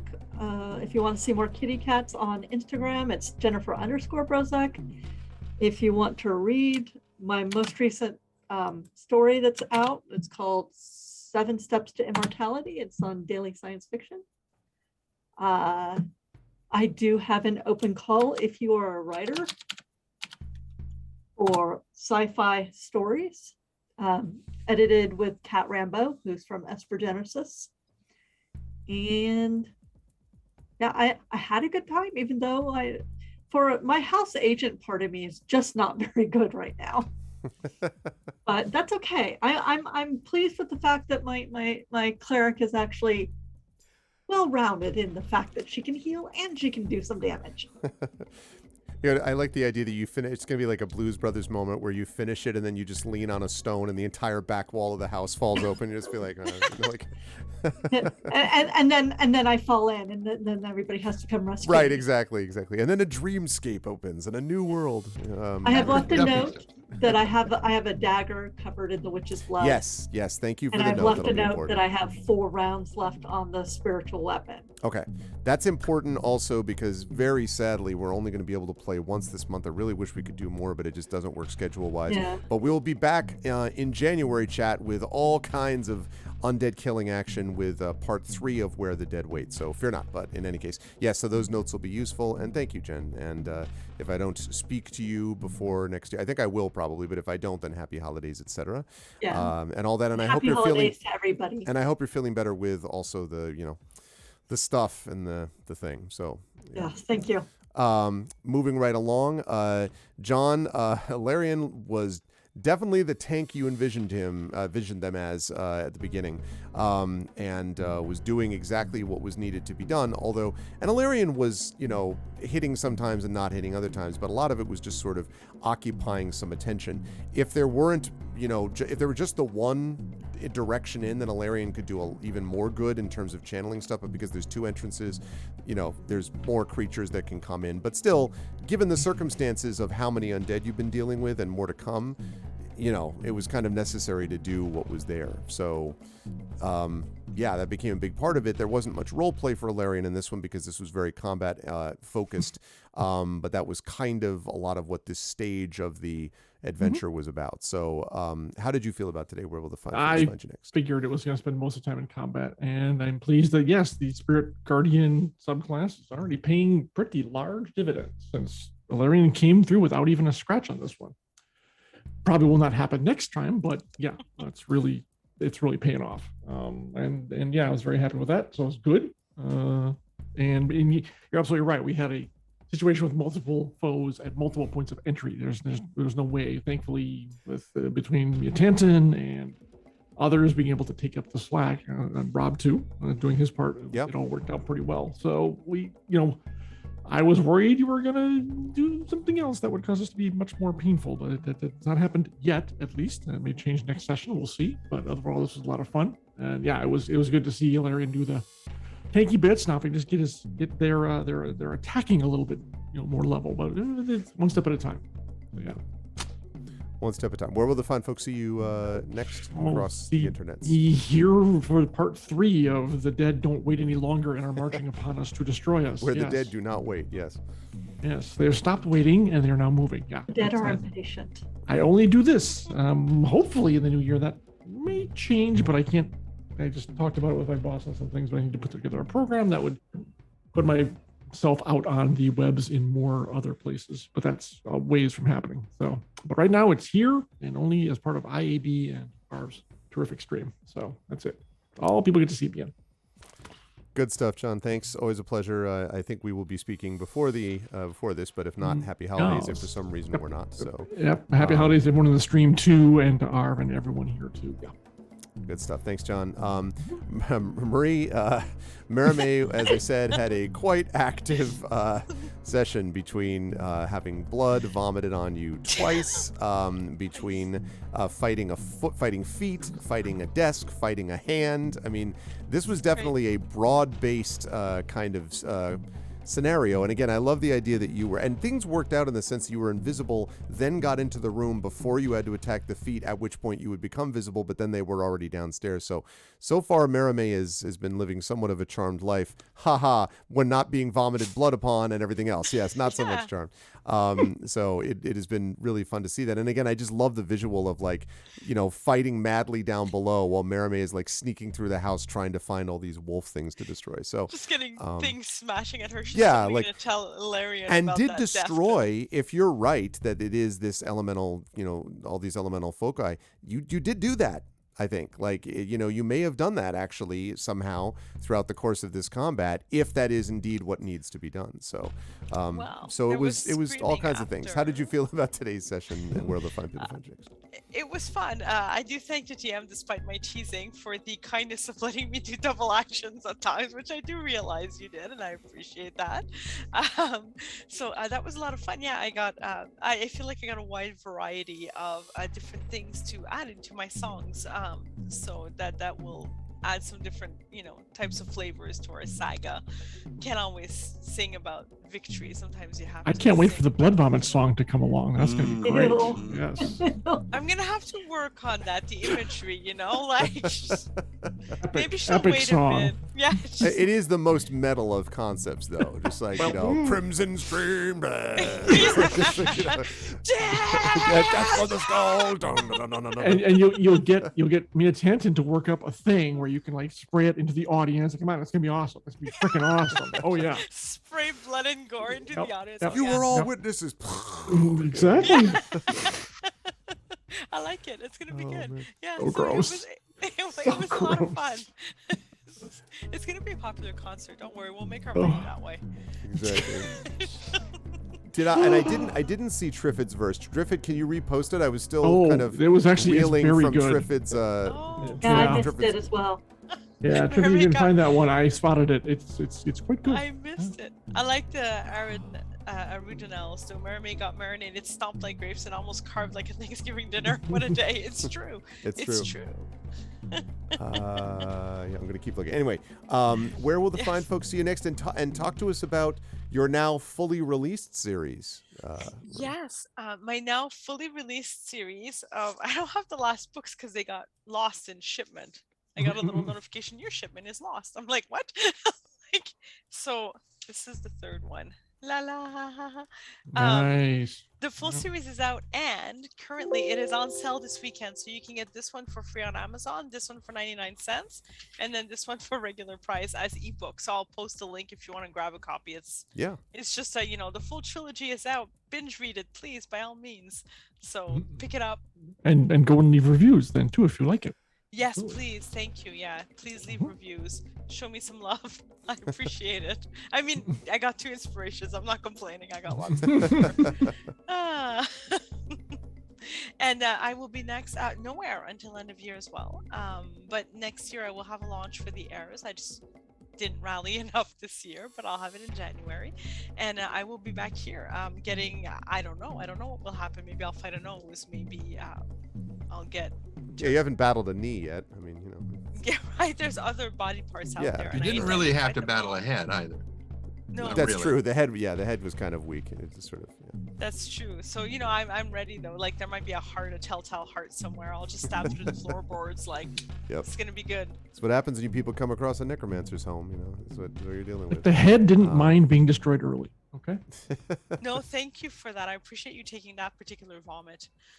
I got the rest, so don't you worry. I was just ahead of the curve. That's all.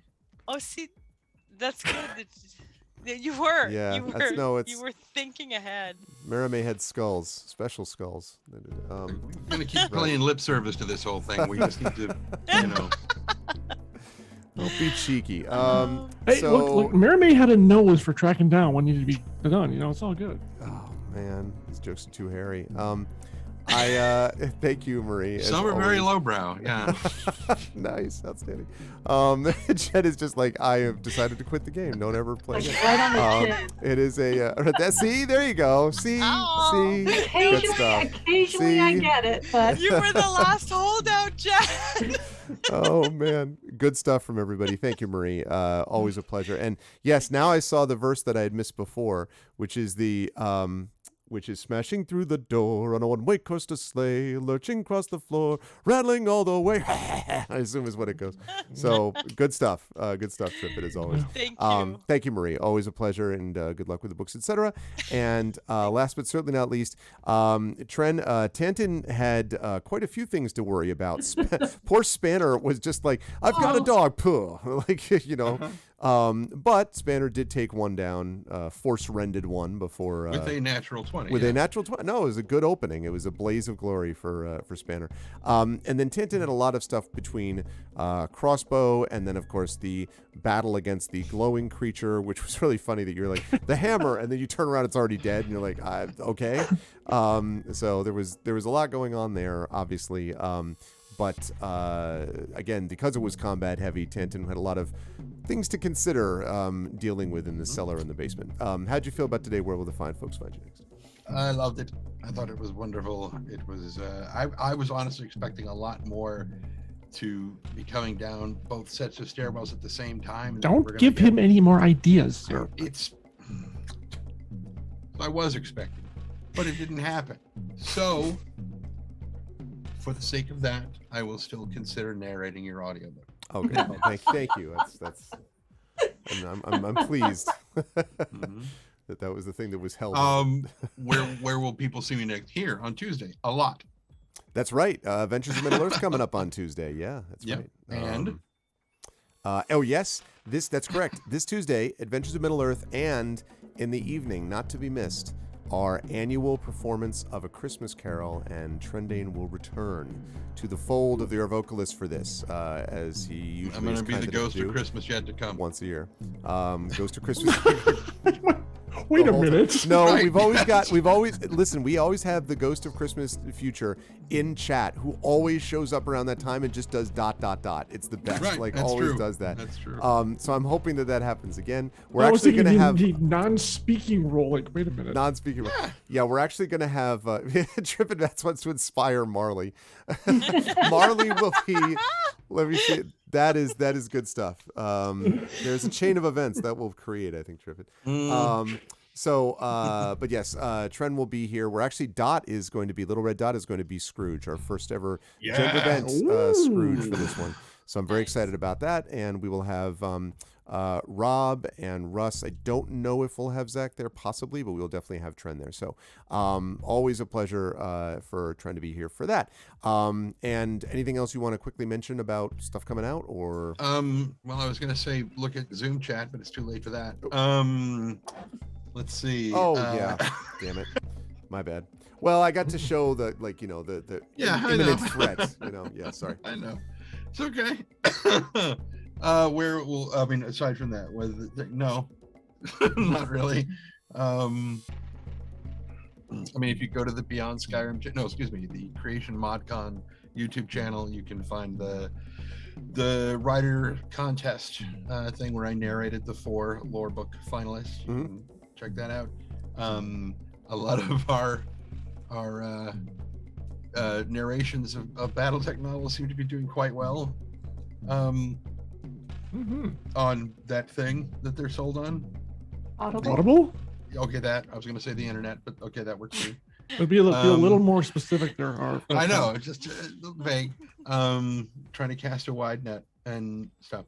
So yeah, and then aside from that, you can still go back and go to Pseudopod and listen to Licking Roadkill, which I did. Came out the day after Thanksgiving, even though the story takes place the day before Thanksgiving. So whatever. Close. A holiday. Close enough. Yeah, the holiday season. Yeah. As for speaking of holidays, I really don't give a damn about holidays at all, other than the Samhain. Halloween is just that is my holiday because I'm a werewolf lover in so many interpretations. But anyway, the yeah, that's pretty much it. He likens the thropes. All right, I'm sorry. I just Oh, it was don't right even. there. Don't even. I had to just one more on the way out the door. Look, I'm a furry. I will start breaking out jokes you don't want on your channel. No, that's true. That's true. Right, you're not over there anymore. You're up there now. See that exactly. You were yelling at my Patreon amount. So right. But always which is great... too woo. Which no, it's not too woo. It's just too woo. Always a pleasure to have the wonderful Infinity and Beyond crew. I will see them in various contexts over the next month, but in particular this group I will see return here in the new year in the next month as we continue with Oracle of War Part 3. And by the way, if they survive this part, remember that Where the Dead Wait is Part 3 overall of the Oracle of War. And if they get past it, they'll be moving into the last quarter, the last portion of Season 1 of Eberron Oracle of War. So just keep that in mind. That is coming sooner rather than later. Especially if you still have hero points. Yeah. That's a good question. We will see whether there are any left at that point. But always a great pleasure. Thank you so much to the wonderful crew. Chat, can we get some love for Trending Sparks, Marie Bilodeau, John Helfers, Jennifer Brozek, and Darkside Rob. Players, as always, thank you so much. Happy holidays. I'll see you folks soon. Bye, everybody. Bye for now. Happy holidays. All right. Again, very good stuff, everyone. Combat heavy. Obviously, I knew that this was going to be. That's the nature of this particular adventure, was a lot of combat. But there's going to be a lot of role-playing coming in this session. So in this adventure, not this particular section of it, but as we move down the line, a lot of role-playing and intrigue more to come. So fear not, that stuff is on the way. But having said that, the time has come. He said, there we go. But the time has come for us to wrap up for the evening. This was a great session. I really enjoyed it. I enjoyed watching the players work through this. And again, I love visuals. So I love the image of, Marie Merime frantically like searching through the cottage, trying to find this stuff as they're all just like, attacking all these undead waves. So very, very good stuff. We are going to do a raid today, I do want to say. And the way that we do raids here is actually quite simple. If you have not done so already or know about it already, if you are not a sub, you do this. The Arvanauts have landed, followed by Twitch raid. Lowercase Twitch, uppercase R, lowercase AID. And if you are a sub, you're going to do this. Sorry, you live suing as always. Arvany Hype, and then the Arvanauts have landed. We got Twitch Grade, we got Arvany Roar, Arvany Woe, Arvany Witch, Arvany Smug, Arvany Blown, Arvany Love, all the Arvanys when you are brought over automagically to the place that we are going to raid next. And let's see. Who have I got here that I'm going to raid? I think I've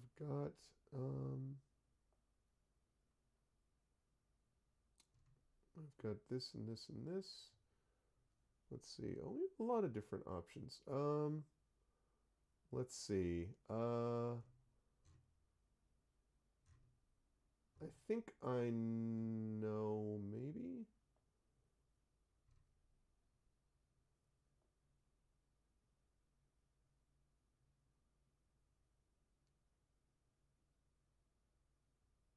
All right, hang on one second. Let me just double check here and see.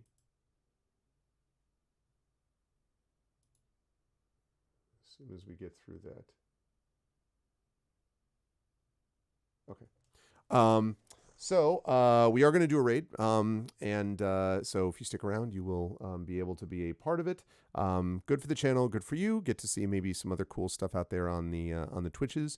So definitely stick around for that raid. If you like what you saw and heard today, please make sure to follow the channel. Please check out our YouTube at !ArvTube. Please subscribe to me over there because that really does make a difference, and is very greatly appreciated. Hold on a second.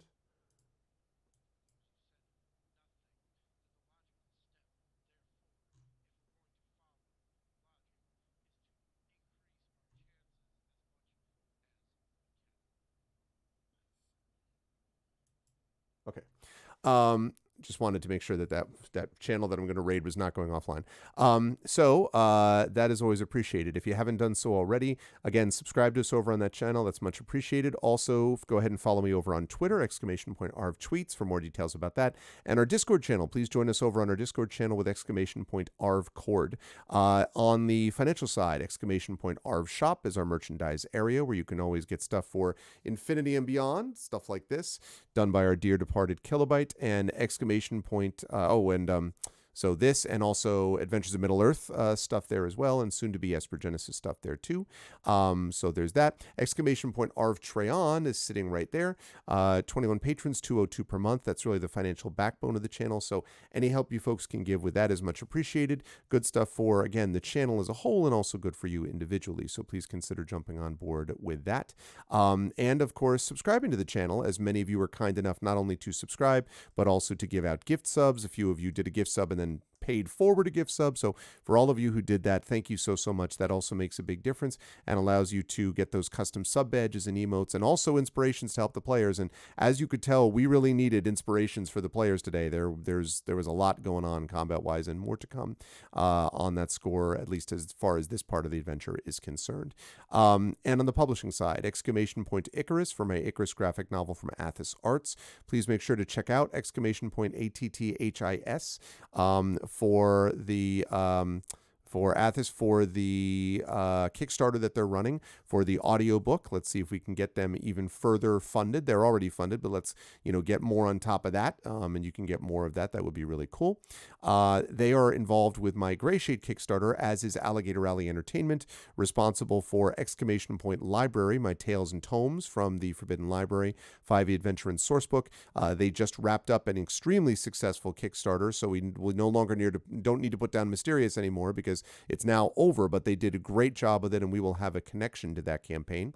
And both Alligator Alley and Athos Arts will be responsible for putting together parts of my Greyshade Kickstarter, Greyshade KS, which again is the Greyshade Kickstarter, which I'm very excited to talk more about soon. The game I thought I was demoing that was connected to that, turns out I'm not demoing because the person involved was ill, but I'm going to be demoing it later this month. So again, more details about that and the books being released and all that coming soon. And finally, as always, BLM, Black Lives Matter, very important to affirm and assert the significance of Black lives, and Help Now, which is the World Health Organization page on suicide prevention. Very important to reach out to others when you need help, and to reach out to others when you need help, and to reach out to others when they need help as well.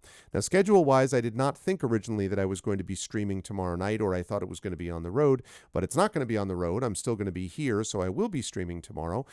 Probably the Saboteur is my best guess right now, but we'll see. And then Sunday, we've got some Blades in the Dark action coming at you with Brandon O'Brien and the rest of the amazing Shadow crew of Yoi Gawain Lin, of Iori Kusano, of Valerie Valdez, and of Michael Underwood. So you'll definitely want to stop by and check out for more of that awesome stream.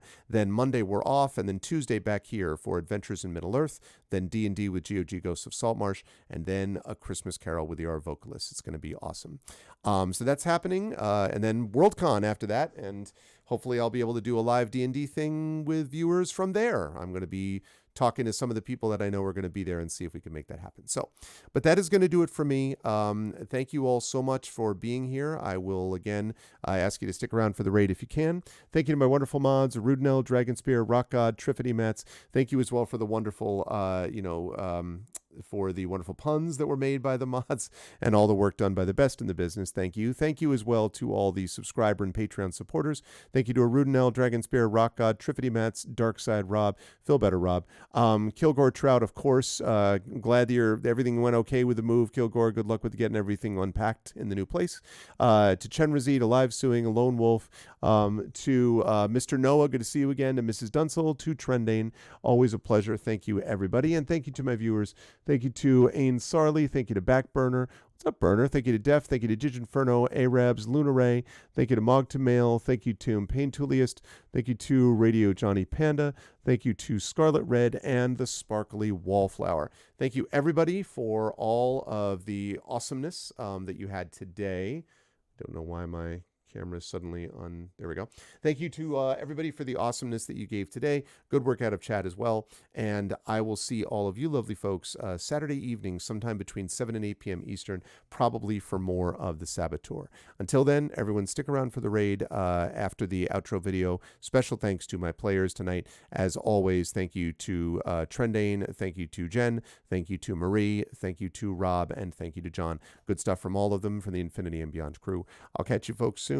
And until then, everyone, please be good to each other. And I'll catch you folks soon. Have a good night.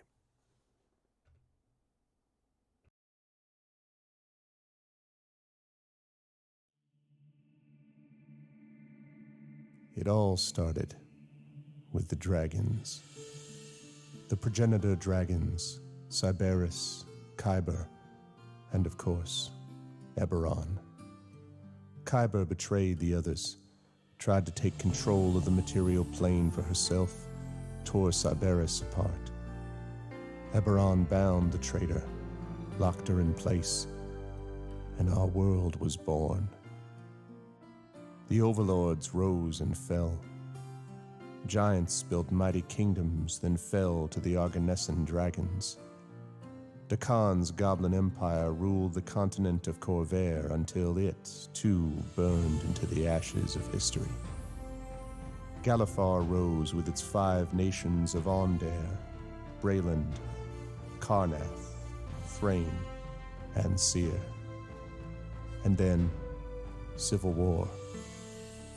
The last war. For 100 years the war raged, until one day all of Seer was consumed in a magical cataclysm. They called it the Morning. When the dust settled, all that was left was an uneasy peace, shattered lives, and what was left of Seer. They called that the Mournland. We call it the Gray. So much for history. What we got now is the present, and a group of people trying to survive. Here, in a salvage outpost called Salvation.